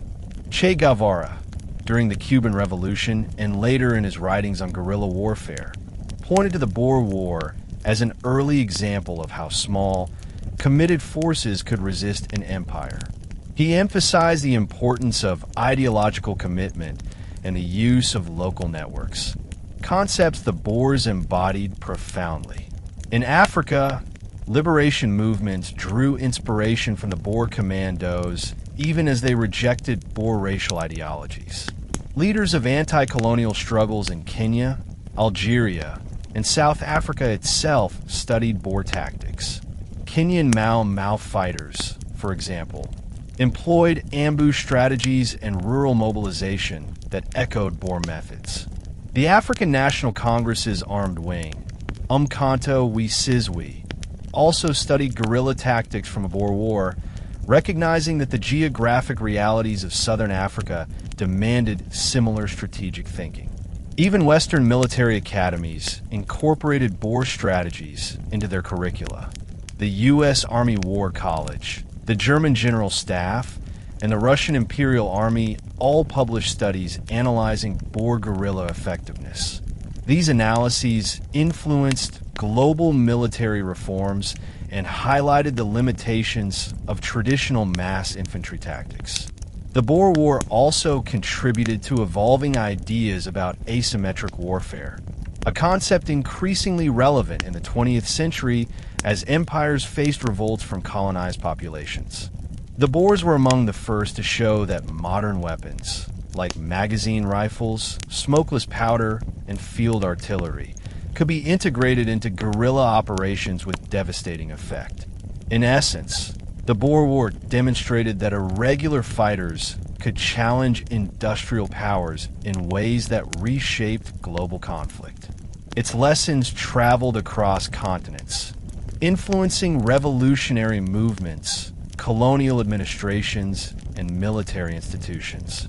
The echoes of Boer guerrilla tactics can be seen in conflicts ranging from the Russian Revolution to World War II and beyond. The humanitarian legacy of the Boer War is one of its most profound and enduring contributions to global history. Although atrocities have been committed in earlier conflicts, the scale of suffering, in the form of concentration camps, scorched-earth operations, and civilian displacement, forced the world to confront the question of how civilians should be treated during wartime. The British concentration camps, especially those holding Boer women and children, became the focus of international outrage. Emily Hobhouse reports detailing starvation, disease, and inadequate shelter shocked audiences worldwide. Newspapers published photographs of emaciated children, overcrowded tents, and mass graves. Images that stirred humanitarian activism and galvanized public opinion. This outrage created new momentum for global humanitarian reform. In many ways, the Boer War served as a catalyst for discussions that would later form the basis of international law. Rise of modern humanitarian reporting. The Boer War was one of the first conflicts where detailed, systematic humanitarian reporting emerged. Emily Hobhouse' work and the Fawcett Commission's investigations set new standards for how civilian suffering was documented and exposed. Their methods, interviews, statistical reports, photography, and public advocacy became models for later humanitarian agencies such as the Red Cross, Amnesty International, and Human Rights Watch. Hobhouse activism helped redefine the role of humanitarian workers, not as passive observers, but as vocal critics capable of pressuring governments into reform. Influence on international law. The revelations from South Africa contributed to early discussions about codifying the laws of war. Although the Hague Conventions of 1899 and 1907 had begun outlining rules for conduct in warfare, the Boer War exposed significant gaps, particularly regarding the protection of civilians.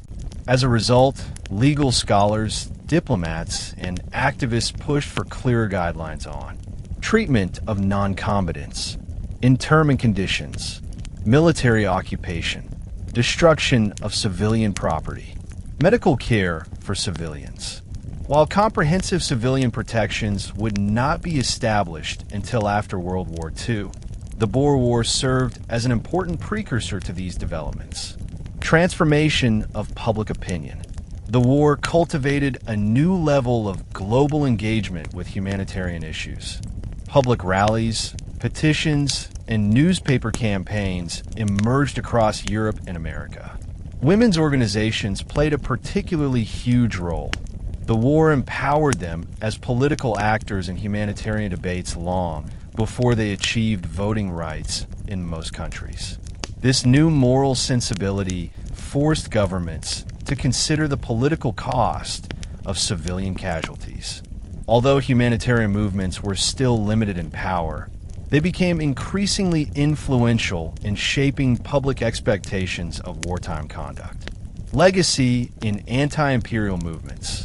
The war also influenced anti-colonial activists who used British atrocities as evidence of imperial hypocrisy. Indian, Irish, and African leaders cited the concentration camps as proof that imperial powers would violate human rights when convenient. This argument strengthened global opposition to colonialism and fueled early nationalist movements. A new model of international scrutiny. For the first time, an imperial war was judged by a global audience. Foreign journalists, photographers, and politicians scrutinized British actions, creating pressure that forced accountability. This marked the beginning of what we now call global public opinion, a force capable of influencing major powers. Long-term ethical impact. The Boer War demonstrated the ethical dangers of total war and civilian targeting. Its legacy contributed to the eventual development of the Geneva Conventions, international refugee protocols, and the modern concept of war crimes. While these institutions came much later, their intellectual roots can be traced partly to the humanitarian awakening sparked by the Boer War. In this way, the suffering of Boer and African civilians, while tragic, awakened the world to the need for protections that today are considered fundamental human rights. After the Boer War ended in 1902, South Africa entered one of the most dramatic periods of economic transformation in its history. The physical destruction of farms, livestock, infrastructure, and housing demanded enormous reconstruction efforts, while the booming gold mining industry in the Transvaal repositioned the region's economy at the center of global finance. Every sector, mining, agriculture, labor, transportation, and trade, was reshaped by the post-war environment. This period laid the foundation for the industrial and racial economic structures that would characterize South Africa for the next century. Mining, the golden engine of reconstruction. Even before the war, the discovery of gold on the Witwatersrand had transformed the Transvaal from a rural republic into an international economic powerhouse. But during the war, mining production declined due to labor shortages, damaged infrastructure, and wartime disruptions. After the war, restoring the mining industry became the British administration's top priority. Gold was essential not only to South Africa, but to the entire British global financial system. To revive production quickly, mining companies demanded an enormous workforce. African labor, however, was not immediately available. Many African men returned from war-torn regions to devastated homesteads and were unable or unwilling to migrate to the mines immediately. The labor shortage led to one of the most controversial decisions in South African economic history: the importation of over 60,000 Chinese indentured laborers between 1904 and 1907. These laborers worked under harsh conditions, often with brutal discipline, restricted movement, and limited rights. Their presence sparked political outrage among both Afrikaners and British settlers, who saw it as a threat to white labor standards and racial hierarchy. Nevertheless, the introduction of Chinese labor helped restore mining output, stabilizing the economy and reviving British investor confidence. As the mines expanded, they created ripple effects across South Africa.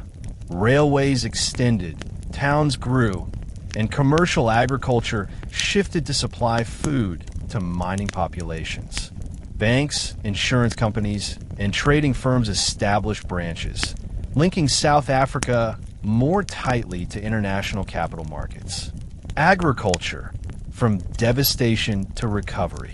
The agricultural sector faced immense challenges. Boer farming families returned from concentration camps to find their farms burned, orchards chopped down, livestock slaughtered, and wagons destroyed. Rebuilding required years of labor, significant financial assistance, and enormous emotional resilience. The British government initially provided the Kitchener Grant, a reconstruction fund of £3 million, but this amount was insufficient. Many farmers had no documentation to prove their losses, while others faced bureaucratic delays. Still, through cooperative farming efforts, mutual aid societies, and church-led initiatives, Boer agriculture slowly revived. The post-war period also saw the emergence of commercial farming, encouraged by British administrators. They promoted the production of wool, maize, beef, and dairy for urban and mining markets. This shift accelerated the commercialization of land, reducing the traditional pastoral systems many Afrikaners had relied upon. It also stimulated irrigation projects, fencing efforts, and mechanization, though these developments were uneven across the country. Labor dynamics, the foundations of racial economics. The reorganization of labor after the war played a major role in shaping South Africa's future racial and economic landscape. The British administration reinforced past laws to channel African labor toward the mines and white-owned farms. African mobility was restricted through taxes, permits, and policing systems designed to compel wage labor participation. White labor also became more organized. The post-war economy attracted British skilled workers who took positions in the railways, mines, and manufacturing sectors.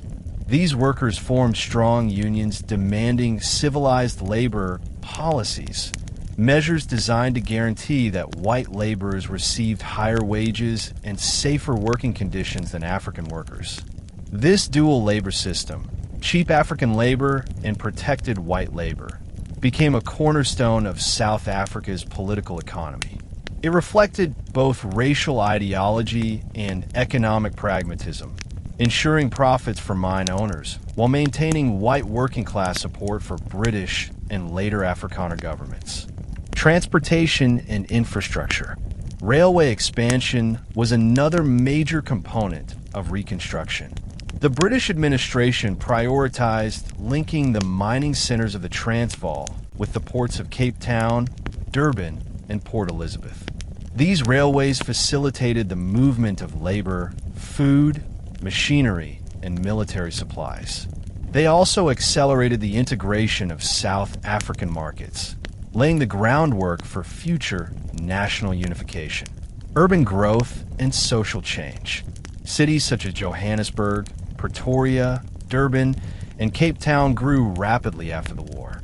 Johannesburg, in particular, evolved from a chaotic mining camp into a bustling metropolis with banks, newspapers, clubs, theaters, and multicultural neighborhoods.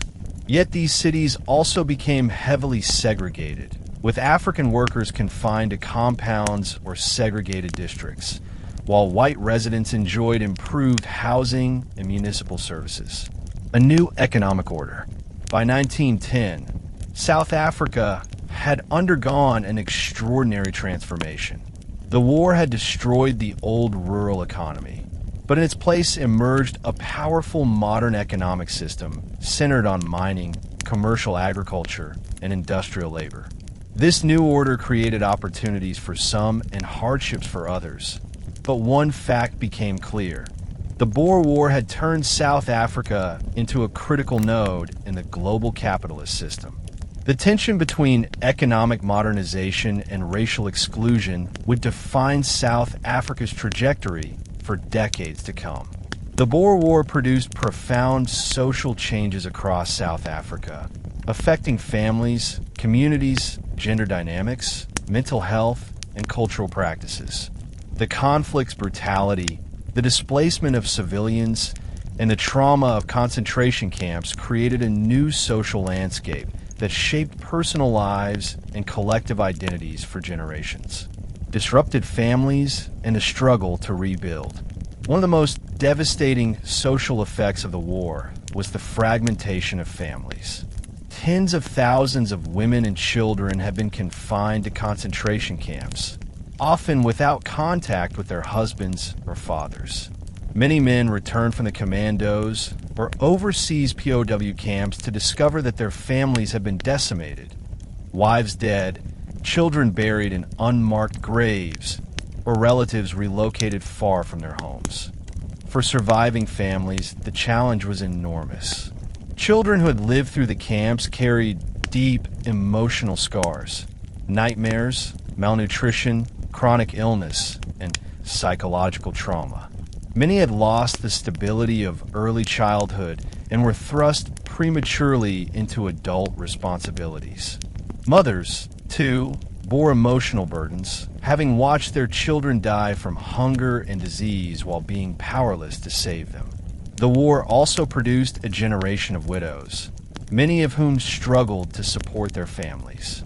Community support became essential, with churches and local committees establishing networks of assistance.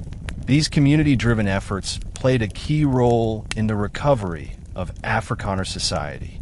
Women's new social and political roles. The war changed the role of women in dramatic ways.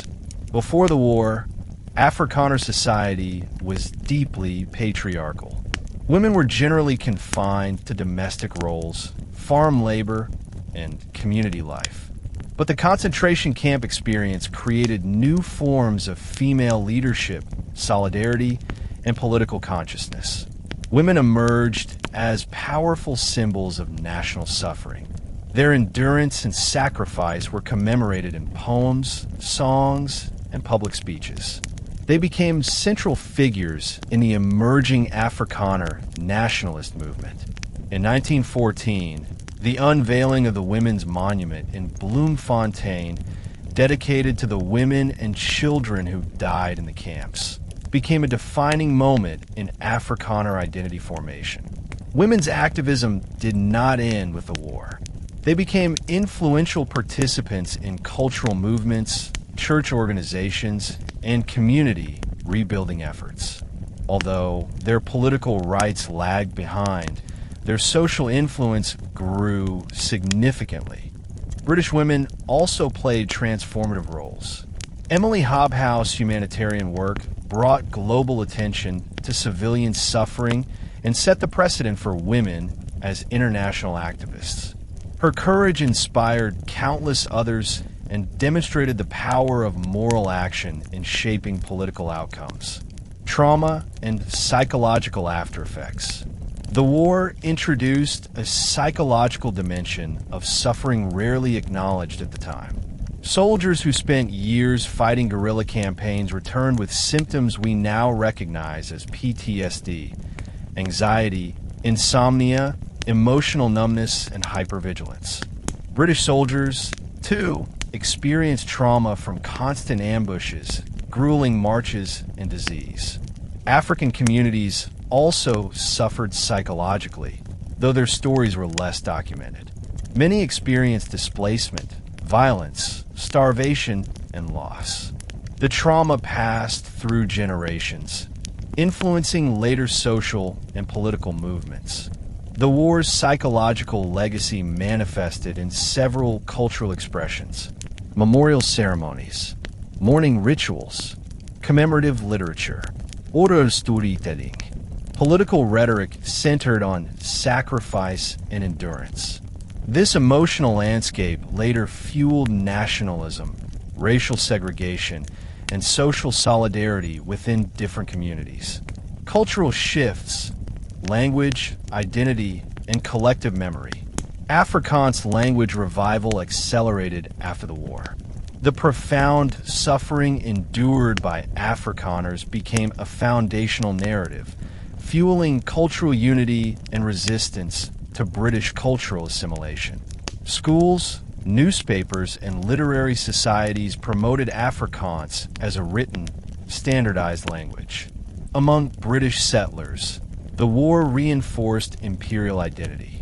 Military victories and settler nationalism merged, strengthening British cultural institutions in the Cape and Natal regions. African communities experienced more complex cultural shifts. The disruptions caused by war and labor migration altered traditional family structures and village life.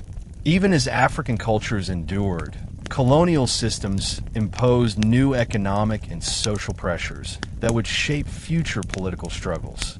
Urbanization and social displacement. Post-war economic changes accelerated urban migration. Thousands of people, white and black, moved to cities seeking employment. This migration disrupted traditional rural lifestyles and increased social tensions. Cities grew rapidly but unevenly, with racial segregation becoming more entrenched. The new social order. The Boer War reshaped South African society at every level. It altered gender roles, traumatized families, transformed cultural practices, and deepened racial divisions. The war's social consequences formed the emotional backbone of many later political developments, from Afrikaner nationalism to African resistance movements. Following the Boer War, South Africa underwent rapid urban and demographic transformation. The war had destroyed rural economies and pushed both white and black populations into new patterns of movement. As cities grew and industries expanded, South Africa evolved from a predominantly agrarian society into an increasingly urban and industrial one. These changes reshaped the physical landscape, altered social relations, and laid the foundation for future political tensions. The growth of Johannesburg, founded only in 1886 after gold was discovered, became the epicenter of South Africa's post-war transformation. Before the war, it had already begun growing into a bustling mining town, but after 1902, its population surged dramatically. By 1910, Johannesburg was home to banks, insurance firms, newspapers, theaters, and an increasingly complex social hierarchy. White British workers filled skilled positions, while Afrikaners, who had traditionally been farmers, began entering the city in larger numbers, often taking lower-paid jobs. African laborers, restricted by segregation, lived in compounds or segregated districts. Everyday life in Johannesburg revealed the early stages of urban racial stratification. Cape Town, Durban, and Port Elizabeth. These port cities also expanded rapidly. As trade increased, docks, warehouses, factories, and transportation systems grew. Cape Town became a hub for British settlers and administrators, fostering a cosmopolitan atmosphere with diverse populations, including Malays, Khoisan, Africans, and Europeans. Durban's growth was driven by sugar plantations and Indian indentured labor. After the war, Indian communities expanded economically and socially, creating tensions with white settlers and shaping South Africa's multicultural urban identity. Afrikaner migration to cities. One of the most profound shifts was the migration of Afrikaners from rural farms to urban centers. The war had destroyed their agricultural base, forcing many to seek jobs in mines, factories, or railways. This migration created a new social group, the poor white class, struggling to adapt to urban life. Their poverty later became a driving force behind Afrikaner nationalist politics and state-sponsored segregation. African migration and the formation of a working class. African migration accelerated as colonial policies restricted rural land ownership and imposed taxes that forced men to seek wage labor. Mining companies and municipalities developed systems to control African movement through passed laws and segregated housing. This migration created the foundations of an African urban working class. African workers formed communities with distinct languages, traditions, and networks. Mission schools educated some, creating a small but influential African middle class. These communities later became centers of anti-colonial activism and political organization. Industrialization and manufacturing. Industrial growth expanded beyond mining. Factories, food processing plants, textile mills, and railway workshops emerged. The growing industrial economy required skilled and semi-skilled labor, which white workers often monopolized. This gave rise to powerful white trade unions that pushed for policies protecting white employment, policies that became pillars of segregation. Railways and transportation. Expanded rail networks linked inland mines with coastal ports, allowed rapid troop movements, and facilitated commerce. The railways themselves became major employers, shaping labor markets and enabling migration. They also deepened regional interdependence, laying the groundwork for national unification in 1910. Urban segregation and racial boundaries. Urban growth intensified segregation. Authorities divided cities into racial zones, restricting where Black Africans, colored people, and Indians could live. Housing shortages forced African migrants into improvised settlements, which British administrators saw as threats to hygiene and public order. These early segregationist practices would harden over time and eventually become codified under apartheid. The changing landscape. The physical environment changed as well. Rural landscapes, once dominated by grazing lands and small farms, became industrialized with mines, railways, and expanding towns. The rapid extraction of resources also altered ecosystems, depleted water supplies, and transformed the natural geography of the Witwatersrand and surrounding regions. A nation in transition.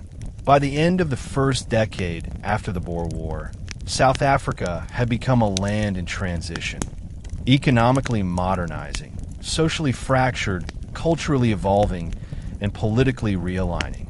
Urbanization created new social classes, new racial boundaries, and new forms of political consciousness. The war had destroyed the old order, and in its wake, a new South Africa was taking shape, one that would struggle for decades to define itself. The Boer War did not invent racial segregation in South Africa, but it profoundly accelerated and reshaped it. Before the war, both the British colonies and the Boer republics enforced racial hierarchies through customary practices, labor controls, and land restrictions. These policies were uneven, regionally distinct, and far from a unified national system.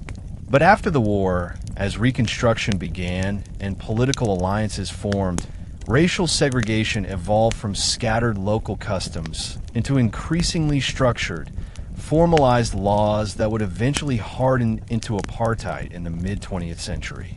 This transition was slow, layered, and driven by interconnected economic, political, and social pressures.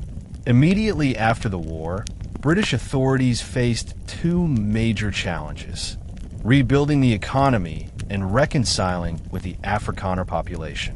To stabilize the region, the British government prioritized winning Afrikaner cooperation. One of the easiest ways to do this was by preserving white supremacy, by not challenging the racial status quo. The British ensured that Afrikaners would feel culturally and socially secure despite their political defeat. This decision had far-reaching consequences. One of the earliest post-war policies reinforcing segregation was the tightening of past laws, which restricted the movement of Black Africans. Though past systems existed before the war, they became more systematized in the early 1900s. Africans were required to carry documents showing their employment status, residence, and employer. Without such passes, they could be arrested or forced into labor. The British administration justified this by claiming it was needed for public order and labor control, especially in the mines. But it also aligned with Afrikaner desires to limit African mobility and competition. Another major development was the restructuring of land ownership. African farmers had long lived on mission lands, communal territories, and independently owned plots. But Breed SH Reconstruction increased pressure on land due to returning white farmers, commercial agriculture, and urban expansion. The systematic reduction of African land rights emerged as a solution to ensure white access to fertile territories and cheap labor. This logic, rooted in colonial economics, would later culminate in the Natives' Land Act of 1913, which formalized massive land dispossession. Urban segregation also intensified. As cities grew rapidly after the war, British administrators became alarmed by the mixing of racial groups in mining compounds, urban neighborhoods, and working districts. using public health, sanitation, and order as justifications. Municipalities began creating racially segregated housing areas. Africans were pushed into locations outside city centers, often with inadequate housing, sanitation, and services. White neighborhoods received modern infrastructure, while racial zoning became an accepted norm. These early segregationist measures were not yet apartheid, but they laid the foundation for what apartheid would become. They normalized racial separation, allowed for differential access to land and labor, and established a pattern of discriminatory governance.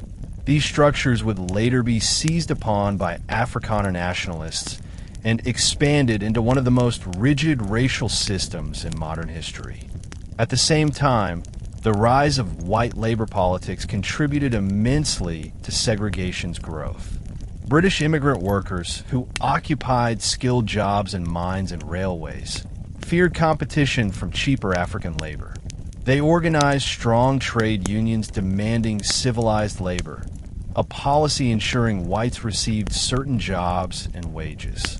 These unions pressured governments to pass laws that excluded Africans from skilled employment. The result was a racially tiered labor market that entrenched economic inequality. Afrikaners, who were moving in growing numbers to cities after losing their farms in the war, also supported such protections. Many Afrikaners arrived in urban centers poor, unskilled, and traumatized. They struggled to compete with Africans who had long experience in mining and urban labor. White workers thus demanded preferential treatment, framing it as necessary to protect white dignity and prevent racial degeneration. Their fears created powerful political momentum for segregation. Educational systems reinforced these divides. White schools received substantial funding and modern facilities, while African schools were underfunded and designed to produce low-skilled laborers. Language policy, English and Dutch/Afrikaans schooling for whites, mission schooling for Africans deepened cultural divides. The most striking feature of this period was how segregation became accepted across white society, even as they disagreed on many other issues. British and Afrikaners, once bitter enemies, found common ground in maintaining a racial hierarchy. Racial unity among whites became the foundation for political unity. This alliance would shape South African politics well into the 20th century.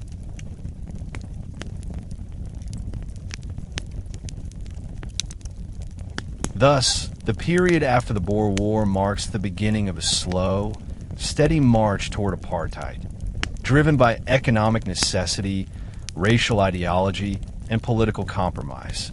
Each policy built upon the last, creating a layered system of racial exclusion that would ultimately become the backbone of South African governance.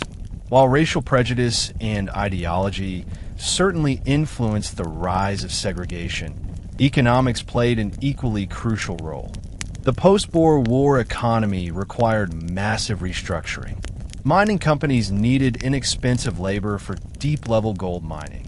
White workers wanted privileged access to skilled jobs, and Afrikaner farmers demanded a stable labor supply to revive their devastated lands. These pressures created a powerful economic rationale for segregation, turning racism into policy and policy into economic strategy. The gold mining industry was the single most important economic force driving segregation. Deep-level gold deposits required enormous capital investment, modern technology, and thousands of laborers. African labor was cheap, abundant, and, under past laws, controllable. But because mining conditions were dangerous, skilled jobs were reserved for white workers. This created a dual labor system. High-wage white workers at the top, low-wage African laborers at the bottom. This system was efficient, profitable, and politically convenient. Mine owners profited from cheap labor, while white workers received job protection and high wages. Segregation allowed both groups to benefit economically, reinforcing the idea that racial hierarchy was necessary for economic success. Agriculture created another economic argument for segregation. Boer farmers struggled enormously after the war. Livestock had been killed, farms burned, and soil degraded. To rebuild, farmers relied on African laborers who had historically lived on or near white farms. But after the war, many Africans demanded higher wages or moved to cities seeking better opportunities. Farmers responded by pressuring governments to pass laws restricting African land ownership, mobility, and bargaining power. White farmers believed, often wrongly, that African independence and land ownership made Africans unwilling workers. They feared being outcompeted by African farmers who could produce cheaper and survive on less. Thus, land dispossession became a strategic move to force Africans into wage labor. The Natives' Land Act of 1913 was the culmination of this economic logic, restricting Africans to reserves and ensuring they would have no choice but to work for white employers.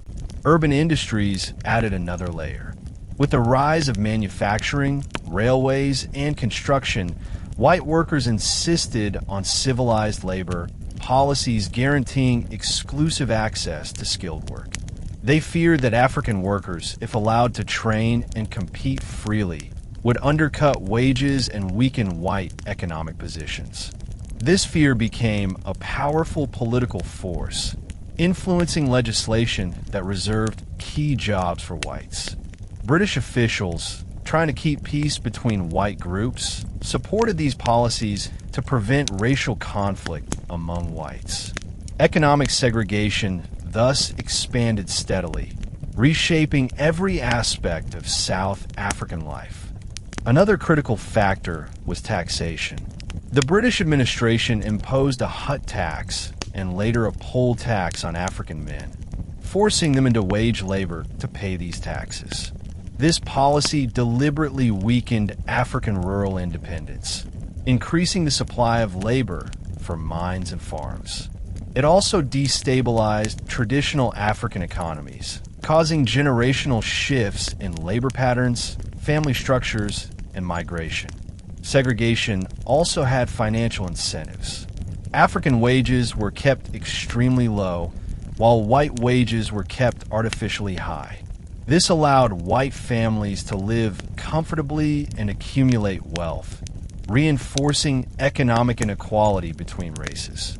Meanwhile, Africans were excluded from land ownership, skilled work, and quality education, limiting their opportunities for upward mobility. The creation of company towns, mining compounds, and segregated urban neighborhoods ensured control over African workers. These spaces were designed not only for economic productivity, but for surveillance, discipline, and social control.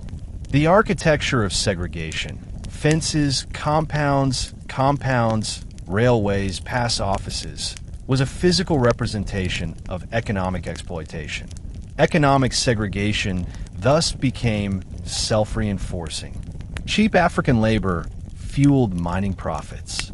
Mining profits funded national development. National development benefited primarily white communities.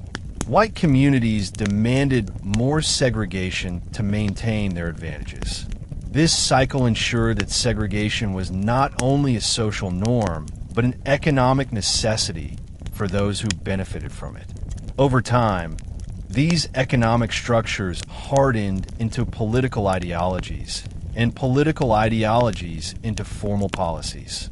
By the 1940s, Afrikaner nationalists would transform these economic patterns into the fully institutionalized system of apartheid. Segregation, therefore, was not simply the result of racial hatred. It was a deliberate economic strategy rooted in profit, privilege, and political compromise. Understanding this helps explain why the system lasted so long and why it was so deeply entrenched in every part of South African society. As segregation deepened in the decade after the Boer War, political movements emerged to challenge, shape, or reinforce the developing racial order. Both white and African communities began organizing in new ways, driven by shared trauma, economic shifts, cultural revival, and the rapid pace of post-war transformation. These movements would eventually shape the political landscape of the 20th century, leading to both the creation of apartheid and the struggle against it. Afrikaner nationalism, identity reborn. The early seeds of Afrikaner nationalism were sown in the ashes of war. The trauma of concentration camps, the destruction of farms, and the loss of independence forged a powerful sense of collective identity among Afrikaners. Cultural movements embraced the Afrikaans language, redefined Afrikaner history, and celebrated narratives of suffering and survival. Key organizations included the Afrikaans Taalgenootskap, promoting Afrikaans literature; the Broederbond, a secret society formed in 1918 to promote Afrikaner interests; the Suid-Afrikaanse Academy Vier Wetenskap in Kuns, promoting arts and sciences; church councils that linked nationalism with Calvinist theology. These groups created a cultural and intellectual framework that transformed Afrikaner identity from scattered provincial loyalties into a unified national consciousness. The idea of a Volk, people, with a shared destiny gained prominence. Politically, leaders like Louis Botha and Jan Smuts advocated reconciliation with English-speaking whites, promoting unity and national development. Their South African Party, formed in 1911, became the first ruling party of the Union of South Africa. Though they embraced moderate nationalism, they also supported racial segregation and denied political rights to black Africans. However, not all Afrikaners agreed with this moderate approach. JBM Hertzog emerged as the voice of more radical Afrikaner nationalism. He insisted on promoting Dutch/Afrikaans language equality, reducing British influence, and strengthening Afrikaner institutions. His movement, later the National Party, argued that reconciliation with the British should not come at the cost of Afrikaner identity. He championed the slogan, South Africa First, which resonated strongly with Afrikaners struggling economically. These competing visions, moderate nationalism, Botha/Smuts, and radical nationalism, Hertzog, would eventually shape South African politics for decades, culminating in the rise of the National Party and the implementation of apartheid in 1948. African political awakening, birth of organized resistance. While Afrikaners built their nationalist ideology, African communities began forming political organizations to resist rising segregation and protect their rights. The war had disrupted African societies, destroyed homes, and exposed communities to new political realities. African workers migrating to cities encountered exploitation and racism, but also literacy, political ideas, and multicultural networks. Mission-educated Africans became crucial leaders. They had learned English, studied political philosophy, and worked with newspapers. Many belonged to a growing African middle class, teachers, clerks, ministers, and traders, who recognized the dangers of segregation and sought to preserve African dignity. In 1912, these efforts culminated in the founding of the South African Native National Congress, the CNNC, later renamed the African National Congress, ANC. The founding meeting took place in Bloemfontein, symbolically near the Women's Monument, linking African struggle with broader national memories of oppression. The Sank's goals were moderate but ambitious. Petition the government for rights. Oppose the Natives Land Act. Defend African political participation. Promote unity among diverse African ethnic groups. Figures like John Dubé, Pixley Ka Isaka Seme, and Soul Platch played pivotal roles. Platch, in particular, documented the devastation caused by the Land Act, showing how it uprooted African families and destroyed their livelihoods. African nationalism, though initially nonviolent and petition-based, represented the beginning of a long struggle that would eventually confront the apartheid regime decades later. Indian and colored political organization. Indian communities in Natal and the Transvaal also organized politically. Many were descendants of indentured laborers brought for sugar plantations, while others were traders and merchants. After the war, Indians faced discrimination in movement, residency, and business rights. This led to the rise of political activism led by Mohandas K. Gandhi, who began developing his philosophy of satyagraha, nonviolent resistance, in South Africa. Indian resistance movements challenged discriminatory past laws and inspired future liberation strategies. Colored communities in the Cape, with a long history of limited franchise rights, fought to preserve their political participation. They formed civic associations, mutual aid societies, and political organizations that later influenced national debates on racial inclusion. Two nationalisms, one future conflict. Although Afrikaner and African nationalism developed separately, their paths were deeply intertwined. Both were responses to the massive disruptions caused by the Boer War. Both sought dignity, survival, and the right to shape the future.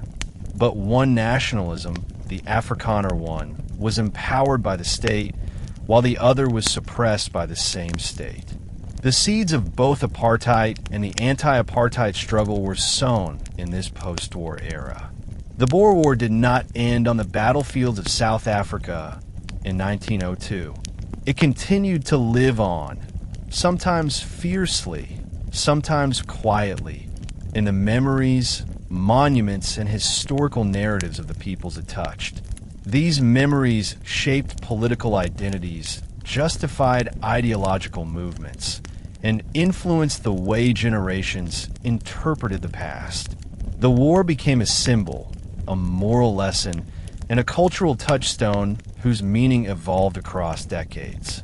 The Afrikaner memory, suffering, survival, and the seeds of nationalism. For Afrikaners, the war was not simply a historical event. It was a defining trauma.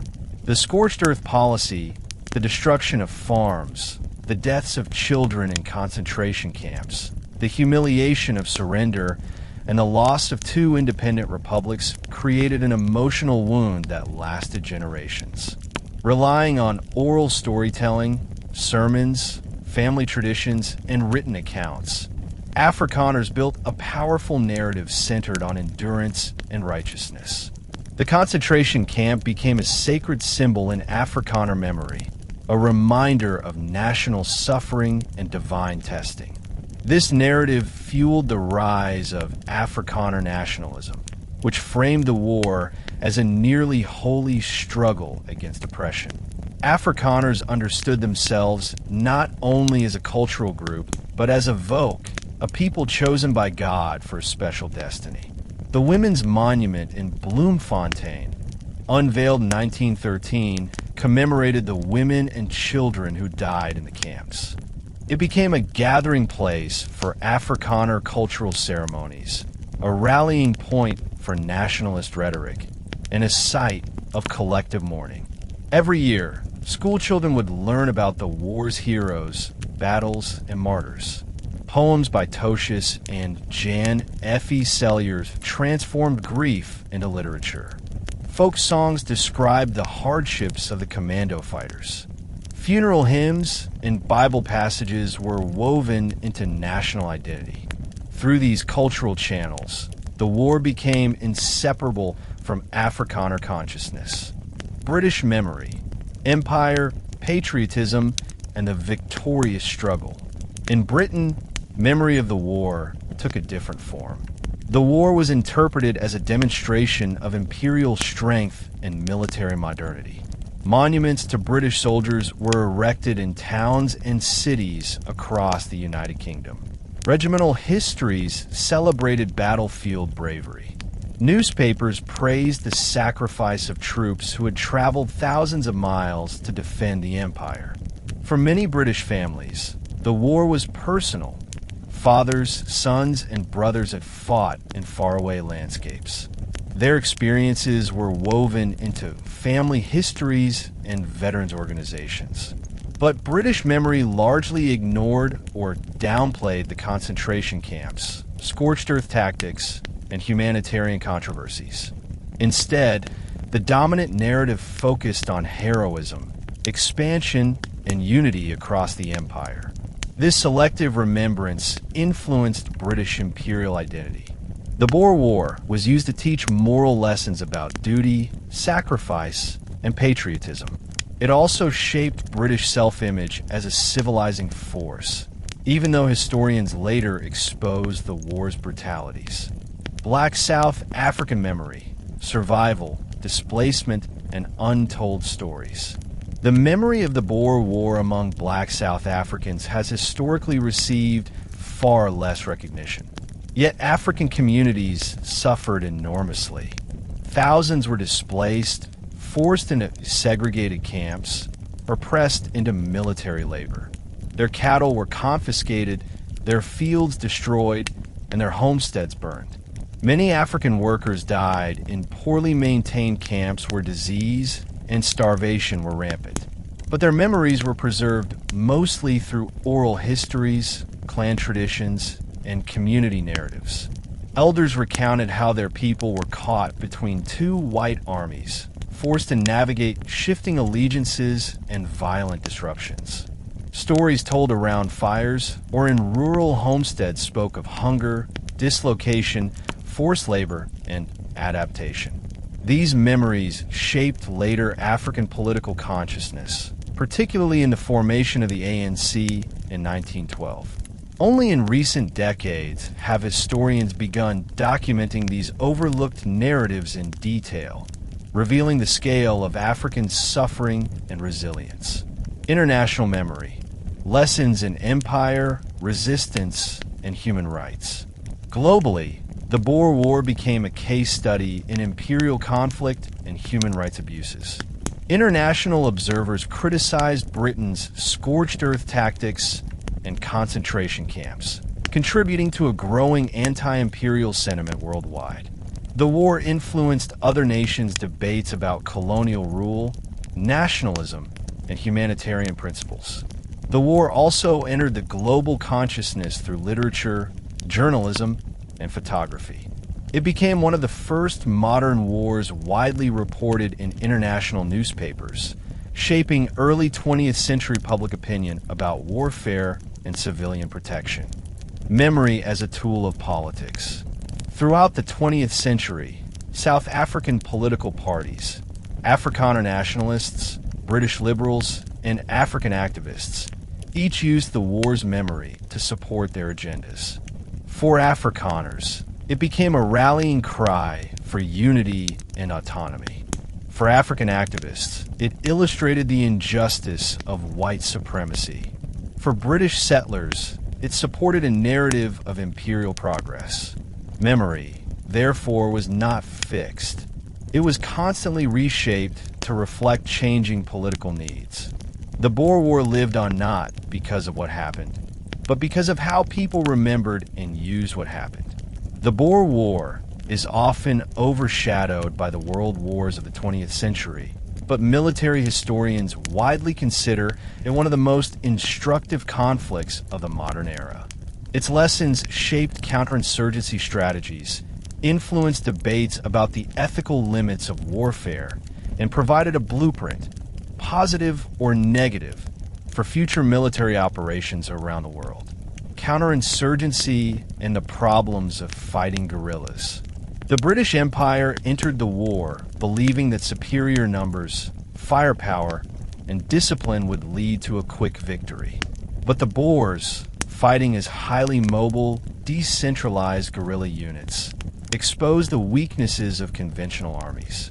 The Boers' intimate knowledge of terrain, hit-and-run ambushes, small unit autonomy, and ability to live off the land made them formidable opponents. Modern counterinsurgency doctrine draws heavily from the lessons learned by British commanders in this war. Conventional tactics often fail against guerrillas. Mobility, intelligence, and local knowledge are more valuable than sheer numbers. Winning hearts and minds is essential. Alienating civilians strengthens insurgents. Destroying enemy infrastructure can prolong conflict rather than end it. Flexible command structures outperform rigid hierarchies. These insights influenced British tactics in Malaya, 1948 to 1960, French strategies in Algeria, 1954 to 1962, American operations in Vietnam, and Soviet campaigns in Afghanistan. Civilian targeting and ethical boundaries. The Boer War remains infamous for its use of concentration camps. These camps were not extermination centers, but they became deadly due to neglect, disease, and inadequate supplies. The ethical outcry that followed sparked international debates about civilian protection. Key ethical questions raised by the war included: should civilians ever be forcibly relocated? What responsibilities do armies have to protect non-combatants? Are scorched-earth tactics acceptable in modern warfare? How should humanitarian organizations monitor conflict zones? What constitutes a war crime?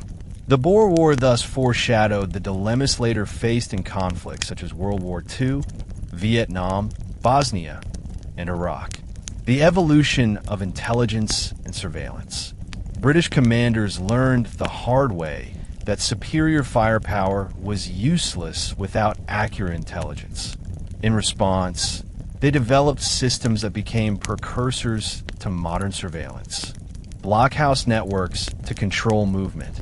Barbed wire enclosures to restrict access. Scouts and local intelligence gatherers. Telegraph coordination. Coded communication. These innovations evolved into more advanced intelligence techniques used in subsequent conflicts. The war demonstrated that effective counterinsurgency is not just about winning battles. It's about managing information and controlling territory. Technology and warfare's industrialization. The Boer War marked a turning point in the industrialization of warfare. It featured smokeless rifles, rapid-fire artillery, armored trains, trench systems, telegraph-based command coordination, early photography used for reconnaissance. These innovations previewed the technological leaps that would define World War I. Public opinion and the modern media war. For the first time, newspapers, photographs, and international reporting had a direct impact on military policy. Emily Hobhouse' expose changed camp conditions. Foreign newspapers influenced diplomatic pressure. Domestic critics challenged imperial decisions. The Boer War taught governments that military actions could be shaped or constrained by public opinion. Today's media-driven conflicts, from Vietnam to Ukraine, follow patterns established during the Boer War. Women in war. Women played central roles as activists, nurses, journalists, and symbols of suffering. Their involvement challenged older ideas about the roles women could play in public life. Many historians consider the Boer War a milestone in the rise of international women's activism. Conclusion: a template for modern conflict. The Boer War was not simply a colonial skirmish. It was a laboratory in which the strategies, ethics, and technologies of modern warfare were tested, often with tragic consequences. Its lessons continue to shape military strategy, humanitarian policy, and global conflict to this day. More than a century after the Boer War ended, its legacy still influences South Africa's politics, racial dynamics, economic structures, and national identity. Although the country has transformed radically, from colonial rule to apartheid to democracy, many of the war's underlying effects remain visible beneath the surface. Political legacy, the roots of tension and unity. The war created two major political traditions. Afrikaner nationalism, rooted in trauma, resistance, and cultural revival. African nationalism, rooted in land dispossession, labor exploitation, and racial injustice. Simultaneously, African communities drew on memories of wartime injustice to fuel the struggle for liberation. The ANC's founding in 1912 can be traced directly to post-war exclusions. Later activists like Nelson Mandela acknowledged that British Boer reconciliation came at the expense of black South Africans. Economic legacy, land, labor, and inequality. The economic structures created after the Boer War, migrant labor, past laws, racial job reservation, African land dispossession, persisted for decades. Even today, South Africa's economy reflects patterns shaped during the Reconstruction period. White South Africans hold disproportionate shares of land and wealth. Black South Africans disproportionately suffer poverty, unemployment, and limited access to resources. Mining continues to play a central role in the economy. The spatial geography of South African cities, townships, segregated neighborhoods, and economic divides originated in the early 1900s during urban reconstruction. Cultural legacy, memory, and identity. The Boer War remains deeply embedded in South African historical consciousness. Museums, monuments, school lessons, and public debates reflect the enduring resonance of the conflict. Afrikaner cultural identity still references the war as a foundational moment. Conversely, African historians continue to uncover overlooked stories of African suffering and contributions. In modern South Africa, the war is often viewed through the lens of reconciliation and collective memory. Efforts to document all sides of the conflict have increased, fostering a more inclusive national narrative. Reconciliation and healing. The end of apartheid in 1994 brought new interpretations of the war. Nelson Mandela recognized the suffering of Boer families, acknowledging their trauma while emphasizing that oppression must never be repeated against any group. This approach helped build bridges across historical divides. Lessons from modern South Africa. The war teaches South Africa several enduring lessons. Ignoring racial inequality leads to conflict. Reconciliation requires recognizing all sides' suffering. Economic structures, once entrenched, can shape generations. National unity must be built on shared values, not shared enemies. The transformation of memory from divisive to inclusive is crucial for building a more equitable society. The war's echoes in today's challenges. Issues such as land reform, economic inequality, and identity politics still echo the unresolved legacies of the Boer War. Debates about farm ownership, rural poverty, and urban segregation reflect historical patterns created more than a century ago. Despite progress, South Africa continues to navigate the complex inheritance of its past.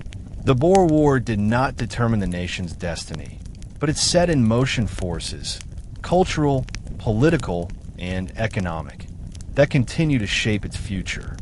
And that brings us to the end of this epic journey through the Boer Wars, a conflict of resilience, suffering, ambition, and transformation. Today, you heard how a small farming population challenged the greatest empire of its time. Guerrilla warfare reshaped the rules of modern conflict. Scorched-earth tactics and concentration camps left deep scars on South African society. British and Afrikaner politics aligned at the expense of African rights. Economic forces built systems of inequality that shaped the next 100 years. And the memories, both spoken and silent, continues to influence South Africa's present. The moral of this story is clear. Wars are not only fought with bullets, they're fought with identity, memory, and the lives of ordinary people. And when political compromise favors the powerful, the consequences can echo for generations. History teaches us that victory is never simple. Suffering is never equal, and the truth always waits to be rediscovered. If you enjoyed this deep, emotional journey, if it opened your eyes, moved your heart, or sparked your curiosity, then make sure you return to History Teller YT. Because this channel is where forgotten stories breathe again, where the past becomes vivid, and where every episode takes you deeper into the world we inherited. Thank you for watching. Stay curious, stay thoughtful, and as always, History Teller YT will be waiting here to take you on the next incredible journey.